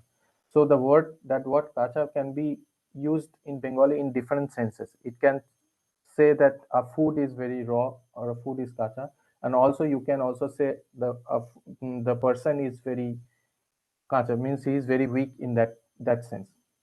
So the model couldn't detect the meaning behind it, and so it misclassified. So finally, as a further work, since we did an experimental study of how we can apply fine-tuning on different transformer models for Bengali language, so we can see we can do much further study on this area for such a low resource language. We can also investigate the erroneously classified cases and we can try to mitigate them further. We can also perform some further research on other low resource Indian languages also. And also we can propose multiple variants of these transformers, fine-tuned transformer based model. Yeah, so that's all from my side, and thank you for your patience. Yes. And I'll be happy to take any questions.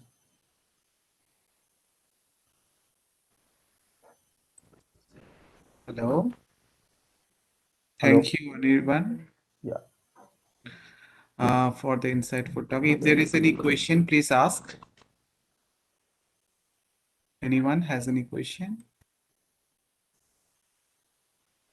Yes. Yeah, I suppose you're Anirban Bhumik, right? Yeah. Yeah.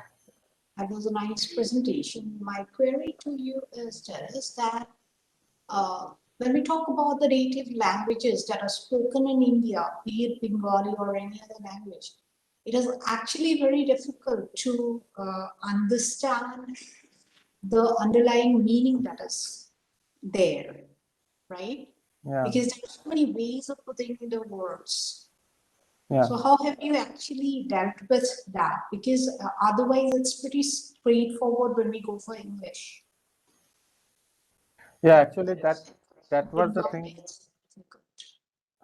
That was the thing we that I was talking about, like in the in this previous slide, like here in the qualitative analysis, when there were certain words which has different metamorphical meaning that we saw in Bengali, and the model was mostly facing problem on those cases. So that was, I could see that there was a drawback of the model while after using fine tuning. So we plan to deal with these cases in future, like maybe modifying the model to handle such words. Thank you. Any queries from the other or other the audience? Otherwise, Yeah. I'll hand it over to the session chair. Yeah.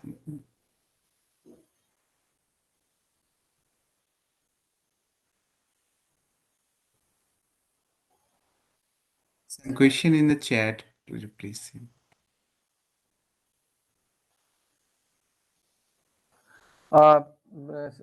So the point of using CNN here is that from the referred study that we started, there was three kind of architectures. So like they used the LSTM ones and GRU layer as well as a CNN layer on top, like to pass the contextual embeddings through these three different layers. So we started with those architectures. We tried, like we first started with replicating those data, and then we tried our version. So that's why we felt that instead of using a CNN layer which can make the model more complex, why don't we take a pre-trained model and fine tune it further for our language. So maybe maybe it's not always suggestible that using a complex architecture will help in this case.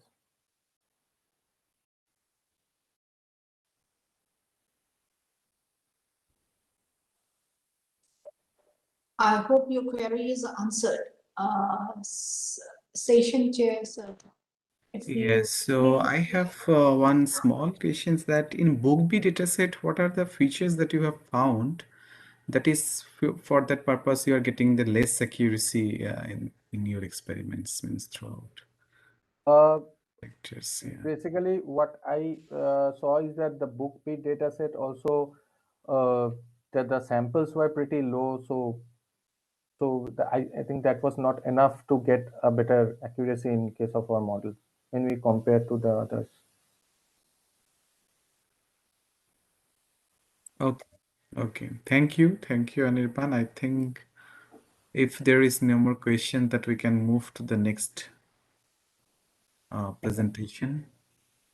Okay. Yeah. So thank you for your time, everyone. Thank you. So the next presentation is a new one, Indic Fate, a federated approach for sentiment analysis in Indic languages by Jash Mehta, Deep Rajesh Gandhi, Naitik Rathore, and Sudhir Bagul from Dwarkadas J. Singhvi College of Engineering, and presented, I think, Jash. I think Jash is there, right?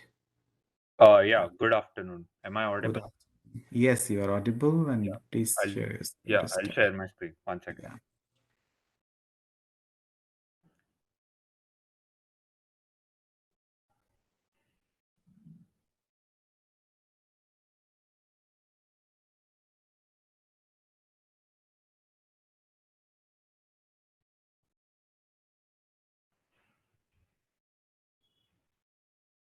Is my PPT visible? Yeah, it's visible. Okay. So good afternoon, everyone. So I'm presenting on behalf of my team on the topic of federated approach for sentiment analysis in Indic languages. So first, let's start with why should we do sentiment analysis? So with an increase in user data on social media, a lot of a lot of people are putting up their opinions in their own native languages, and it is important to capture those for solving various agendas, such as taking public opinion about an issue or something else like that. And currently, most of the work that has been done is in the English language, and a very less work has been done for Indic languages. So that's why we thought of doing sentiment analysis for Indic languages. But the issue we faced was that due to these languages being resource constrained, the data sets were completely scattered, and the number of entries in every data set was very less. So it is difficult to train effective models, and the sharing of these data sets to make a combined big data set is also problematic, because some of these data sets might contain some sensitive data which is not supposed to be shared with others, and stuff like that. So our solution to this was to use federated learning to train sentiment analysis models. So in our paper, we did it for 4 Indic languages, which are Hindi, Marathi, Bengali, and Telugu. So now, what is federated learning? So federated learning was first introduced by McMahon et al. And what they mentioned was that federated learning is a distributed training procedure in which there will be a server in the center and various clients containing small data sets at the other end. Now, those clients would train models on their end and share the weights of those models to the server, and an algorithm will combine those weights and send the updated weights to every client, such that the data should not be shared, and everyone gets to share what they learn from their dataset with each other. And in a recent paper by Singh et al., they showed that for the task of complaint identification in some Indic languages like Hindi, the federated learning models give better results than the centrally trained models. Now, the centrally trained models that I refer to here are the ones which are trained with a data set in the center, and there is no distributed training for anywhere. And fed NLP, which is a federated NLP framework, has also been recently proposed by Lin et al., which applies federated learning methods on various tasks. So the method of federated learning is just being introduced to the field of NLP, and they are already showing better results than the centrally trained models. Now, for the task of sentiment analysis in Indic languages, we went through some literature, and these are some of the notable ones that we saw. So, Salahin et al. Conducted sentiment analysis of Bengali Facebook posts. Then, Ragad et al. Did aspect based sentiment analysis for the Telugu language. Kulkarni et al. Was actually the first, one of the first papers to introduce the Marathi sentiment analysis dataset. And as you can see, the others have done some notable work for Indic languages, but it has still not quite been there. So the motive of our paper is to steer the direction of research of sentiment analysis in Indic languages towards federated learning, and see if that gives better results, so that we can build computationally efficient models in a better manner. And so first, let me take you through the data sets that we consider in this paper. So as you can see, the amount of data is very less in these datasets. So the Marathi dataset, which was introduced by Kulkarni et al., contains 3 classes and a total of around 15,000 entries. Then for Telugu, we considered the ACT essay dataset. And for Bengali, as you can see, we considered actually 4 different datasets in order to show the problem of scattered datasets around, and how federated learning can help fix that. And as you can see, the distribution in every data set is completely different for the Bengali language. And for Hindi, we use the Hindi sentiment analysis dataset proposed by Sinha from Algo 8. Now, the what methodology we use. So our paper divided the task of sentiment analysis into 2 parts. The first one was central training. What central training did was they combined all the data sets, and they trained some of the notable models in the field in order to observe what happens. So the models that we considered were MBERT, XLM Roberta, IndicBERT, and BiLSTM. the BI-LSTM for the comparison sake of federated learning. And what we did was we used these pre-trained models. And we fine-tuned them for 25 epochs, and we ran the BI-LSTM for 500 epochs with early stopping, because the BI-LSTM was being trained from scratch. And the other pre-trained models are already trained on some corpus of the languages that we are trying to fine-tune them on. And the on the other side, the federated learning side, what we did was we used the FedProx algorithm. Now, as I had explained earlier, that on the server end there is supposed to be an algorithm which combines the weight that we get from the server end. So this is what the FedProx algorithm does. The FedProx algorithm takes in all the weights from the clients which are involved in that, and it adds an additional arbitrary factor multiplied by the difference of weight norm, in order to prevent the weights from zeroing out, and also help to prevent some kind of an adversarial attack caused by a rogue client in federated learning. So it provides an additional security instead of just averaging all the weights, which was proposed by McMahon et al. And in order to simulate. So right now we didn't have 500 separate mobile devices to test on, and we wanted to simulate some real world scenarios. So what we did was we trained under federated learning in two different conditions. The first was the IID condition, in which every data set was divided into 100 distributed separate clients under IID conditions. So IID conditions was that every client would contain data set which have a distribution identical to all the other data sets. So this was used to simulate how scattered data sets would be trained under real world conditions using federated learning. And the other is non-IID condition. So in this, we distributed data sets in a completely imbalanced way to see how those data sets react to federated learning. So suppose one client would contain data from only one particular class and nothing else. So those would come under non-IID conditions, and we ran these simulations on separate client fractions, so 10%, 30%, or 50%. So we ran for 100 rounds of federated learning, and for every round what happens is that the server randomly, out of the 100 clients, the server randomly selects X percentage of the clients who will participate in this training round, and then the updated weights would be sent to all the clients who have not participated too. So we set the client fraction to 10, 30, and 50 in order to see how the results vary. So now, first coming on to the results for central training. Now, there has been a lot of previous literature which states that multilingual models are not properly trained if we want to consider the results for a single language. And we confirmed this here, because if we see the MBERT, which gives the lowest results for all the four languages here, this is because the MBERT is trained on a lot of languages in addition to the Indian languages that we are trying to train on. So that's why the MBERT gave a very weak results here. The XLM Roberta was trained on comparatively less number of languages, including the four languages that we are trying to train on, and still it didn't give state-of-the-art results among the three models being considered here. But the Indic BERT, which is just trained on Indic languages, only the Indian languages, so which means that the other corpus that the model has seen are very less, and that's why the results given by Indic BERT were much better for every language among the three other models, and that's why the Indic BERT performed the best for central training. Now, if you may notice, the BI-LSTM has not been displayed here, because we'll do a side-by-side comparison after looking at the federated learning results and see how federated learning performs better.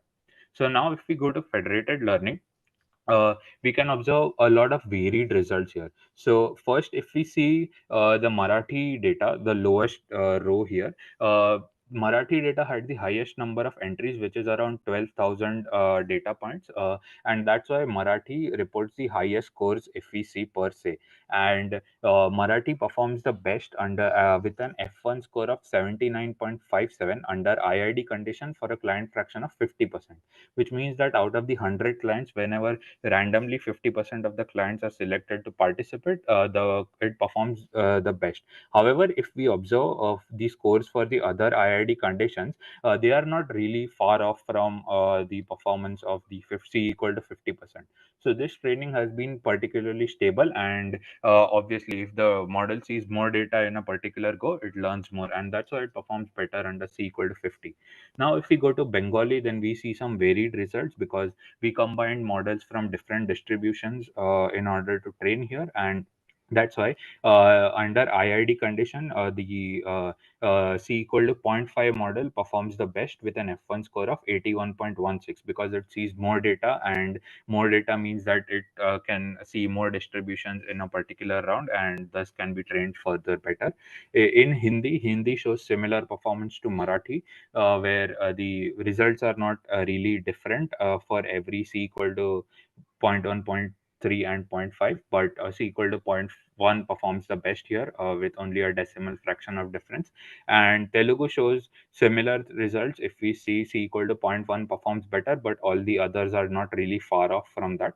And so these results are so for federated learning, what we did was that the model that this is trained on is the bi-LSTM model. So we took the bi-LSTM model and trained it for central training separately and for federated training separately, and that's why and now we are going to do a side-by-side comparison of how they both fared. So if we see here, the server side LSTM performs the worst for all the languages, and this is the best scores taken from all the random seeds that we've trained for both the models, and the server LSTM performs worst for all the languages that we may observe, and the federated LSTM outperformed for every one of them. So what we tend to take away from this paper was that a model trained using federated learning outperformed an identical server trained LSTM for 4 Indic languages. Now for future work, what we want to do is we want to train heavier transformer based architectures, and we want to observe the results of those, and we hope that the results match this because the pattern might fit on this, but we would still like to observe and work on this in the future. And however, it should be kept in mind that federated learning was designed for sustainable training. So plugging a billion parameter model in this would not work really well, and that's why we hope to see how performance differs if we use a heavier transformer based architectures and if they degrade at a certain point or not. And yeah, I think that's it from our side, and I'm open to taking any questions that you might have. If there is any question from the audience.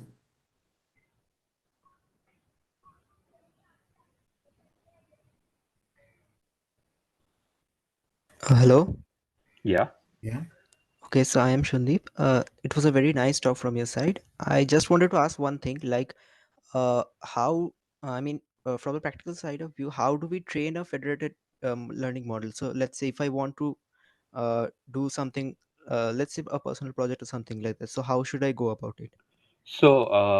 So it depends on the amount of data that you're training on. The models that we trained on were all trained on V100 GPUs, and they are trained in less than 24 hours. So every alteration that we trained, every alteration didn't take more than 24 hours. So that's why I talked about the sustainable compute thing, because federated learning divides the data set in a sense, and that's why it trains a little bit faster. So if you don't have access to compute, then you can go on and use Google Colab, and it would work properly too. Okay, thank you. Yeah. Any other question from the audience? Okay. Not I have a means intuition is that. So how federated learning actually helped in sentiment analysis? Because as you mentioned, it can be a classification problem also, means in particularly for sentiment, how it helped actually. So our focus here was on the scattered data set. So generally what happens for sentiment analysis is that the social media data is generally divided, as in a particular region supports some sentiment about an agenda, and another region might support another agenda. And if we train some models and if we cannot collect enough data, then the model would not represent properly what the actual sentiment based on a particular agenda is, and that might increase bias in the model. So if we consider a large world scenario here, and if we say that every client is a particular geographical region, and we train on the data sets based on those region and share everything, then then the learned bias decreases by a certain extent. However, yeah, so I mean, those would be helpful. And on the computational linguistic side, I think it helps to detect some outliers, but we haven't yet gone into depth for the interpretable evaluation thing for this. So we haven't launched probes, but we are currently working on those, and probably hope to come up with something soon. Okay. So apart from sentiment analysis, what are the areas that you think that it might be suitable means in that ground? Yeah. So if we take into account all the Indic languages, then I think the area of the whole area of affective computing related to emotions might be helpful, because emotions vary from person to person and from region to region. So recently, even Google has launched a project on a large scale with Google Chrome, which is called Flock. So what they try to do is they detect people's search history, and then they try to build effective private models from those. So there is a wide domain of application areas where we can apply federated learning. Okay. Okay. Thank you. Thank you, Jess. Thank you for a Thank you. nice presentation.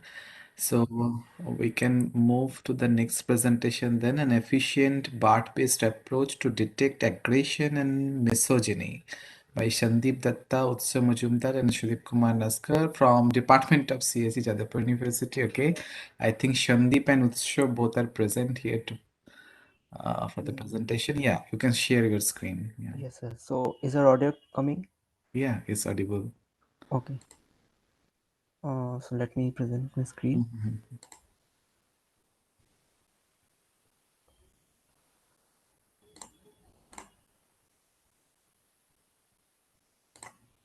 Okay, so is the PPT visible? Not, I guess. Okay. Did you share your screen? Yes, I did.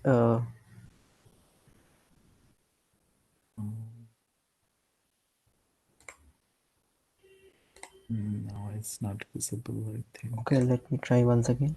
Yeah.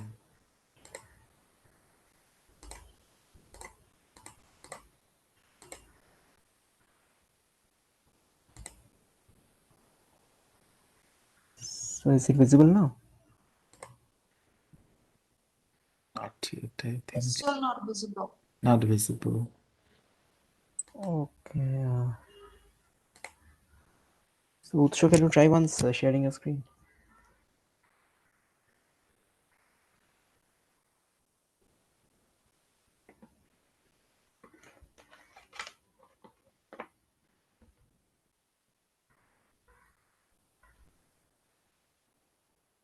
Yeah, it's visible now.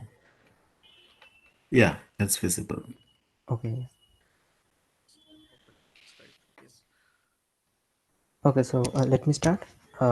Yeah, you can start. Okay, so hello everyone. I am Shandeep Datta from Jadavpur University, and today I will be presenting my paper on an efficient bird-based approach to detect aggression and misogyny. I will be presenting the paper together with my co-author Utsho Majumdar. So over to you, Utsho, now.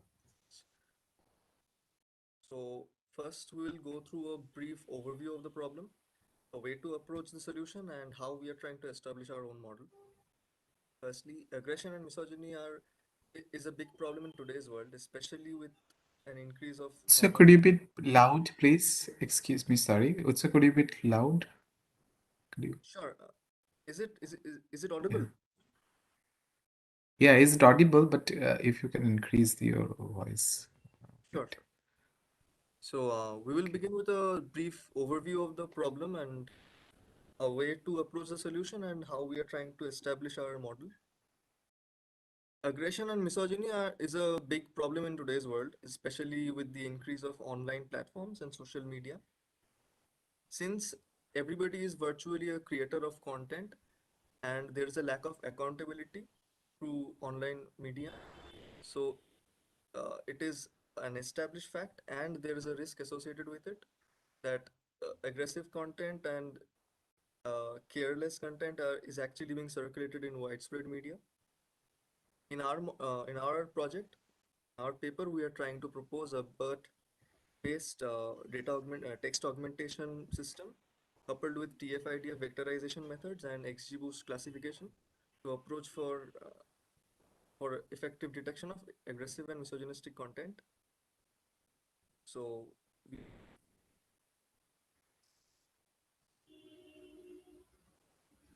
a brief introduction of how the scenario is. Since data generated in online domains in today's world is huge, it is very impractical to assess the data manually. It is most beneficial to avail machine learning and deep learning based models for text categorization. Prior work to this approach has already been done by Jacob Devlin and his team in 2019. Proposed the BERT, or the bidirectional encoding representations from transformer system to reduce imbalance in prediction. It is actually a pre-training system.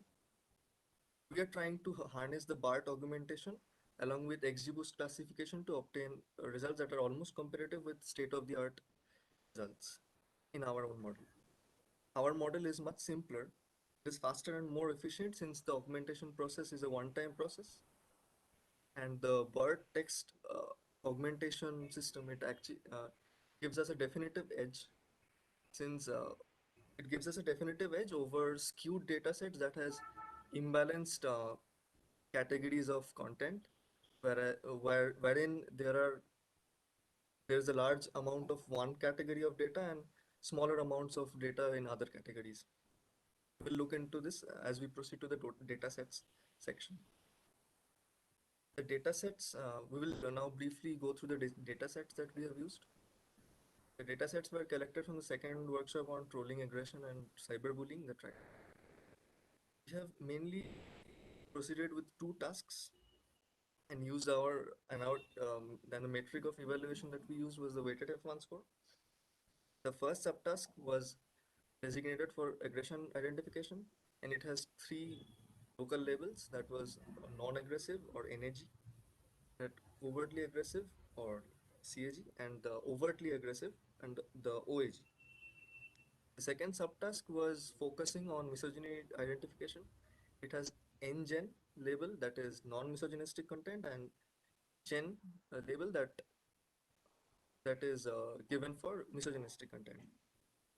Here we have made a statistical representation of our dataset, which is where we can clearly see that this dataset is obviously skewed, wherein the non-aggressive content is much higher. It is present in much higher number than the overtly aggressive and the overtly aggressive text contents. So, and for this measure, the text augmentation system that we have used will hopefully give us good results. Now over to Shandip for the model descriptions. Okay, so can you go to the next slide? Yes. Okay, so as we saw in the last slide that there is a severe imbalance in the dataset. There were about 4,000 instances of NGen content, which means non-misogynistic content, while there were only 309 instances of misogynistic content. This is an example to show that the dataset is highly imbalanced. So if we just naively train a model, then we will not get very good results. Next slide. So this is the modeling strategy that we came up with. So for the first thing that we did was to clean the text data. There were many redundant characters, URLs, user handle names, which did not provide much useful information to us. So we removed them. The second step was data augmentation. So for this purpose, we use a BERT-based masked word prediction model. So the text that we had, mainly the under minority classes, we took some instances from the minority classes, replaced one word with the mask token, and used a BERT based model to predict that masked word. We used the top 2 predictions for each sentence to augment our data set, and this resulted in almost equal instances of each class in the data. The third step that we used was vectorization. So after trying a number of schemes, we finally used the TF-IDF vectorization schemes because it gave us the best results, and for the classifier, we used the XGBoost classifier. Next slide. And here we can see an overall schematic of the model. The raw data is fed into the BERT-based data augmentation. I want to remind you that this BERT-based data augmentation is just a one-time process for the initial preparation of the dataset. It need not be repeated during inference, which makes our model really fast than all the other state-of-the-art models. Next slide. And here you can see the results that we got by trying out various other models. So we used deep learning methods such as multi-layer perceptron classifier as well as classical machine learning algorithms such as SVMs and random forest classifiers. On all of our experiments, we tried out. The best results that we got was from using XGBoost with the gamma hyperparameter set to 0.2. The gamma hyperparameter is usually for controlling the regularization of the model, and we found that with a bit of added regularization, the results really improved. So next slide. Okay, so this is the results that we got along with the state-of-the-art results. So as we can see in the aggression and misogyny category, we reach very competitive results with the top state-of-the-art models. Next slide. We reached very competitive results with the top state-of-the-art models. But the main advantage that a model has is the BERT data augmentation being just a single time process. We need not repeat it during the inference time. So we have very drastically reduced computational resources. Whereas the state-of-the-art models used very high-end GPUs and a lot of training time, such as 6 hours or 7 hours, our entire model could train only on a CPU for let's say about 30 minutes, which is a very reduced time. So we can use this model for very fast training and inference, and if needed, in case of any data change, we can also retrain this model very fast. So this was what our model was all about. We demonstrated the efficacy of our approach in predicting misogyny and aggression from text data.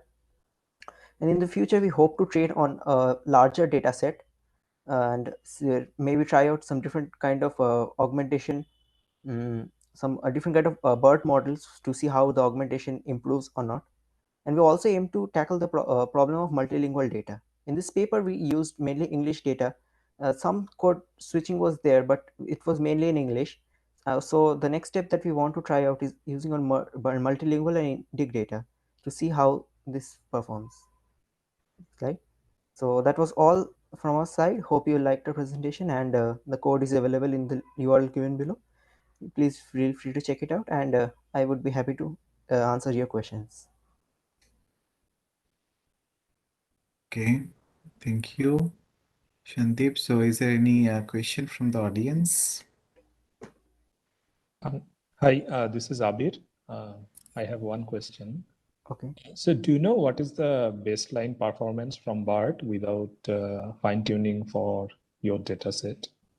Okay, so the baseline performance was, yeah, we mentioned it in the paper. I think it was somewhere around we were using weighted F1 scores. So we reached a score of about 0.73, and the weighted, the unaugmented score came about 0.34 or 0.4, something like that. Yes. So there was a huge improvement because of the fine-tuning. Yes, yes.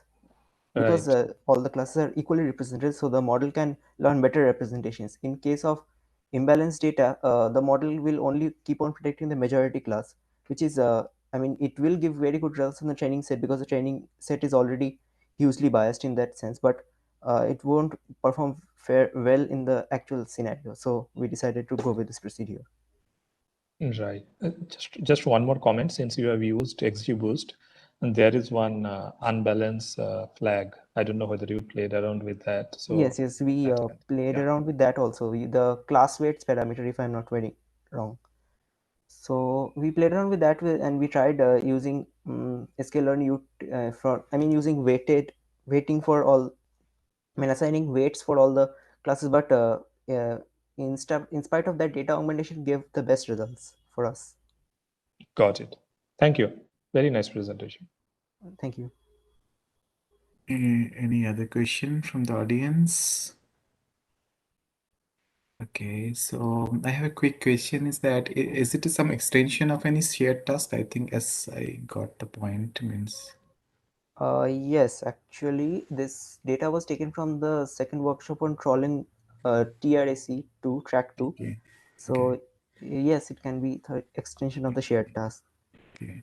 So I'm curious about that the misogyny and aggression, the if one score or whatever the results you received is that misogyny is quite means low or high.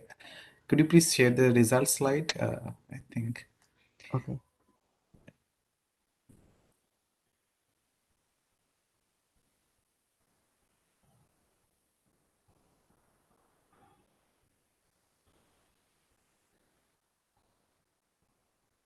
How much you can explain? I mean, in misogyny, how much F1 score you received? Okay, so misogyny, the state of the art was somewhere around 0.857, and we got somewhere around 0.852. Okay, and aggression? Aggression, the score was 0.80, and we got about 0.735. The Okay. aggression score was a bit low, I think, because it was a Yeah. multi-class setting. Yeah, so my point is that why do you feel that the aggression is quite low in compared to misogyny? Means what's the computational linguistics point of view? How did you explain that? Means in order to capture. Well, I mean, I think this might be due to the data, because in this kind of data, the misogyny was a binary classification problem. So I think the model had it easier to predict between the two classes. Whereas in case of aggression, aggression was I mean, aggression had three classes. One was NAG, which was non-aggressive content. One was CAG, which was covertly aggressive, and one was OAG, which was overtly aggressive.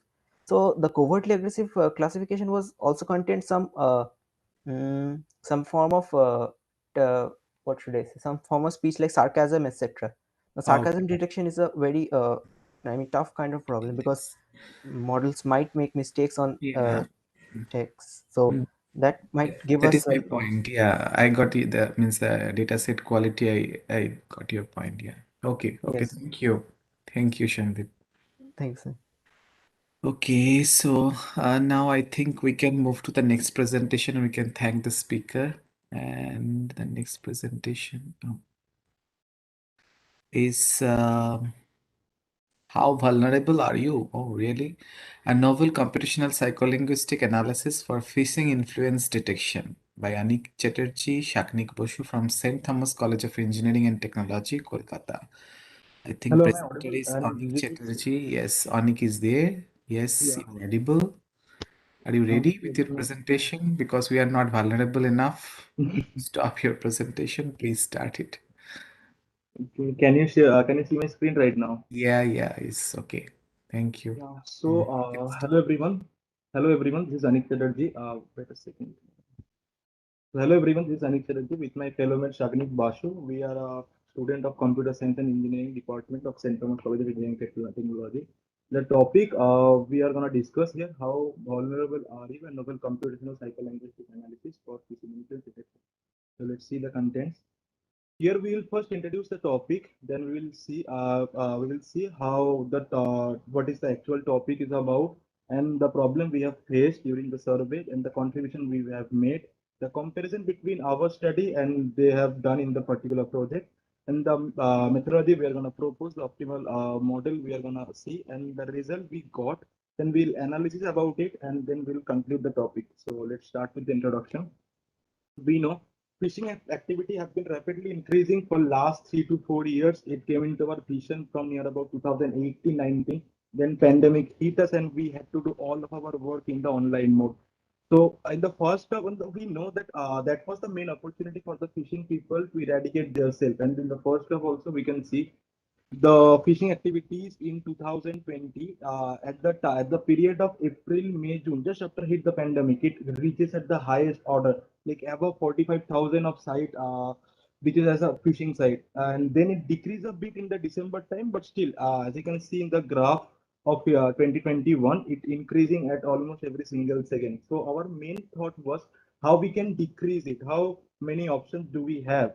Then we thought like, if we can track, the influence type, if we can track the sentence type that are making people more vulnerable towards clicking a link, towards giving their information, if we can let the user or the people aware of the sentence, then maybe it will decrease a bit. So let's get to know about this topic a bit more. Yeah, we chose the Caldini six principle to detect persuasion. Let me give you a brief about Caldini six principle, so it will be easier for you to understand the next slide. So the first one is reciprocity, where the moral is if someone do something good for you, you want to do something good for their people. Second one is scarcity, where you want the rarest product of all if you don't have that. The third one is authority, where you don't care the normal people, you don't care the normal sentence, but if the brand value or the brand name comes in the sentence, you will start focusing on them. Commitment, where they will show you that they will totally 100% committed with their work, so you can trust them. Liking, where they will make you put in a comfortable position of your perspective, so you can start trusting them. Comes in the social proof, where they will show you the proof about their past, so you can trust them about your future. So, and in the survey also, we had faced a problem. The main problem we have faced was the lack of suitable data set. The data set we have found out about this problem, some of them are focusing on people survey, some of them are focusing on like particular country based influence. In the example, as you can see, this is a example of a people survey data set where reciprocity is showing I always pay back a favor. Scarcity is showing I believe rare products are more valuable than mass products. But we wanted something prospective of phishing detection. We wanted something prospective of business manipulation. And most of all, a domain independent data set will be more accurate for our project. So let's see in the next slide how we can overcome the situation. So we started gathering data from different advertisement. We select some sentences we thought that is influential. We put that sentences and we manually put which sentences in which influence type. And then we gathered near about 735 data of 7 classes, six for Calvin, Calvinist classes, and one is for normal. Where normal, we put normal because we thought like there will be some sentences which are not influential. So like hey, hello, or someone's name or something like that. So we thought of that will be more accurate if we put a normal sentence like so we gathered 735 data. After that, we trained a model. In the methodology part. We will show you which model we thought is optimal for this and all. But here we can say just we trained the model, and then we scrap different dominating Twitter business account like Amazon, Flipkart, Microsoft, Tinder, your JW Marriott, SBI Life, and all those things. We scrap those Twitter accounts and we gather data. We use the previously trained model to see how our model is also performing and how like how the and we wanted to make eradicate our data set also. So we gathered 2379 data, and again we manually checked each sentence like which sentence each prediction actually which prediction is right and which prediction is wrong, and we rectified that also. And these are the some example of about in our data set I can show you. So you can right now you can see the type we wanted, like in a reciprocity, happy birthday to you, wish you all the best in future, please click the link to check the deal. We got this type of notification at almost every single day. Let's see in the next slide to check the comparison between the data set have been the data set have been worked on and our data set. So here, let's take an example of authority. Here, I am inclined to listen authority figures, whereas our data is saying SBI wants to check your ID password from the click this link. So here we know also, like if someone asks you about the please give me your ID password, you won't give them. But here the brand value comes here, like SBI wants to. So this is the difference. And in social group content also we can take another example, like when I'm in new situation, I look at others to see what should I do. So here business people are using this as 20,000 people have trusted us and got their result. Why you are waiting? Click the link below. So this is how they're manipulating. So now see the method. In the method, before talking about the model, I wanted to say there are some model like the main model difference we got, like transformer versus RNN. But we surveyed, we analyze, we did some literature survey, and we got the result as transformer is beating RNN as the time complexity and the efficiency also for this particular type of projects.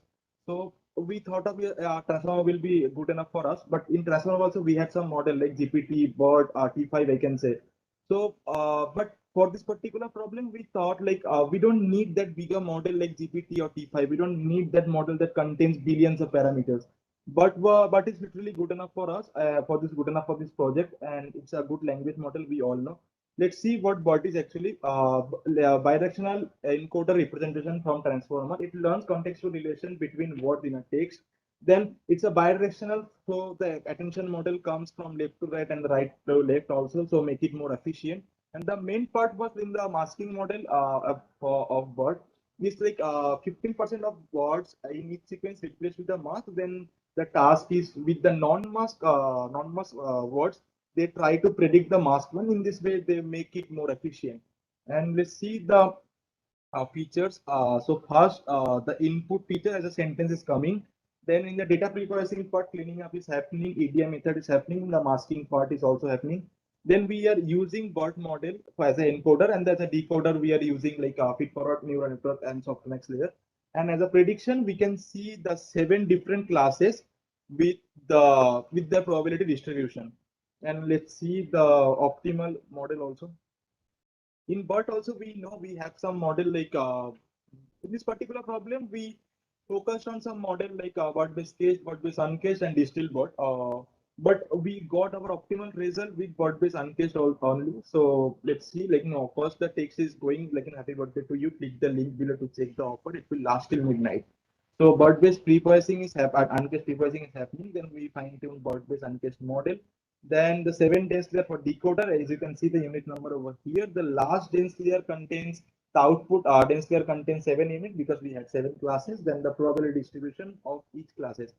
If you can see closely to the sentence, like happy birthday to you, click the link to check the offer. It will. It is a particular reciprocity sentence, and it will last till midnight. It's completely scarcity sentence.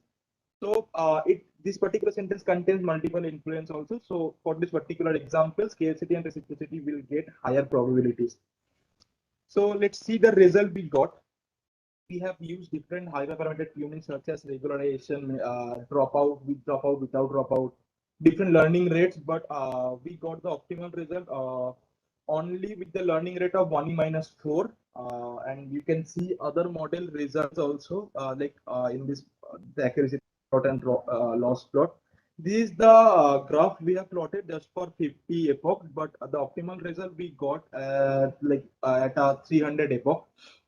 And this is the like the table, the true positive, true negative, false positive, false negative table for that whole after we got the optimal result with the optimal model in BERT-based uncached. And we know the accuracy is pretty high, as you can see. One reason I can give you, like we have our data set is not that stronger. It just contains 2379 data. It's not that big. So maybe our model get a bit overfitted, but in future also we are trying to put as much data as we can to make this data set more domain independent, more stronger, to make this and see the model, how model works. So let's see our analysis.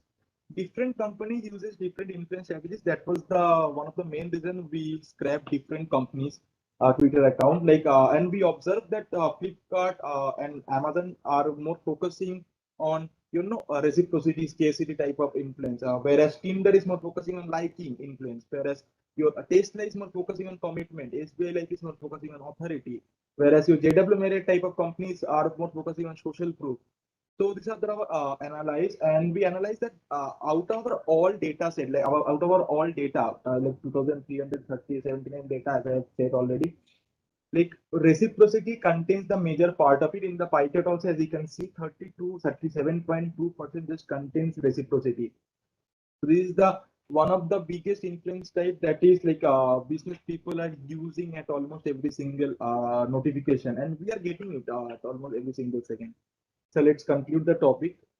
limited trials have been done in this phishing detection using persuasion technique. That was the main reason we couldn't compare our dataset with any other dataset. But as I have said earlier also, we are trying to put as much data as we can in future to make this dataset more domain independent, more stronger. And obviously, if any other dataset for this particular project comes around, we would love to compare it with them to see where we are standing. A sentence that contain multiple influence. Happy birthday to you. Click the link below to check the offer. It will last till midnight. As I have already discussed, this particular sentence contains two influence type. Scarcity also, reciprocity also. As a human being also, it will be possible for us to say this particular sentence is from this influence type only.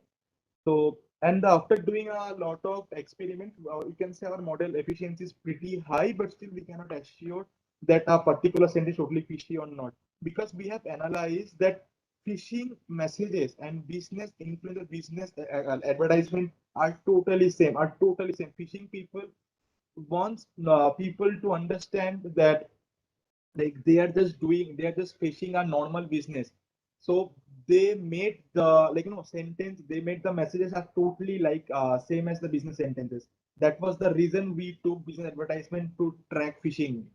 But we can say this type of influence, this type of sentence are making you more vulnerable towards clicking a link, towards giving you information. But we cannot say this say particular sentence is 100% from a phishing background or 100% from a business background. Yeah, the main goal was to make people aware of that, that digital sentence are making you more vulnerable towards falling into cyber traps. And yeah, thanks for your kind attention, and thank you. And right now I'm ready for question answers. So Yes. Thank you, Anik, for the next presentation. I think, is there any question from the audience?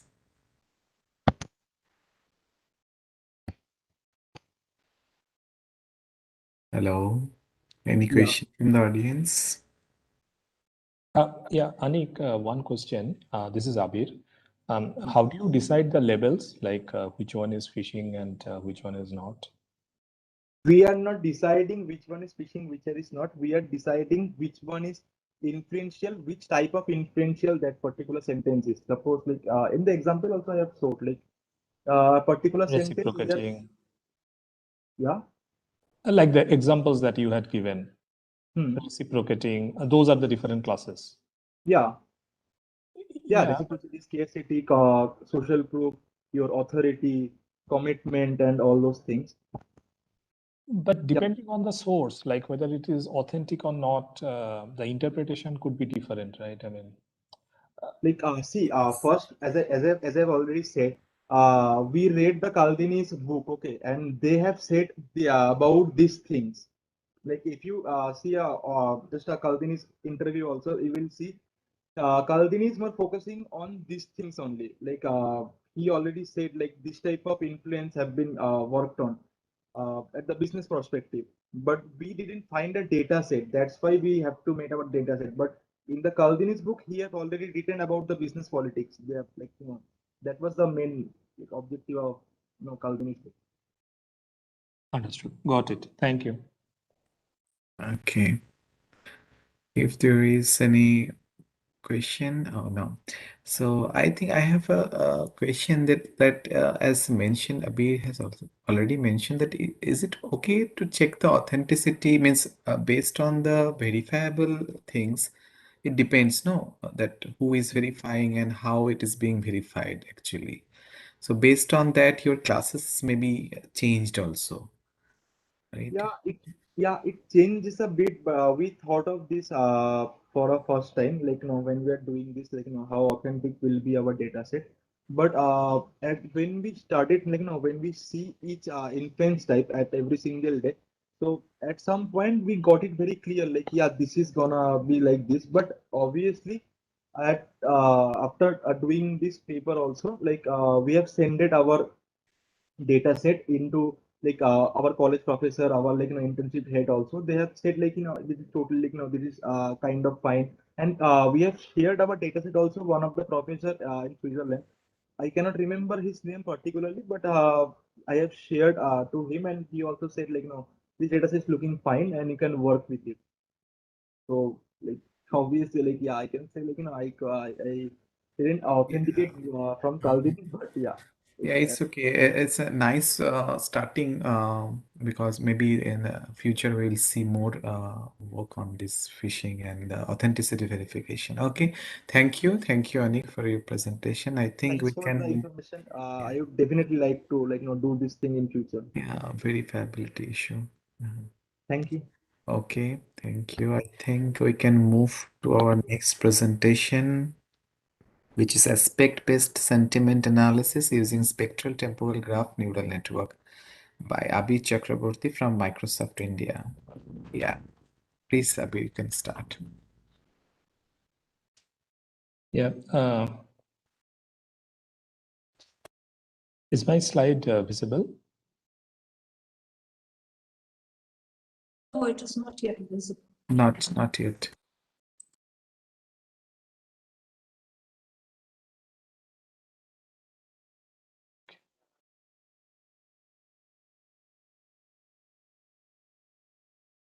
It's visible.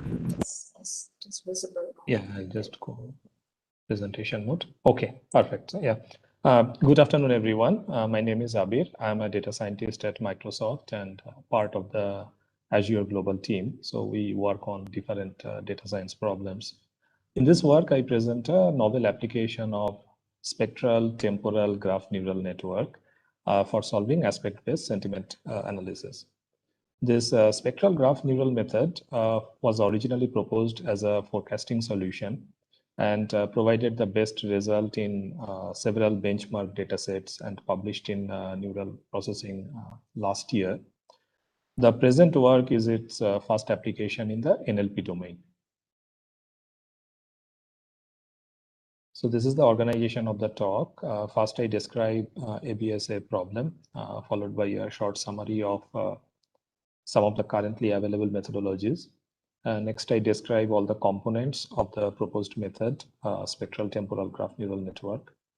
Subsequently, I describe the experimental setup, data sets used, and results obtained using the present approach, and the comparisons with other state-of-the-art methods.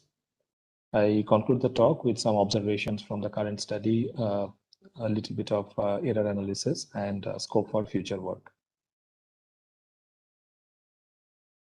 So aspect-based sentiment analysis tries to understand granular opinions or sentiments on different dimensions called aspects. It can be aspects of a product. This is extremely important from e-commerce product lifecycle point of view. For example, if you would like to understand what are the different sentiments associated with different dimensions of a product as the feedback are coming from different users.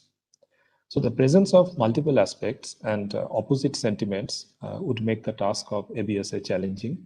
And since its birth in 2014, the task has seen a variety of different approaches and still enjoys considerable attention from the research community.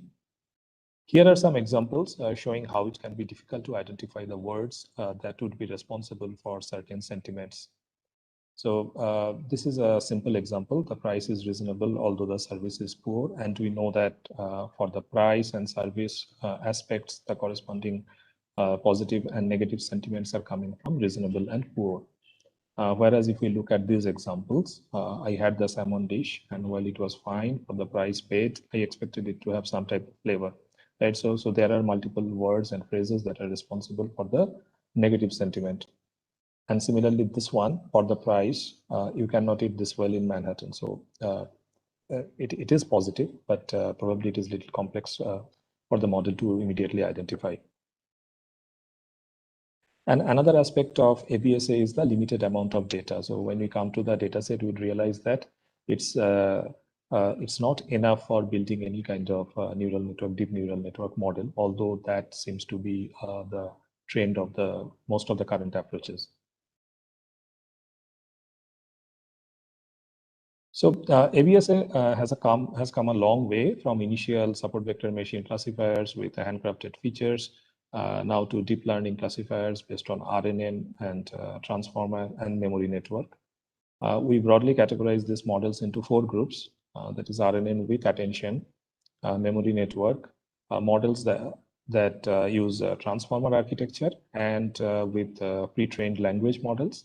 And finally, graph neural network-based models that we are seeing in last couple of years. So on the RNN side, there are applications of LSTM, bi-LSTM with hierarchical network of LSTMs and bidirectional LSTMs, and then bi-LSTMs with attention at word and phrase level. Then there is attention over attention model that would separately model the aspects and sentiments and explicitly capture their interactions. Then there are different variants of memory network. There is weighted memory to capture long distance between aspect and sentiment. So if the sentence is really long and the distance between the aspect word and the sentiment word, they're not following immediately each other, then how to capture that long dependency. Then there is masked memory that exploited inter-aspect relations for aspects in the same sentence. Now, with the advent of transformer and BART, there are several applications to ABSA. For example, LCF BART, which we would see is one of the most prominent method that has local and global representation of the context. And both are created through BART, and they are further processed through multi-head attention. Similarly, BART AEN used attention encoder network with level smoothing regularization, which also helped in improving the overall result. There are few recent applications of graph neural network using graph convolution network and graph attention network. And there the objective is to model the dependency structure of the sentence, which is kind of ignored by all the previous methods that I described just now.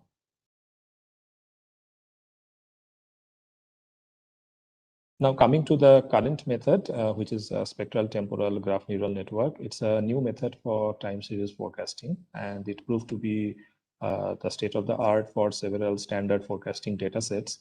And this work is its first application to NLP domain.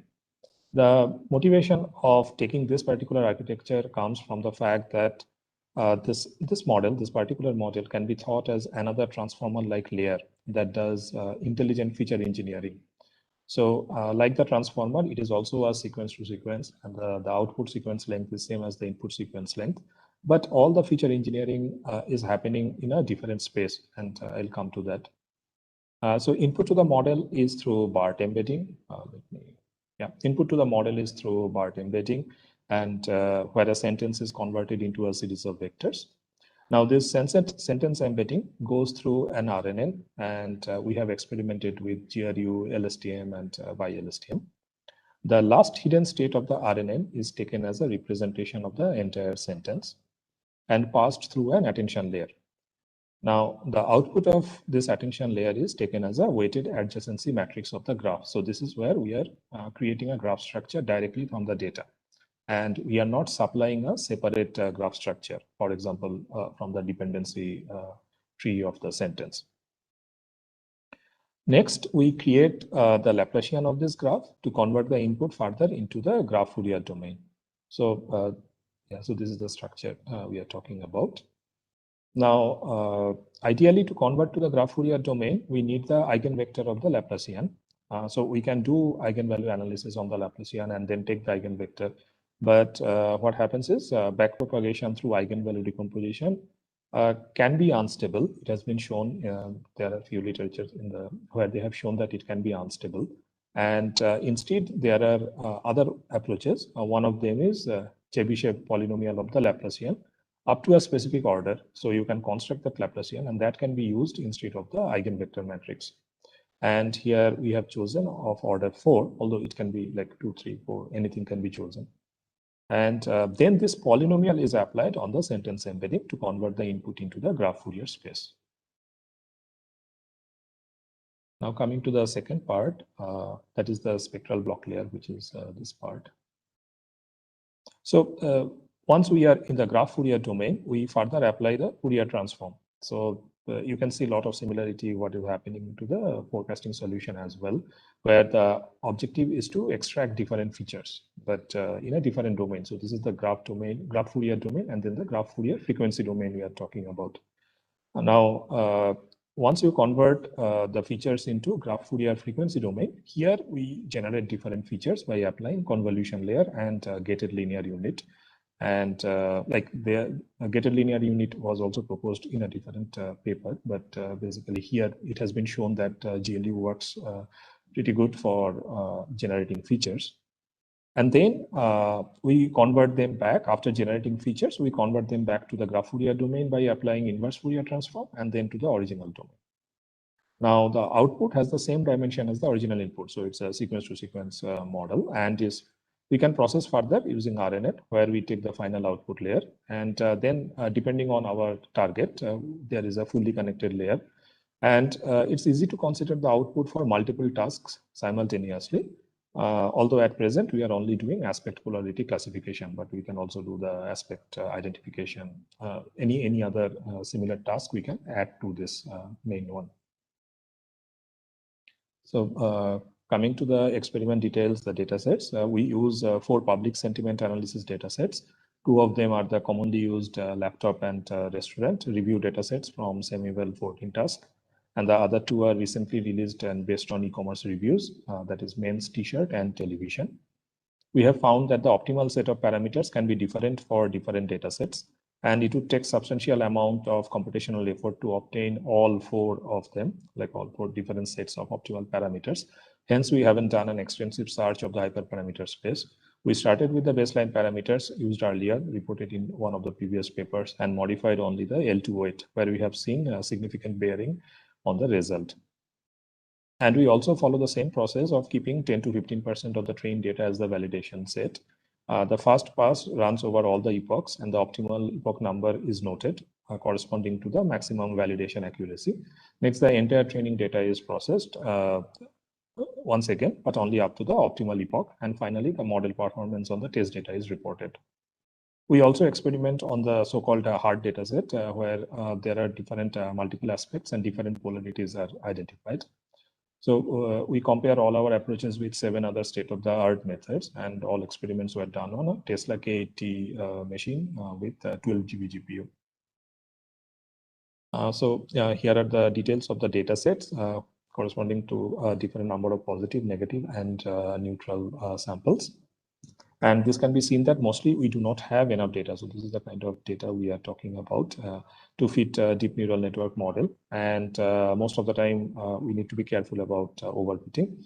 And we also show the samples for the hard data set. And here also it becomes really difficult because some of the data set, for example, men's t-shirt, there are altogether 48 data points. So we can expect huge variability coming from different methods.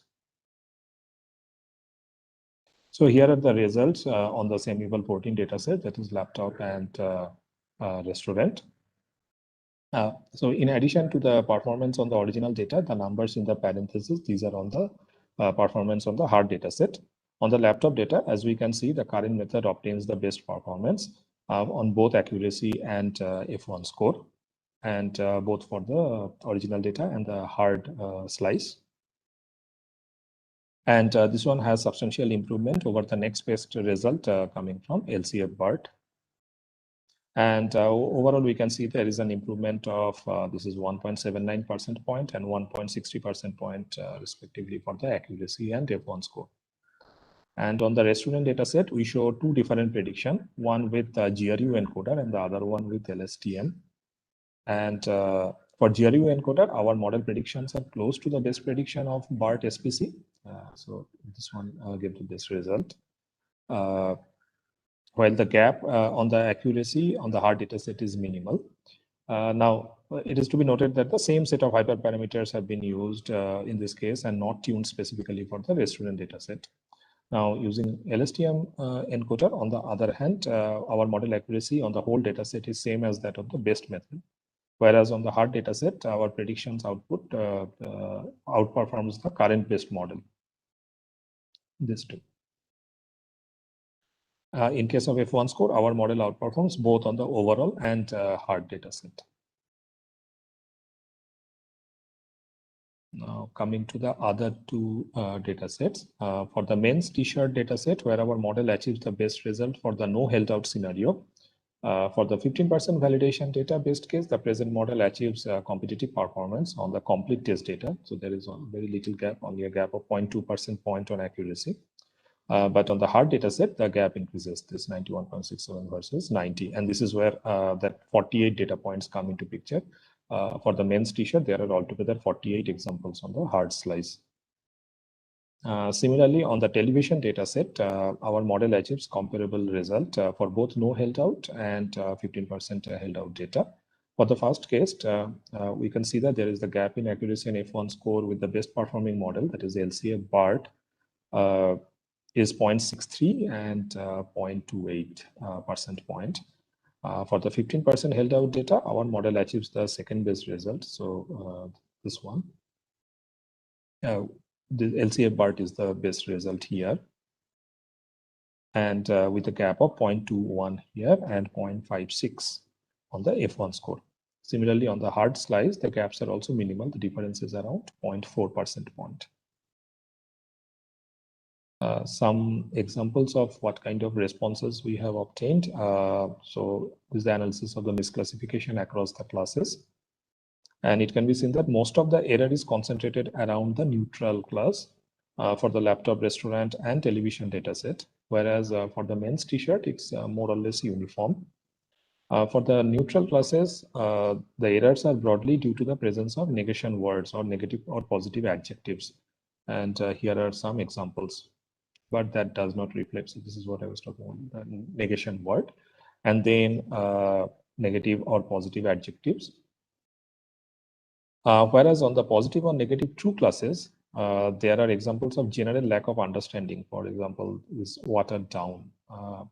Now, watered down has to be related to the negative sentiment. Or if you ask me for this price, it should be included. So there are multiple parts. All of them should be taken together to understand the sentiment, and especially this last one.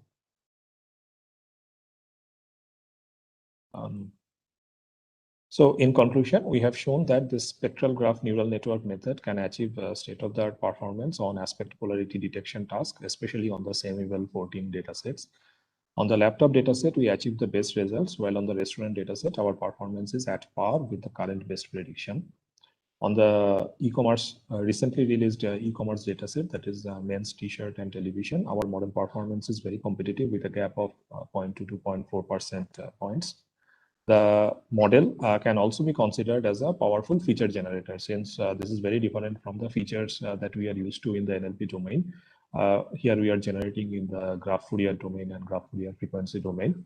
And this can be considered as a very generic layer, which is generating feature in a totally different way, and can be explored further for other NLP tasks like NER and conversation generation. Thank you for your attention. Thanks, Abir, for giving the presentation. So is there any question from the audience?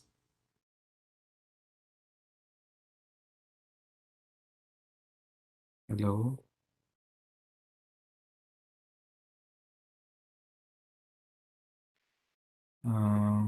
If there is no questions, I have, maybe I have missed that one or not. In your paper title, it is made as temporal, spectral temporal one. So Right. how the temporal things is being considered here? I didn't. So here, yeah, so the temporal part here is basically the sequence. So this is the temporal direction you can think of. So the original one is in the forecasting domain, where basically this is the time axis. But in case of a sentence, this would be the sequence, the direction of the sentence.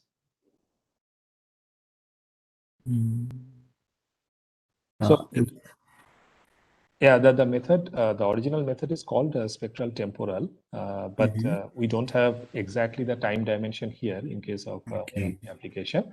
But the words are processed in a sequence, whereas there the features are processed in terms of time slices. So you can consider this as the time direction. Oh, I just now I received that one. And I think semi-well 14 is old one. I think after that also there are aspect data set also, no? ABC. There is 15 and 16, yes. Yes. Slightly different, but yes. So most of these results that I got, these are all on semi-well 14, these numbers. So So, I mean, this is still quite active in terms of applying different methods. And for multiple class, I think aspects can be classified in multiple categories also. So did you handle or consider that one in this case? These are like, there are 3 classes here for the polarity. No, aspect classification. Oh, no, you didn't. Only polarity. Only polarity. Okay. Okay. Thank you. It Thanks can be done. Like, like multitasking is possible in this architecture as well. Yeah, because in deep learning, I think, sorry, in case of dependency one, I think that has been converted into the graph one. Yeah. Yes. So, the basic difference is that either you supply that graph structure, which is a lot of work, because if you see the kind of input that you need to prepare for each of those sentences, you have to also get the separate dependency structure. Whereas here, the idea is that can I learn the graph structure? Yeah. So ideally, it should be more robust. Okay. Okay. Thank you. Thank you for the nice presentation. I think we can thank Abhi, and then we can move to our next presentation. Yeah, using random perturbation to mitigate adversarial attacks on sentiment analysis models by Abigail Sionor and Jugal Kalita from University of Colorado. I think University of Colorado. Yeah, Jugal is not there. Okay, Abigail is there. Okay. Hi. Is my audio working? Yes, yes, your audio is working, and please, you can start.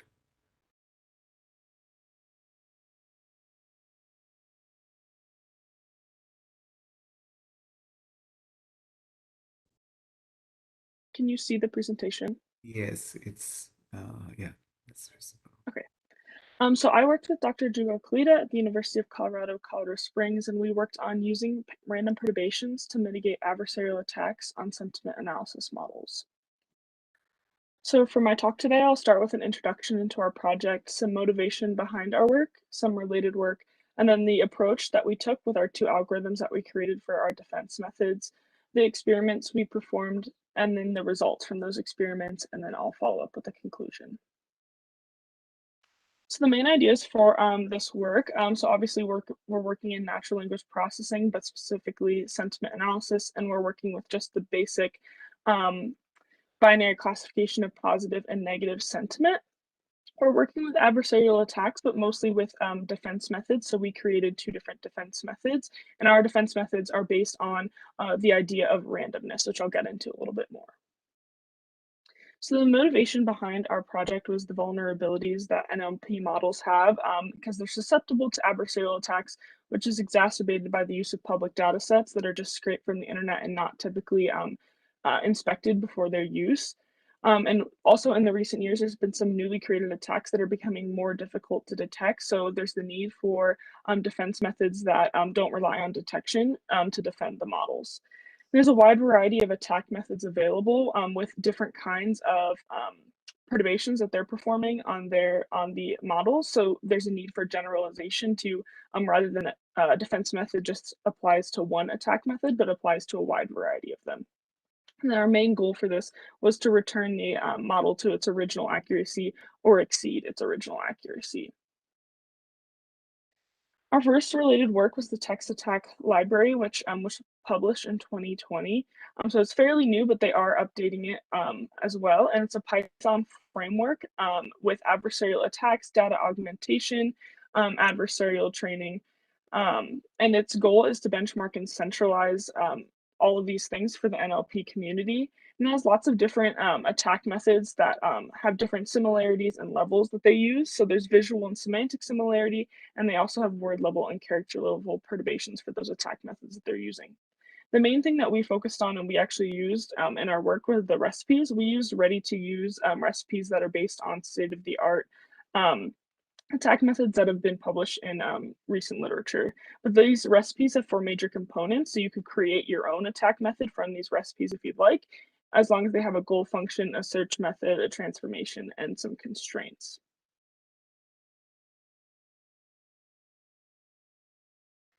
So our next related work, this is obviously in computer vision, but this is where we got some of our inspiration for our randomness element of our defense method. So you can see here they're working with the MNIST dataset on the left there. This is the original images that they're working with, and then the adversarial images that might appear. So you can see just here some of the, sorry? Oh, never mind.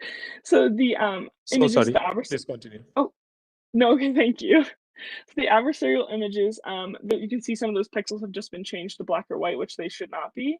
So you can see here on the right, that is their main defense method that they're working with. So you can see the original image up at the top, that 2 from the MNIST dataset, and then these K values across the top, those are the number of pixels that they're going to retain in their defense method. So what they do is they choose that K amount of pixels. They randomly choose those to make these randomly ablated images. They'll make 4 randomly ablated images with class labels. So all you can see, all these are labeled 2 because that's the image they're working with.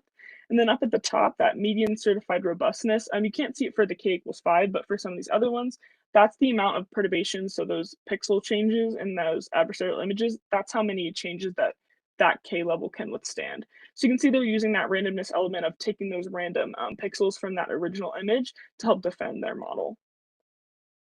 So before I get into our actual algorithms that we created, I just want to talk about some key ideas from our approach that we're looking at.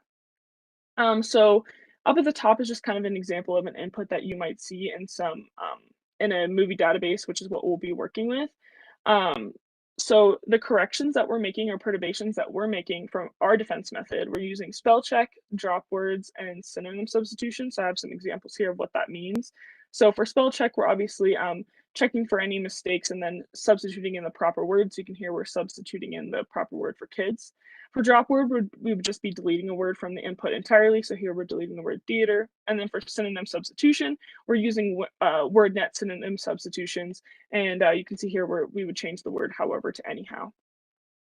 We're also working with the intuition that we might not necessarily need to see all of the sentences in an input to actually understand the sentiment. So you can see here in this input here, the only sentence that we really need to see to understand the sentiment of it is, I still thought the movie was amazing. You might not need to see that first sentence that says, I saw this movie on a Friday afternoon. So we're just working with that intuition that you might not actually need to process the entire data or process that entire input to actually understand its sentiment. And then we're also working with the element of randomness, and this is due to the fact that we're trying to generalize to a lot of different attack methods, since some attack methods will choose certain tokens based on its importance level or different elements of the tokens to actually determine which tokens to perturbate. So we're using the fact that we're generalizing, we're going to use randomness to balance out that random aspect, since we're not relying on the detection of a certain kind of attack method. So we're trying to generalize. So that's why we use randomness in our defense method. So our first algorithm that we created, our first defense method, we call it a random perturbations defense. So you can see here up at the top in that blue array, we have large R. We're working with the IMDb data set, so we're looking at movie reviews. So that large R is the full review that we're looking at, that full input, and these little R's inside from R1 to Rn will be our sentences that we're working with. So for each sentence, we're going to make a certain amount of copies of it. And for each of these copies, we're going to make random corrections to random tokens. So those random corrections will be those 3 that I listed before, and we'll add them to random tokens in the sentence. Once we get those random corrections made, we call this copy a replicate. So we'll make a certain amount of replicates per sentence in the review. And once we have all our replicates for all our sentences, we'll send them through our classifier F here. And then we'll get an array of intermediate predictions from our classifier, which we'll send through majority voting to get our final prediction. For our second algorithm, we call this our increased randomness defense because we take our original defense method, but we add an additional step of randomness to the front of it. So you can see, instead of looking at the review and looking at every single sentence, we're now going to treat the review as like a set of sentences, and we're going to randomly select with replacement from that set of sentences, perform random corrections to random tokens, and then add it to our set of replicates. So we'll perform this random selection with replacement a certain amount of times. So that's a parameter we'll have to deal with, and I'll talk about that during our experiments, what we chose for our parameters. So you can see that that's just that additional step of randomness with that random selection. But the rest of this method is exactly the same as before. Once we get our set of replicates, we'll send them through our classifier again, get our array of intermediate predictions, perform majority voting to get our final prediction. Now for the experiments that we performed, as I said, we used the IMDb dataset, which is just movie reviews. And for each of our attack methods that we use, we created 100 perturbed reviews using the text attack library. Except for one of our attacks, we were only able to create 77 reviews. So just note that as well. For the models that we used the BERT-based uncased IMDb model. This is from the text attack library that has been pre-trained on the IMDb dataset. And that was actually used to create the perturbed reviews that we're basing our defense method on. For the Hugging Face transformer pipeline, that's the actual classifier that we used, and that was in the function F that I mentioned in our algorithms. That was pre-trained on the sentiment analysis test, so that's why we chose that model, and it has a baseline accuracy of 80%. So that is where we'll be trying to get our defense methods back up to that 80% accuracy. For the attacks we chose 7 different classification attack methods with a wide variety of techniques and attack methods that they're using. So some of these attack methods are using synonym substitution, antonym substitution. Some of them are doing character level perturbations, and I'm going to show some examples of that in a second. So on the left here is the list of the 7 attack methods that we use. So all these are fairly new from 2017 to 2019. So these are the 7 attack methods that will be that we tested against. On the right here at the top, that is actually an example of what our perturbed data might look like that we're dealing with. So this is from the BERT-based adversarial examples from 2019. So you can see here, those words in green that are highlighted have been changed to the words in red in the perturbed data. So you can see easily to even and sure to therefore is looking more at a semantic similarity, almost a synonym substitution. But our last change here from flawed to crap is more of a antonym substitution. So you can have those differences there, but it is mostly a semantic similarity change that we're seeing in this specific attack method. But for our second example here from TextBugger in 2018, you can see that actually these words that have been changed, some of them are exactly the same, or at least look exactly the same. So we have excellent, excellent, and work to collaborating, and characters to characters. So for work to collaborating, it's very similar as the first one. We're looking at semantic similarity with kind of like a synonym substitution. But for the other 2 changes that we're seeing, they look exactly the same. So this is actually visual similarity. So this is actually this is a character level perturbation. So those E's in the first and the original data, that is actually what you would type on your keyboard, just like a regular E. But in the second one, it's actually the scientific notation E. So you can't visually see the difference, but it might be caught with a model, but here it's actually very hard to tell with humans. So it's really important that we have these semantic similarity, visual similarity, character, and word level perturbations that we're looking at so that we can generalize our method or see if our method generalizes.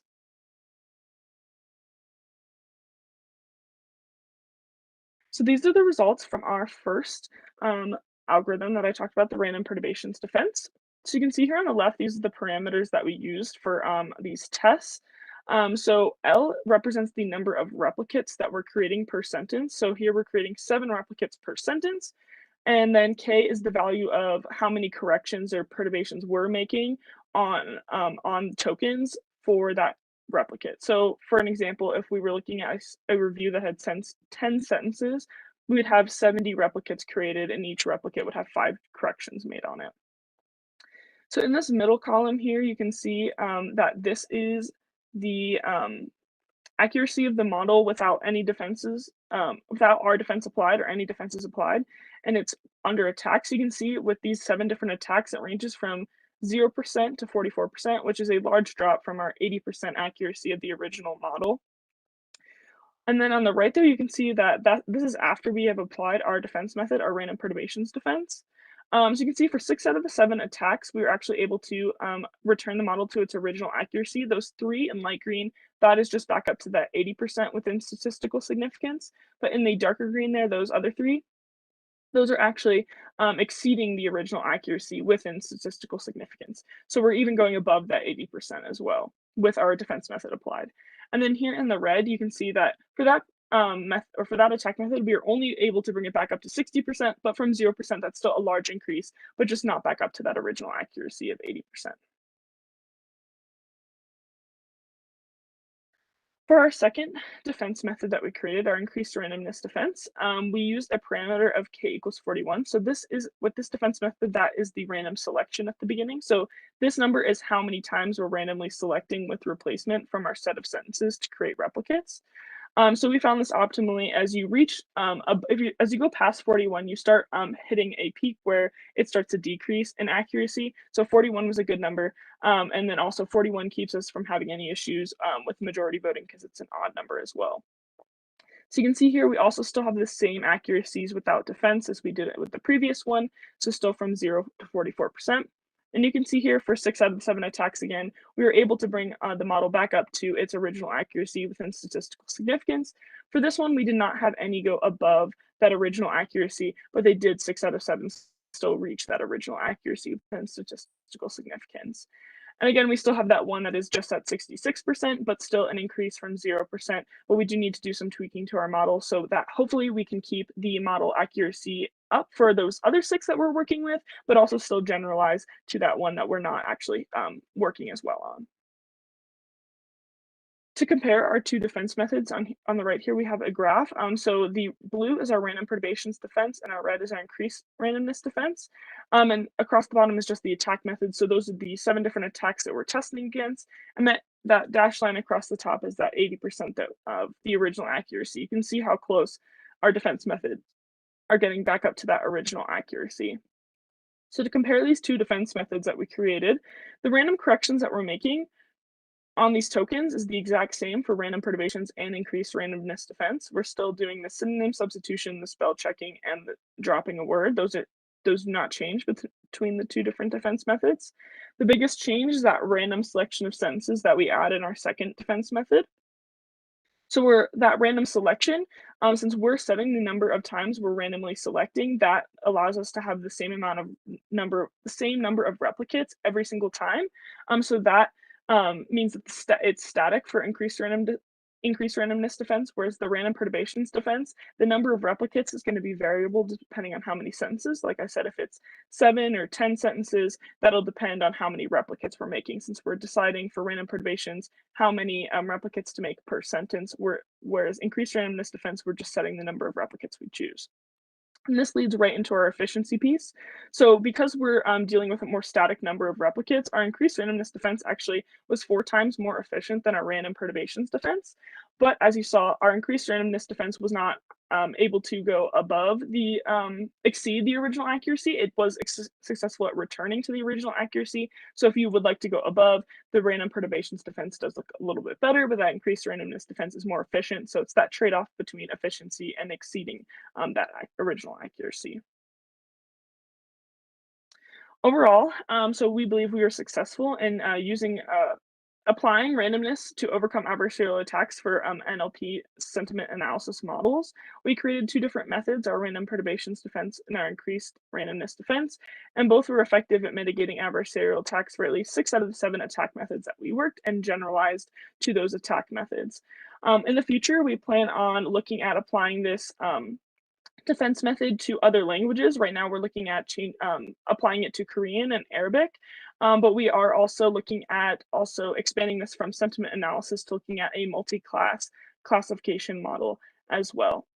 So that is all I have for you today. Thank you so much for listening to my presentation, and I will take any questions that you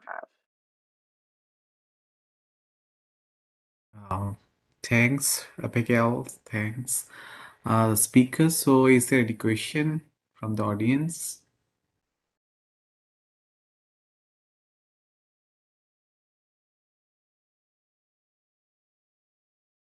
Oh, no. If there is no question, then I have a quick question is that in general things it is fine, but I would like to know that how these models actually work in case of social context, right? In case of code mixed context. So could you give some highlight on that? Sorry, could you repeat the question? Yeah, so in social context, how this kind of adversarial attacks would help means your Okay, models so actually helping. right.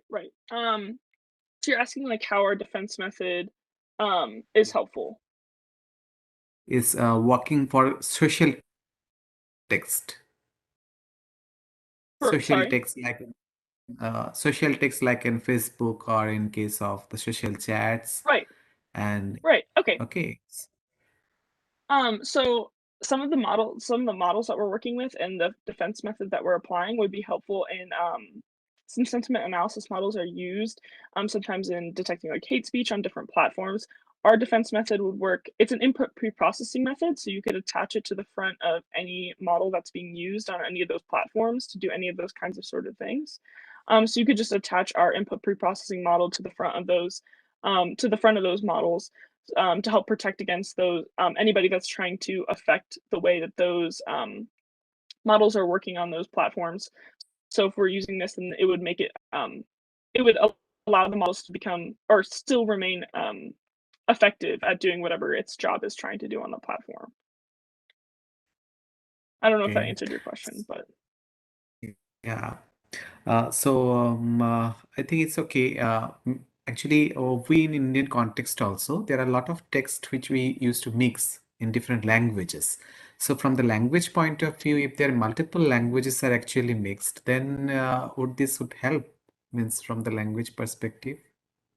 right, and that's one of the things we're looking at with some of our when we're looking at changing this model or expanding this model from English to other languages is I'm actually working with somebody else in our lab that's working with Arabic, and she is also looking at some contexts where people are using a mix of Arabic and English. So I think possibly we could look at something like that.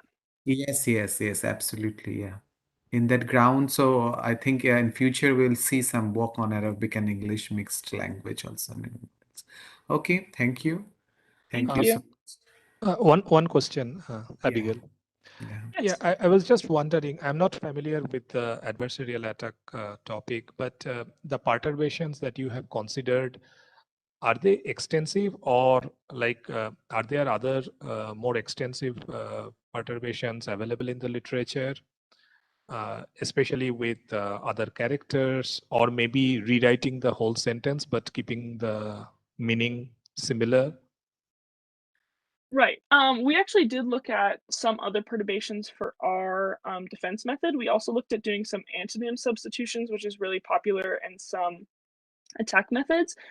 It wasn't very effective in our defense methods, but there are lots of different ways that you could look at it. But we have not looked at doing. We've only really focused on word level perturbations on our half, but we have not really considered character level perturbations. But that might actually be an interesting thing to consider, just perturbating at the character level rather than we're only looking at changing like a whole token in our sentence. Right. Understood. Thank you. Yeah. Thank you. Thank you. We would like to thank the speaker. I think now, thank you. And we can move to the next presentation. Retrofitting of pre-trained emotion words with VAD dimensions and the Plutchik emotions by Mansi Kulkarni and Pushpa Bhattacharya. I think Mansi is from IIT Bombay and VGTI Mumbai. So I think Mansi is here. Yes, sir. Please, you can share your screen. Yes. Very good afternoon. Yeah.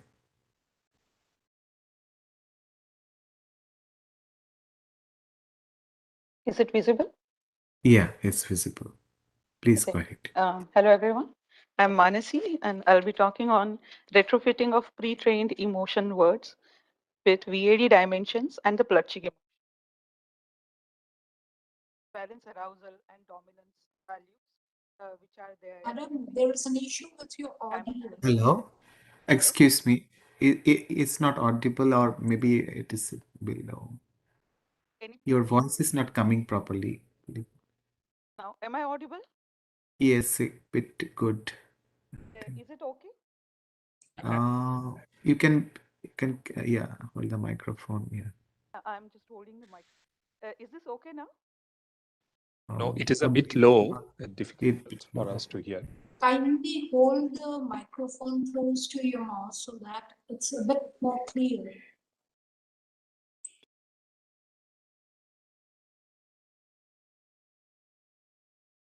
Actually, volume and everything is high itself. I mean, problem with this. So, am I audible now? I'm speaking a bit Yes, yes. in loud voice. So, am I audible? Yes, yes, you are audible. Yeah, yeah. Shall I continue? Yeah, you can continue now. Okay, yeah, thank you. So, this is the content for today's presentation. Introduction, contribution, or proposed approach results on intrinsic task like with the metric cosine similarity. Extrinsic task we have taken as emotion recognition, certain observations, conclusion, and future work. So as we know, word representations are based on distributional hypothesis, according to which the words that occur in the similar context tend to have the similar meaning and appear closer in the vector space. So for example, when I talk about joy and sadness, they are emotionally dissimilar, but yet they will have high cosine similarity in vector spaces, current vector spaces like graph, word to wake, past tense and all. So here we propose a post-processing approach to retrofit the pre-trained embeddings with emotion information. So this will bring emotionally similar words nearer to each other in the new vector space and emotionally dissimilar words away from each other in the new vector space. That is the proposed vector space. So our contribution to this is the proposed approach, which is lexicon-based approach.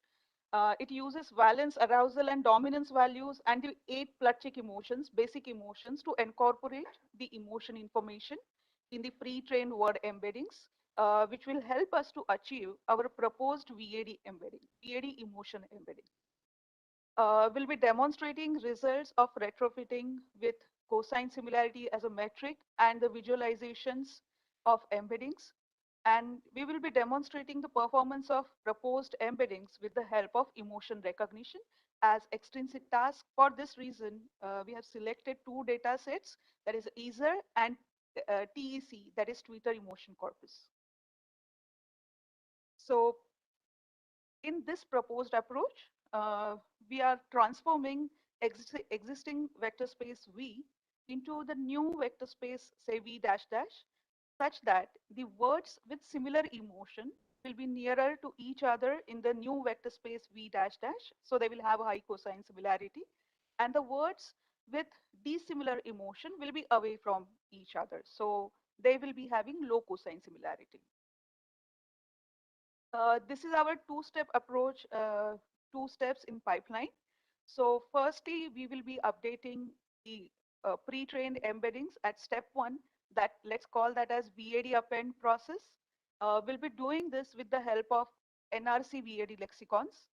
Now, after this step 1, output of step 1 will be given as input to step 2, which works with Plutchik emotions. So it is basically emotion constraint fitting process where we are going to use NRC Emolex lexicons, which are labeled with 8 one of or multiple of many of 8 emotions of NRC emotion lexicons. And after step 2, we will receive our new vector space V dash dash, that is, let's call that as VAD emotion embedding. Now, in brief, I would like to explain the process that we are doing here. So step 1, appending VAD dimensions. So from NRC VAD lexicons, which are around 20K lexicons, we will be appending 3 values. They are labeled for valence, arousal, and dominance, all values, which are between 0 to 1. So we'll be appending these 3 values through pre-trained vector of respective word. And then we will be using the dimension reduction algorithm such as PCA so that we can get back the VAD append embeddings into 300 dimensions. Okay, this we are doing so that we can compare it across other embeddings which are currently of 3 we have taken which are of 300 dimensions. Now this VAD append embeddings will be given as input to step 2, which is a process that transforms our vector space V dash to V dash dash. That is step 1 vector space to step 2. So this process is a counterfeiting process, that is a retrofitting process, which will transform VAD append embeddings to VAD emotion embeddings. Here we are using two constraint sets. First is true emotion constraints, and second is opposite emotion constraints. So as you can see in the first list, abduction, sadness, abduction, disgust, harmony, joy. Basically, this pair we are getting from NRC Emolex lexicons. Now, opposite emotion constraints, we can see abduction, joy, abduction, trust, harmony, sadness. So here what we are doing is abduction is the lexica which is present in NRC Molex, which was labeled with sadness. So now what we are doing, joy is opposite of sadness as per the Plutchik emotion model. So now we have a pair in opposite emotion pair constraints, that is abduction, joy. Now trust is opposite of disgust. So we have abduction, trust. We have harmony, sadness, and so on and so forth. So with the help of these constraints, this VAD append embeddings will be retrofitted further, and we will receive V dash dash vector space, which we are naming as VAD emotion embeddings. So this is just in brief, step 2 objective function which we are using. We are trying to minimize it. So we have three terms or three processes out here. That is true attracts, in which we are using true emotion constraints pair list, which will help us to update the word vectors so that the cosine distance will be reduced between the similar emotion words, which will help us to get the cosine similarity improved. Now, next is opposite repels, where we are going to make use of opposite emotion constraint pairs, which will help us to update the word vectors in such a way that it will help us to increase the cosine distance between the dissimilar emotion words. Hence, it will reduce the cosine similarity. Next, there may be certain words which are not emotionally related to each other, may not be may not be opposite or may not be similar even. So for such words, it is necessary to preserve the distance which they had in their original vector space. So next term, that is VSP, that is vector space preservation. Now here we could see, as we said, the average cosine similarity is a intrinsic task metric we are using here.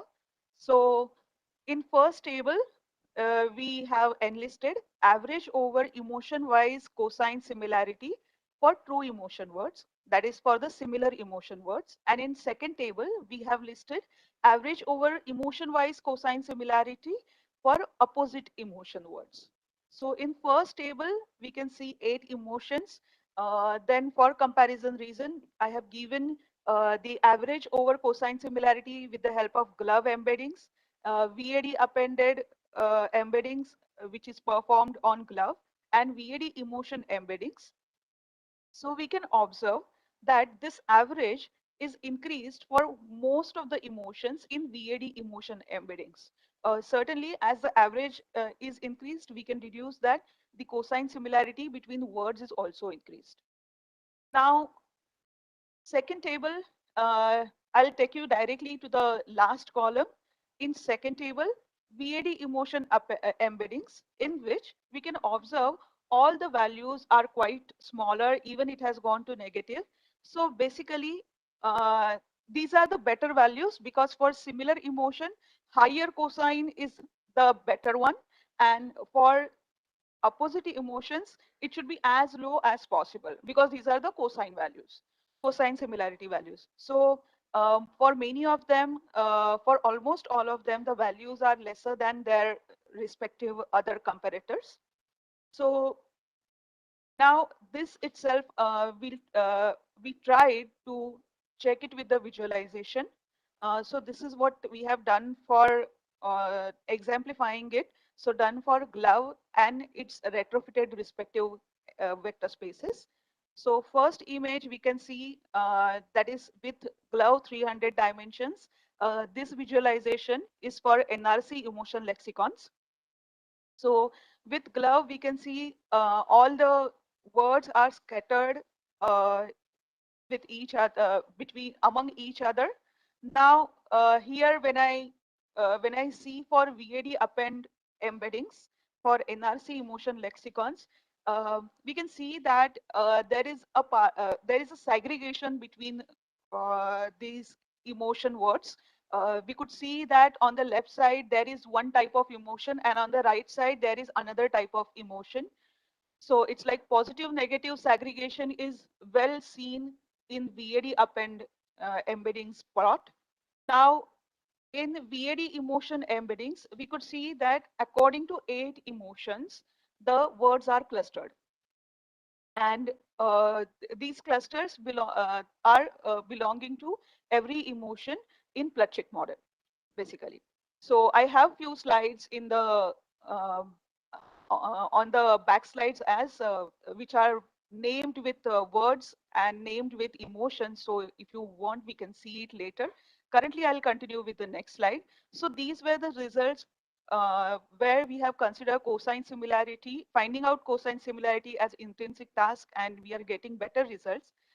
So now hereafter we tried it, the the created retrofitted embeddings we used for emotion recognition tasks over 2 data sets, that is the EASER data set and Twitter emotion corpus data set. Here we performed 4-fold cross validation over both the data sets. To find the uniformity, we did it with 3 different embeddings, that is glove, Google word to vec, and fast text. So the results are in front of you, which is the average cosine similarity, which is the average accuracy. So it's about particular pre-trained embedding, then VAD append and VAD emotion embedding with respect to that pre-trained embedding. So we can find that pre-trained embedding and VAD append embedding, they have marginal difference, yet marginally better VAD append is performing, where in case of VAD emotion embedding, which is the proposed embedding, final embeddings, what we are proposing here, it is doing it nearer to REST2, but it is not outperforming. So the same we observed for other data set also, that is TEC data set, that it is the accuracy is going near to pre-trained and VAD append, but it is not outperforming. So this is confusion matrix over EASER data set with glove and its respective retrofitted embeddings, which talks about the same, the results what we have seen on the previous slide. Now, certain observations, what we did to this particular experiment we conducted, that the better segregation between words with opposite emotion polarity can be observed in visualization of NRC emotion lexicons, and of course with the cosine similarity too.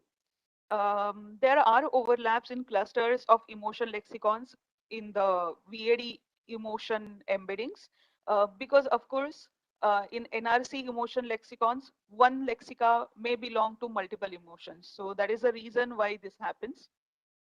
Now, as we have seen on the last slide, VAD append embeddings have shown marginally better accuracy than all respective pre-trained embeddings as well as the VAD emotion embedding. Though the average accuracy of VAD emotion embeddings, that is after step 2, the final embeddings, what we are looking for, is nearer to pre-trained embeddings, but it cannot outperform REST2. So retrofitting, okay, so after observing and after understanding what could be the limitations or the flaws if when we have conducted, so this came into picture. That is the retrofitting process at step 2 updates the word embeddings only for the emotion words which are present in the constraints. So constraints which are used. Now the word embeddings of rest of the words, that is non-emotion words, or let's call something as non-constrained words, remain unaffected by this process. So they are taken directly from the input vector space and as is. Now to overcome this limitation, which is there in step 2, we need to update those word vectors with respect to the one which are already retrofitted, so that they can be preserved with the previous information, and they can be updated with respect to the retrofitted embeddings. So this process is called as post specialization or global specialization. So globally over the vector space, complete vector space. So I would like to conclude here with all what we have seen. In proposed approach, we have incorporated the effect of dimensional emotion model through VAD values and the effect of psychological emotion model through emotion constraints in the proposed vector space. Retrofitting of NRC emotion lexicons can be observed that it is happening properly, can be observed in the visualization figures plotted and the average cosine similarity which is listed in tables. However, the VAD append embeddings shows marginal better results than pre-trained embeddings, yet the accuracy of VAD emotion embedding for emotion recognition task is not outperforming. Limitation of step 2, the emotion words present in constraints can only be retrofitted. So the non-emotion or non-constrained words cannot be retrofitted in current approach, what we have opted. So as a future work, as this is the ongoing work, so as a future work, we will be performing a process for retrofitting non-emotion or non-constrained words with reference to the newly retrofitted vectors, which may help us to improve the accuracy over the emotion-based NLP tasks. Also, as we just have used one lexicon, that is NRC Emolex, so we are planning to have planning to use more knowledge bases like ConceptNet, CenticNet, which may help us to find more emotion words with the help of functions or relations which are present in both of them. So, I mean, in those knowledge bases, so that we can increase the emotion words list, and also we can increase the emotion constraints to gain the better emotion information, which we can include or which we can introduce in our retrofitted embeddings. So thank you everyone for listening me patiently. Are my references. Thanks, Mansi, for the presentation. Nice presentation. I think, is there any question from the audience? Hi, Mansi. Nice presentation. One question. For the second method, where you have shown that there is nice separation amongst all the words, the sentiment words, but still the performance is not better. Does it mean that in the examples there are other words which are driving the sentiment? Like, did you see examples where the sentiment words are not dominating, but maybe the presence of other words and phrases? Okay. First of all, I think I missed one point when I explained. So I'll just take you back to step 1. So as I said in step 1, I had used VAD values, which helped me to retrofit at step 1.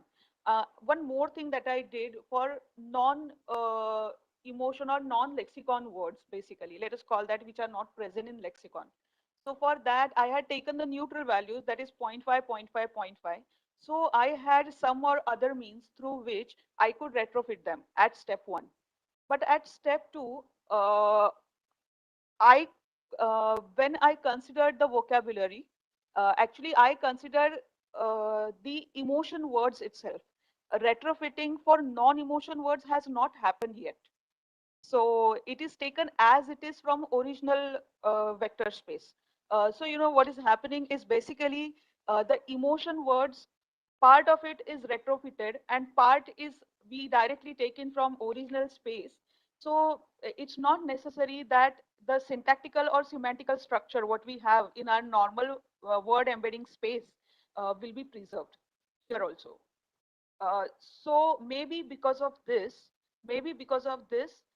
certain words which need to be nearer to emotion words is not happening, and that's why this particular flaw or this particular less of accuracy is taking.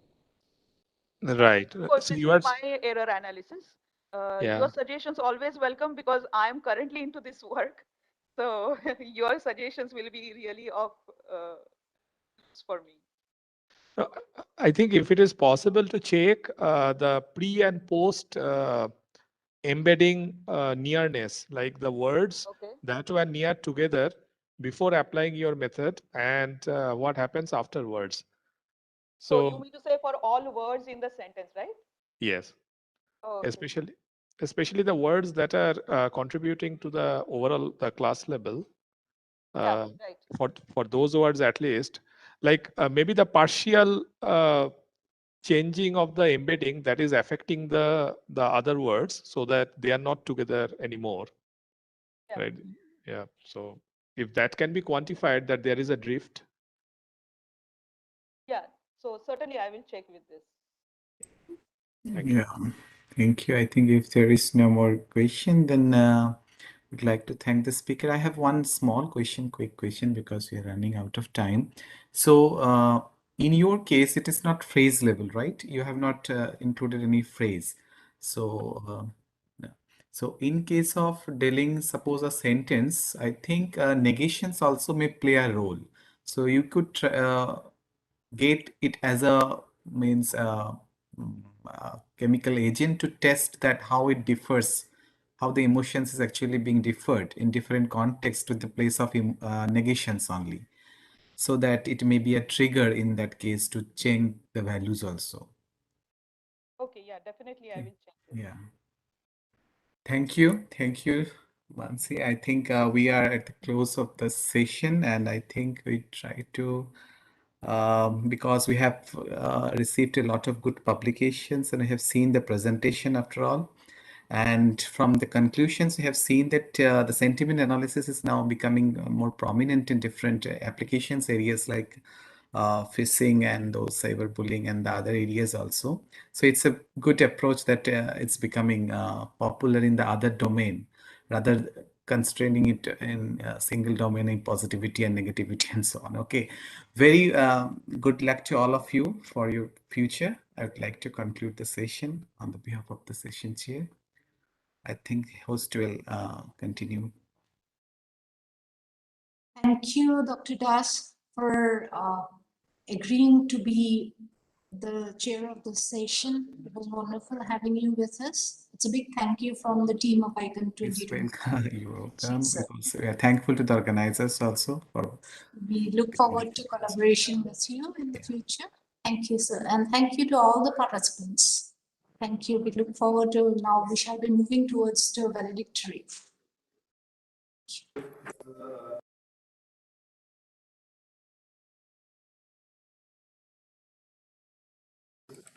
Thank you, Dipankar. Thank you. And thank you, Jala Madam. Oh, Professor Joseph Barnganavit is also joining. Okay, sir.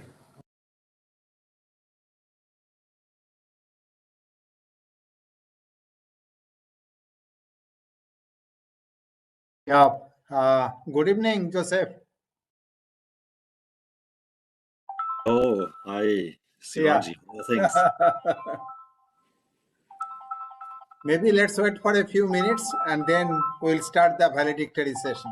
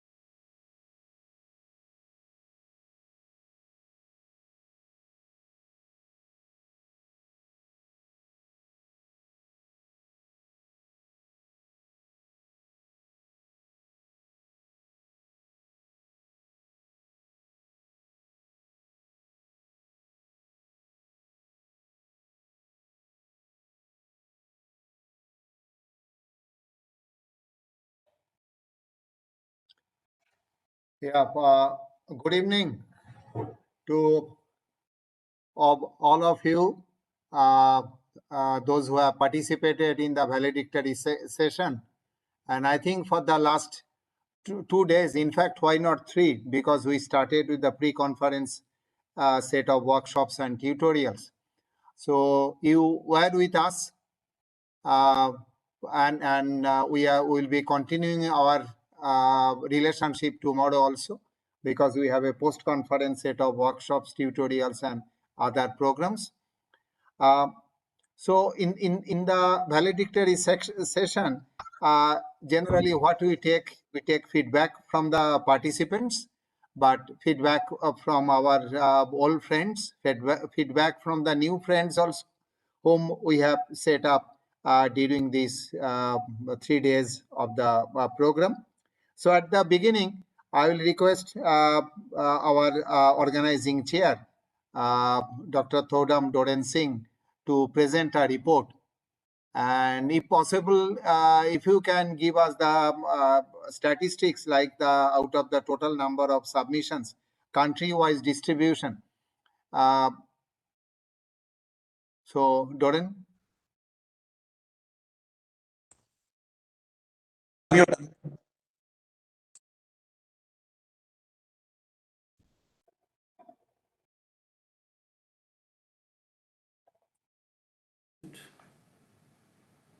then where's that? Where's the screen? What happened to this? I can move.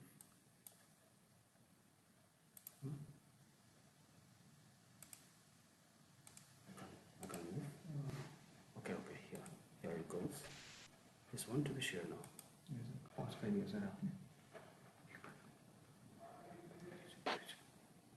Done. Am I sharing the screen or not? Huh? It's already shared or not? Oh. Yeah, we are able to view it. So make it a full page one. Shared. Okay. Okay, so am I audible? Yeah. Clear. So in fact, we had a good number of submissions this time from different countries. And when we look at statistics, country-wise paper submission, we have seen that the maximum number of submission comes from India with 134 papers. And next is the US with the 18 submissions. And we had, in the third position, we had 3 countries, Bangladesh, Germany, and China. And we can also see that there are submissions from different countries with single submissions, Turkey, South Korea, Nepal, and Jamaica, and Bulgaria, and then Hong Kong, Mexico, Norway, and Canada. So this is the distribution of the submissions that we have altogether. However, this is only for the main conference that we are talking about. But we had quite a lot of good submissions for the pre-conference events in the workshops, and as well as in the post-conference workshops.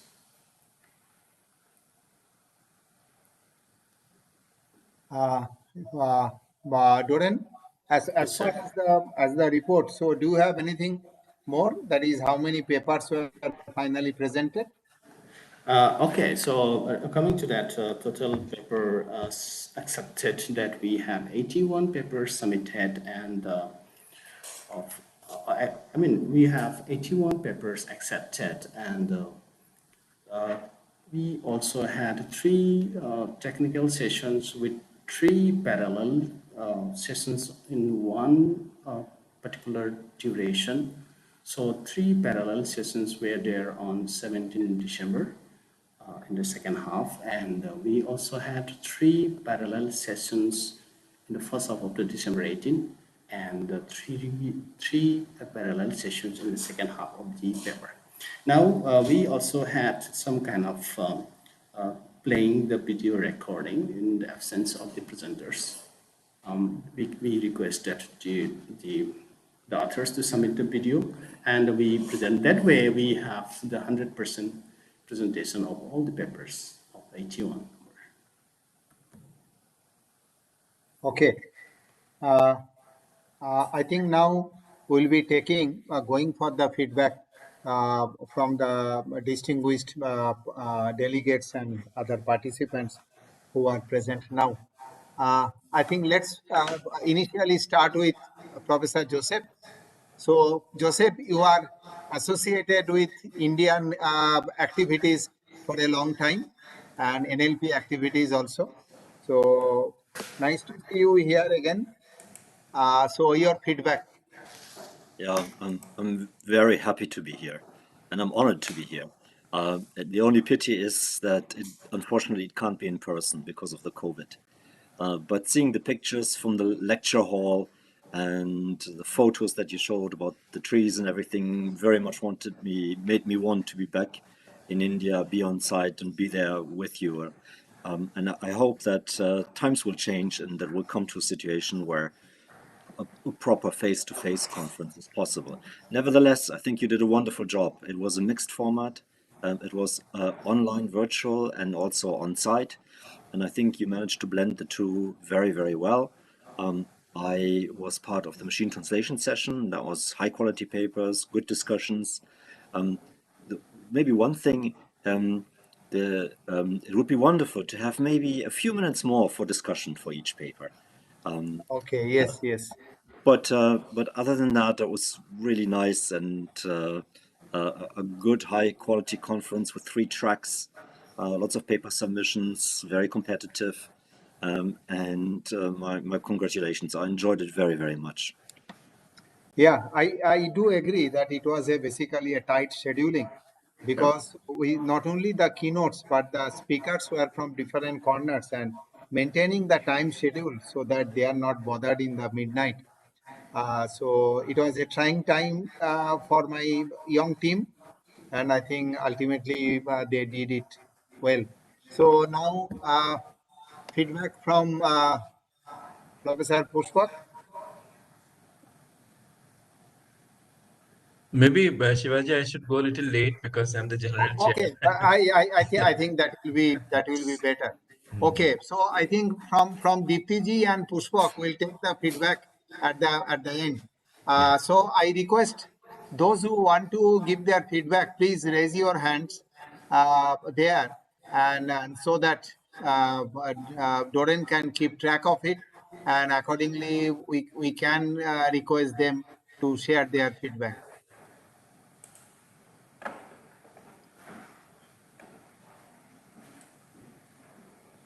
Andres. Okay, Hello. Please go ahead. Yeah. Should I say something or? Yes. Yeah. Chandra.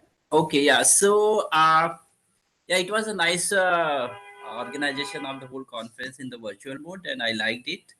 One thing I found was that so yesterday was your camera on. May I request your camera turn on? Oh, okay, sure. Just a second. And if you can introduce your institute, that is Yeah. from where? So, yeah. My name is Chandresh, and I'm assistant professor at IIT Indore. Okay. Welcome. So, yeah. So one thing I realized was that yesterday, so this session chair got confused with the links, right? So the way it was sent because it all got mixed up.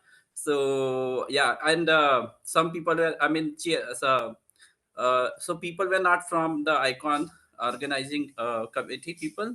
So I had to actually guide them Okay. there, right? So yeah, so yeah, I mean, maybe it's a probably because of the so many parallel sessions going on, right? So that it overall it was a nice thing, and yeah, I hope to get connected with Icon because this was the first time I presented my paper also in this Okay. NLP conference. It was a good experience overall. Yeah. And Chandresh, also thank you for reducing the confusion among the session chairs regarding the links. And so already you have become a member of the NLP AI family, I think in the near future. Yes, So more such relationships will continue. Thank yeah, you. definitely. Thank you. Doran, anyone you see?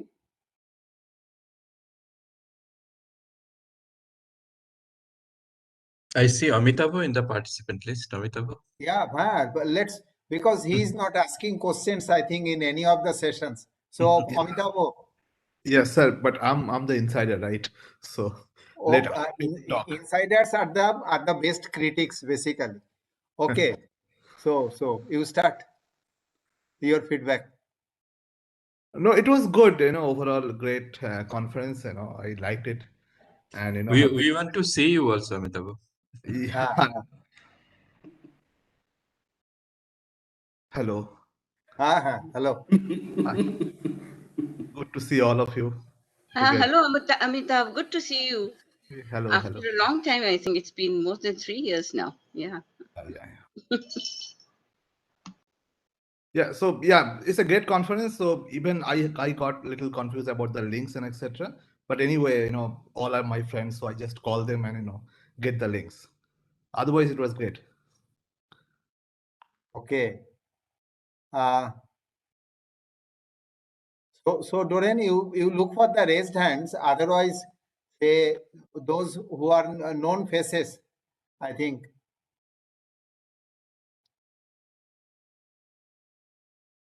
It would be good if we get feedback from not known faces because probably they are here. But that is Otherwise, basically, all of us are there, the old timers, and and we'll be saying all the good things, na? That is exactly all nice things. I saw that from Musica Supriya, there are a lot of queries coming in. So, Supriya? Yes, sir. So I think you introduce yourself and then after that, put on the video and share us your feedback. Good evening, everyone. I'm Musica Supriya from Mega.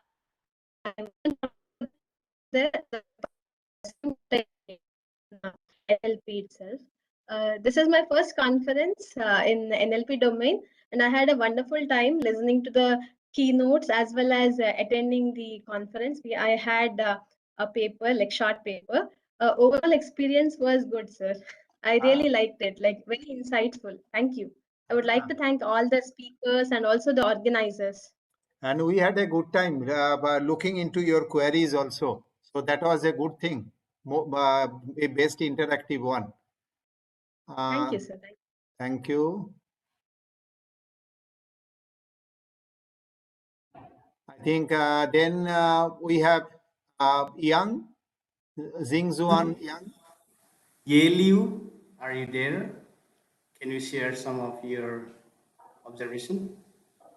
Yeliu, are you there? Hello, everyone. Hi. Can you share some of your observation? Yeah, here is Ilio. You mean some feedback or? So, you first introduce, that is from which institute you are coming? Okay, so actually I'm a author of a long paper. My paper number is 103. Yeah. And your institution? Sorry? From which institute? I'm a PhD student, and I'm a PhD student in Army University in Germany, and also work in resilience space. Yeah. Okay, Yeah. so but your feedback. So actually, also same as the first feedback, I think the link that you sent to us kind of confused at the first time. And I also asked the organizer in WhatsApp. Okay. Yeah, so yeah, it's kind of confused. And another thing I think for every session, because this is my first time to use this WebEx meeting. Yeah, so actually for me, I prefer to join my session earlier to check if my my Mac works in the WebEx meeting, but it seems every session only opens just before maybe 15 minutes. Yeah, so Okay. hopefully much earlier is better. Yeah, so from my perspective, yeah. Okay, so these technical issues obviously in the future sessions of ICON we'll definitely look into, that is who organizes the next version. But again, so these are some of the small hiccups in online version of a conference. Okay, let's see. And thank you for being with us during these days. Yeah. Thank you from my side. Yeah. Thank you. I think Bhavik Ardeshna. Hello, sir. Bhavik, yeah. Yeah, sir, it's my first paper in NLP domain and even in my first research, and it's very wonderful to be part of ICON. Like, it gives me many insight for further work. Like, I am in third year at Dharamsir Desai University, Gujarat, and I'll be looking many fields now, like question answering domain, and I've seen some video question answering paper too after my paper. So it's really motivating for me to put myself in a research domain. Like in my college, like many environment are that competitive coding and some stereotype, like nobody talks about the research in any domain. So it's very much motivating. Okay. So thank you. Good. That is inculcating the research culture among the undergraduate students. As academicians, these are one of our priority areas. So happy to see that you basically endorsed that. Thank you. Thank you, sir. Doran, do you see any more raising?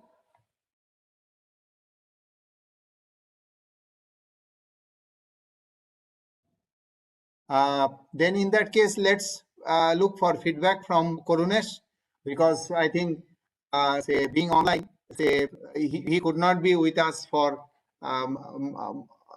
much of the time. So Karunesh. Though this time I missed many of the sessions due to some unavoidable reasons, and I missed the opportunity to chair the session also. But I came to know, and in between I was attending and found that some good discussions were going on, and looked at the papers also. These were quite good as usual, and I look forward to be there in the next ICON. And there I'll be for more time, I expect. Okay. Wish you all the best. Thank you. Yeah. Thank you. So, Doran, can you identify anyone more?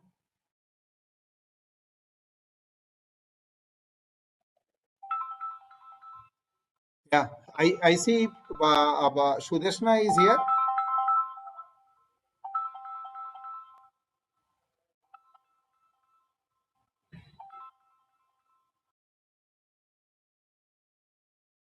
Yes, good afternoon, everybody. Unfortunately, I could not attend most of the sessions, but I see that there is a extremely good lineup of papers and other things. And the one session that I attended, all the participants were very enthusiastic. So thank you, Shivaji, and all the other organizers for the grand success of this event. Okay, thank you. So a lot of good inputs are coming in. I think now if we move to Dipti ji, so maybe some bit of criticism from our own house. Yeah, please. Unmute your mic, madam. Madam, please unmute your mic. We are unable to hear you, madam. Dipti ji, you are muted. I'm sorry, yeah. So, Shivaji, you are asking me for something very difficult, but still, I was saying I agree with Joseph that more discussion time for papers could have been there. Although I also understand, because this was a hybrid and more, virtual, in this mode, short papers, which normally come as posters, had to be also included in presentation, and that kind of takes up time. But hopefully next icon, even this icon, actually we were looking forward to having a physical icon, but it didn't happen, and hopefully next icon is a physical icon with more this thing. The confusions, I would say, Shivaji, you want me to criticize, but I have nice things to say. Given, I mean, technology, we all have been working like this for past 2 years, and we all know that technology has its way. Given those conditions, all sessions happened more or less on time. So that is something to congratulate the organizing team about, because otherwise very often connecting and getting into and trying to kind of find right links, etc., takes time, and that delays the process. That didn't happen. I mean, it was more or less on time.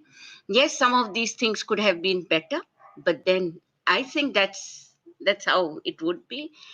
Given the conditions, it was good. Quality of papers, I would say yes. What I feel particularly good about is that this time, normally in Icon we do get papers from other parts of the world, but this time I think there was much wider range. I mean, I was very happy to see the number of countries that the papers have come from, and I think that we need to somehow continue to make Icon, as we have been discussing always, to make it more international. Even now the India peak is, I mean, that bar is very high, so if we can kind of make it more equal, India not remaining so high, even other neighboring countries, if we could somehow bring on board. That is also important, because subcontinent, we have work happening in Sri Lanka, for example. There were a couple of papers, Bangladesh, Nepal, Pakistan, I mean, these countries, and of course expanding it further. So I think overall, I would say I'm very happy, and I wish I was there physically. Yeah, obviously, all of us were waiting for that. I think regarding that short time to the papers, one is obviously the poster session was not there. And another actually simple solution would have been, instead of 3 parallel sessions, we could have 4 parallel sessions, basically. Maybe we would have a shortage of the session chair and the co-chair, but that is a different paradigm. So I think that immediate solution, even if it goes online in future also, so increasing that is, we should always keep in mind that is the discussion times should have been something much more than what we arranged. Sorry, one thing. I mean, why did you choose WebEx? The idea was basically, say, for the inauguration and the valedictory, for example, say generally the connectivity becomes easier. That is, if we have a more number of people, and we expected that from the student side, so the number of participants might cross the limit, but it did not happen. So in conferences, so that we don't run into Okay. All right. So that is the thing that we are doing. And regarding that country distribution, I think that shows us many things that lies ahead of us. One is that the India peak, okay, that is quite understandable. But at the same time, then we need to go to the regional level, because if we look into the language distribution, the cultural distribution across the country, so it is truly a multilingual in nature. And the level of computational linguistic activities across the country. So maybe there are intensities at some places, there are less at some places. So as the NLP Association of India, or those who are in the NLP activities for a long time. We need to look into this part further, and from the different countries, say for example, from where we have got say at least one submission, we need to pick it up. That is so that these numbers actually get expanded, and the icon which started, I say, in 2003. So in 2021, it has become more matured, and the spread is ever increasing. And so we can work more on that. And by that, actually, what we always understand, that is when we interact with more and more people from across the world, so more and more innovative problems actually come to us. And when innovative problems are there at your doorstep, innovative solutions are actually very easy to come out. So innovative problem is the key. And so that is, say, I understand what is happening. Another issue, what we understand, that is in case of keynote speaker. So every year the icon puts a lot of thrust on that.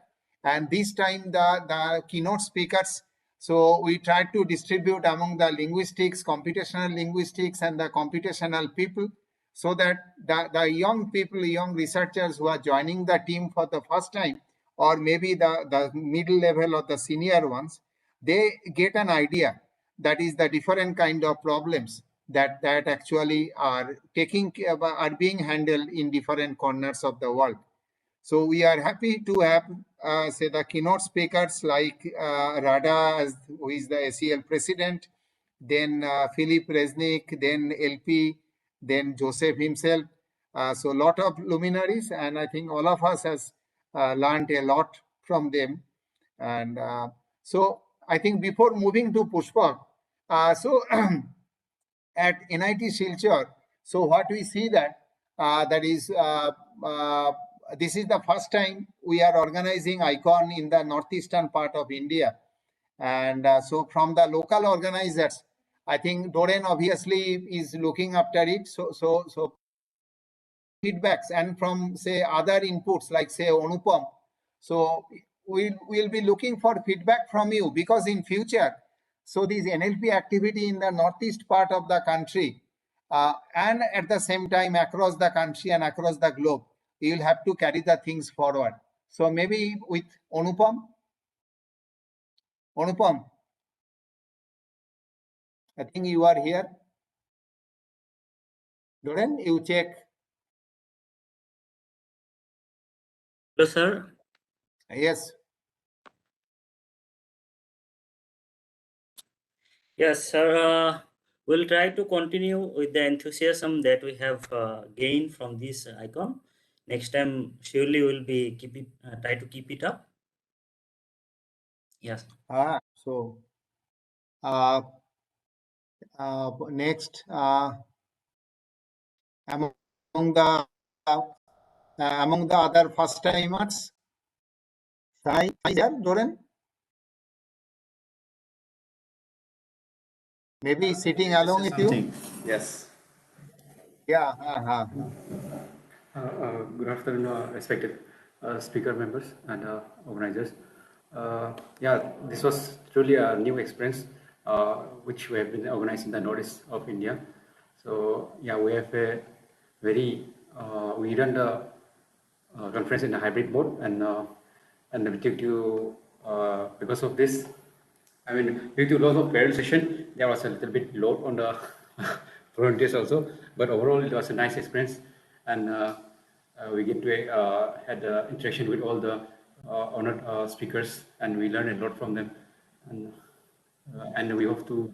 Yeah. Are Olok and Michael on the same frame? Yes. Okay. The three technical, that is the scholars who actually played the lead role in the background. Yes. So Sanai, Olok, and Michael, and others were there, but obviously these three. So Olok and Michael, you also show your faces if you are in the same room. Yes. Okay. The three musketeers. And I think Olok is going for his postdoc in Oxford very soon. Good. Okay. So now I think feedback from Pushpak. Thank you, Shivaji, and thanks everybody. So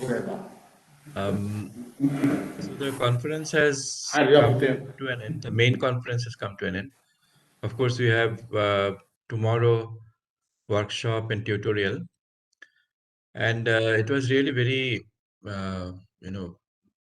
exhilarating, I should say, to see the enthusiasm of the organizers, putting up a very nice program, 3 parallel tracks on both days, just absolutely scintillating keynote speeches. I wrote in a mail that gradually Icon's USP is becoming its keynote speeches, absolutely illuminating speeches. Now, the idea of video recording of speakers is also a very very innovative idea, very effective idea. So that way we never have the problem of no show, which is a big problem for any conference. Yeah. So that's a very nice idea. It has been tried at many conferences. Happy to see that Icon also adopted this idea. With a little bit of effort and time spent, you get a presentation ready and send it to the organizers to be played at the right slot. It makes a lot of difference. Now, about the feedback and criticism. So one criticism I have for all online conferences and speeches and so on is that there should be a person who should continuously monitor the raised hands and the chat box. Okay, this is very, very important. It doesn't get enough attention, but there are people who would not like to unmute and say something on the fly, but they put their questions or raise their hands. This should be monitored always. Now, a conference is known by its content. And what is the content of a conference? It is the set of papers which get presented. That is so important, so so critical for the reputation of a conference. We should not lower the bar anytime, making sure that the technical content is of high quality.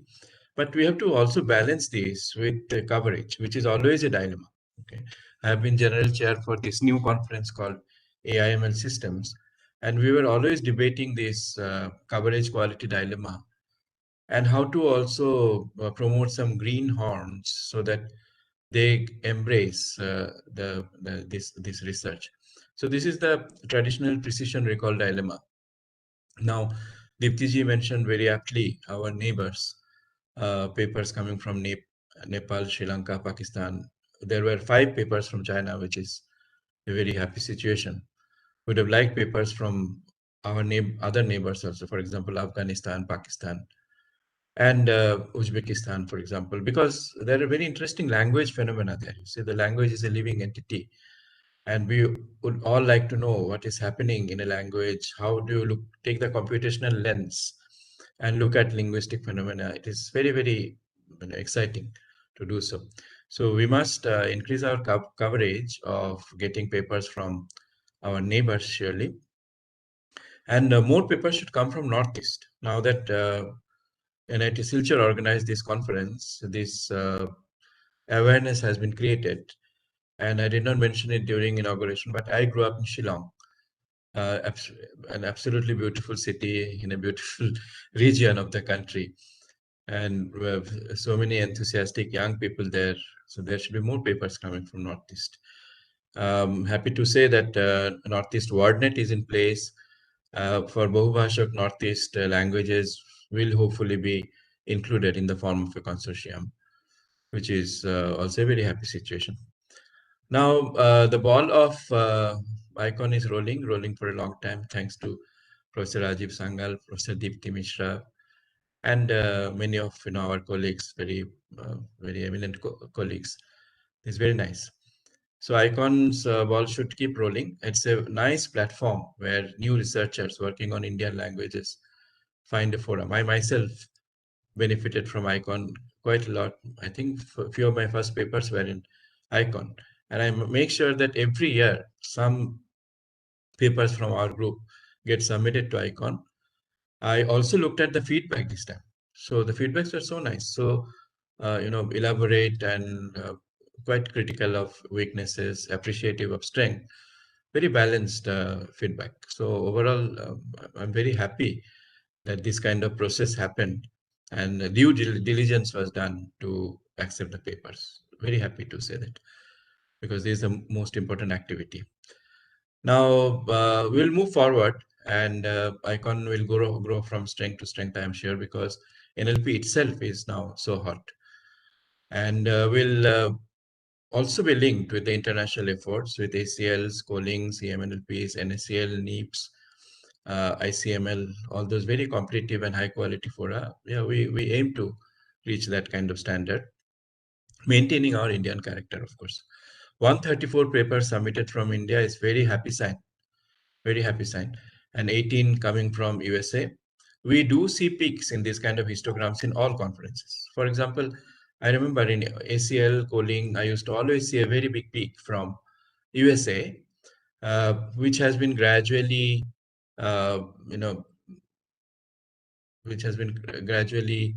being competed with by China.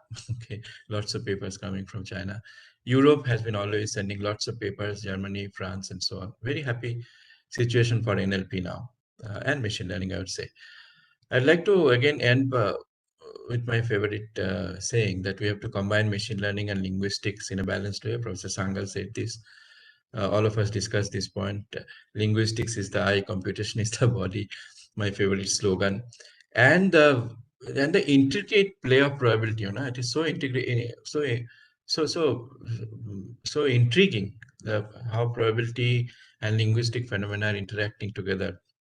NLP researchers having a ball of time now, okay, with language phenomena, with data, with linguistic insights. So happy to be a part of this environment. Happy to be an NLP researcher.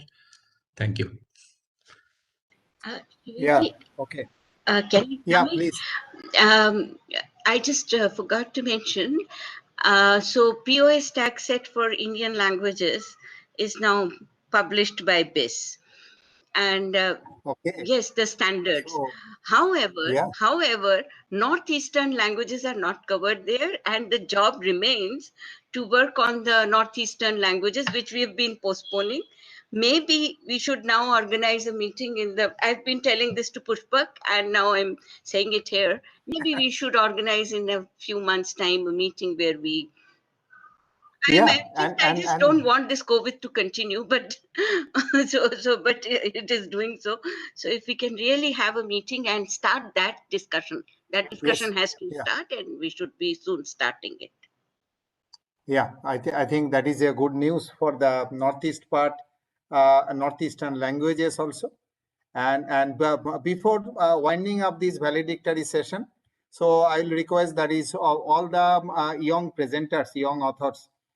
So make the networking among yourselves, make networking with the seniors, your newfound seniors, your newfound friends, so that because collaboration actually takes you to your research to the next level.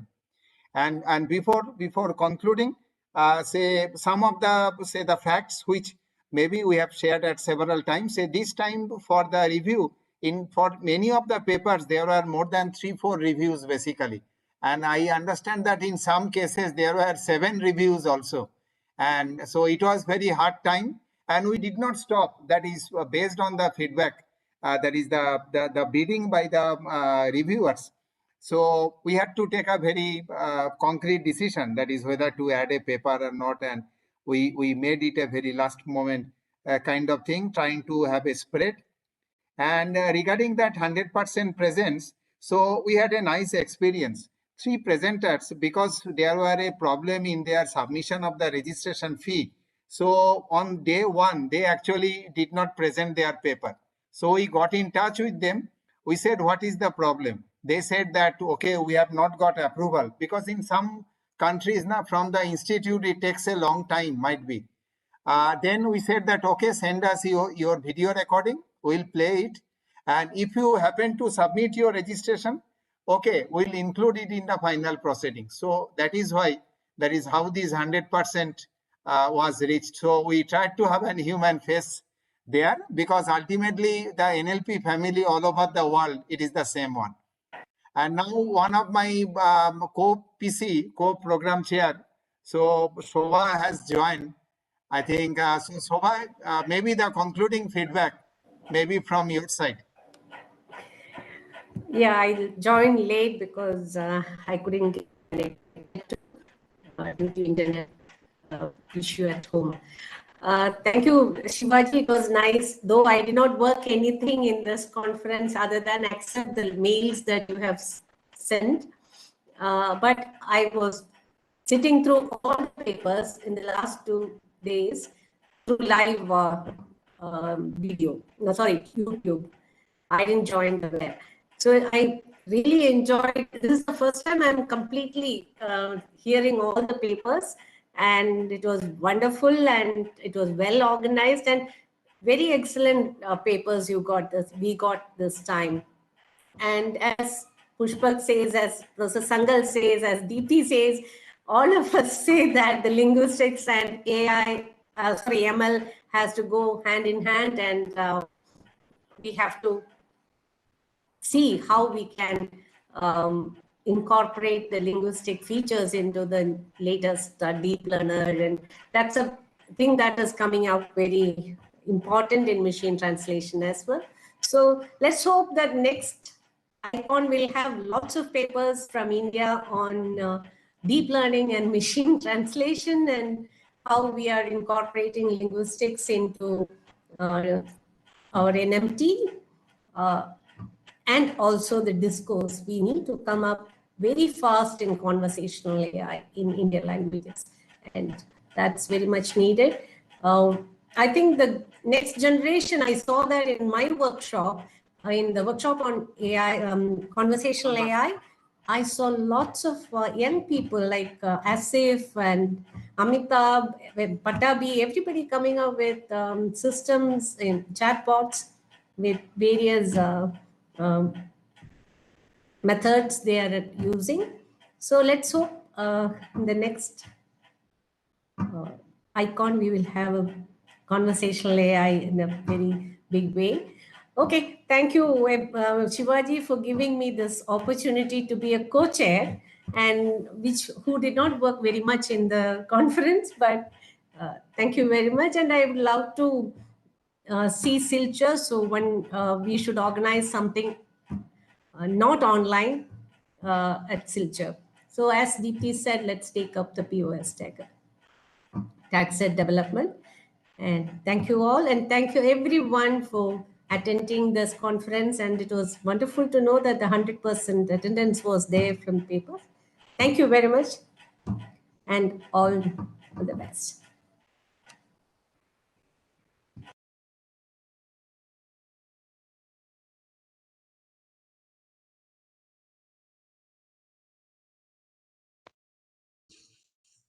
So Doran, Shivaji seems to have some problem with his connection, right? Yeah, looks like he is having issues.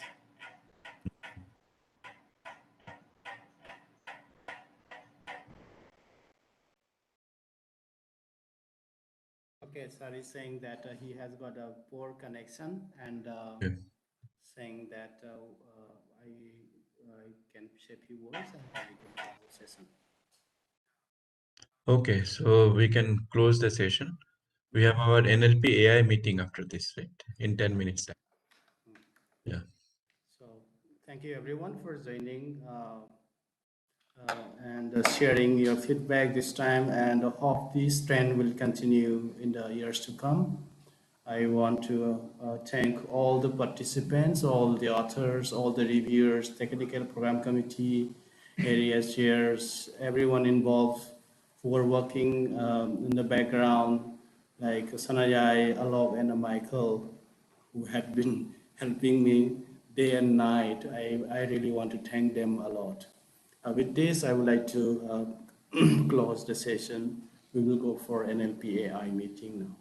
May I request all the participants to turn your camera on such that we can take one photo. And also a big round of applause for the organizers.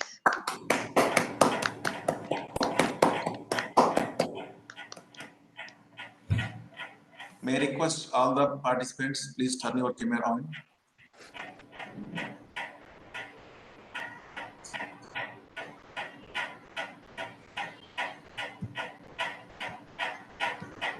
Can you wait for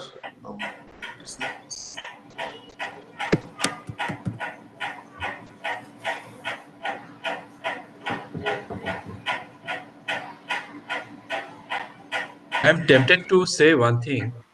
I suddenly thought that I am in two places on the screen. Then I realized that it was Chandresh. I was also thinking exactly the same. They say that there are seven people in the world who look alike. So maybe Chandresh is the second. When I saw him first time, I am the second. I am the second, maybe. Maybe you are Chandresh and he is the original.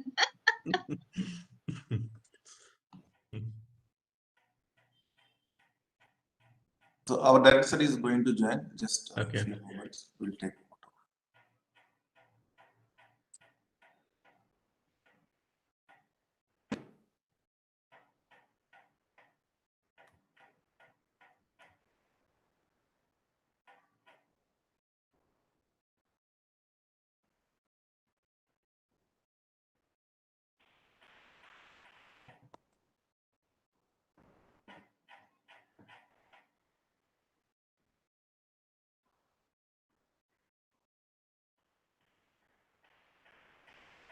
I want to thank to all the volunteers.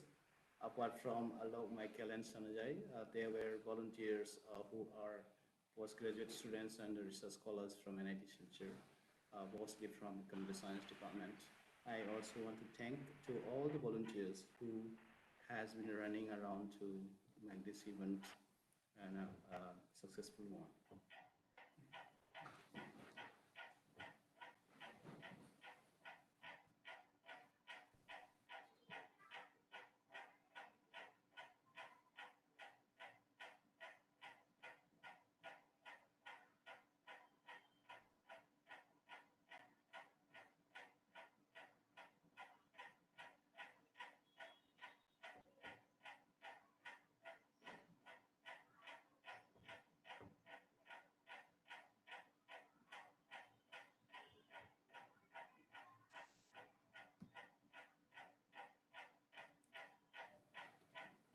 Naresh, I guess, sir, is having poor connection. He may not be able to join. I have called him. He's going to join. We are jumping to the NLP AI meeting. Just one. 7 o'clock.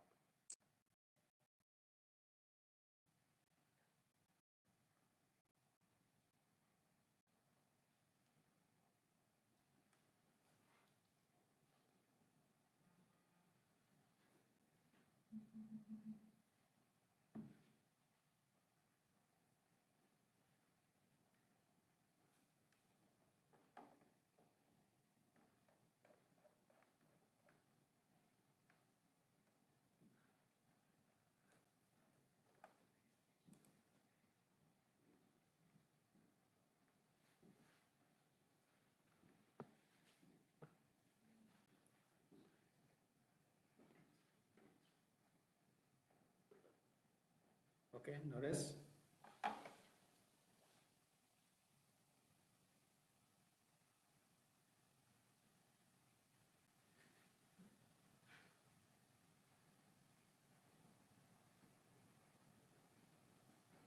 Pushpa, sir, so shall we close the session? Are we having the photo now? Naresh, is the photography done?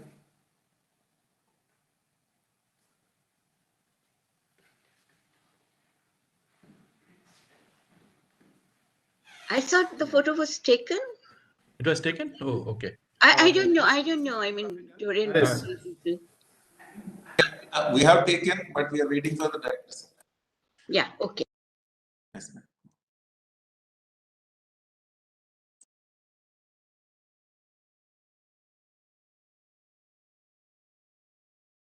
Shivaji has joined. Yeah, so now may I request all the members, please turn your camera on. Chandresh sir, Deepali Jain, Deepti ji. Deepti Mishra, madam. Yes. So we are taking the photo.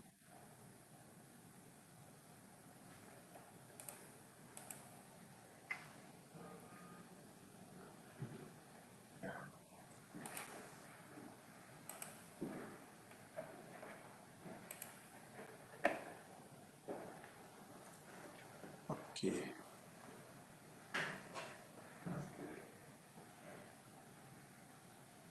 Okay. Done? Yeah. Okay, thank you. Thank you, everybody. Thank you. So I think this is the link for NLPAI, or is there a separate link? No, that's a Teams link. Oh, that's a Teams link. Okay, great. Okay. Praveen has sent it. Okay. Oh, yeah, of course. Yes. Okay. See you all.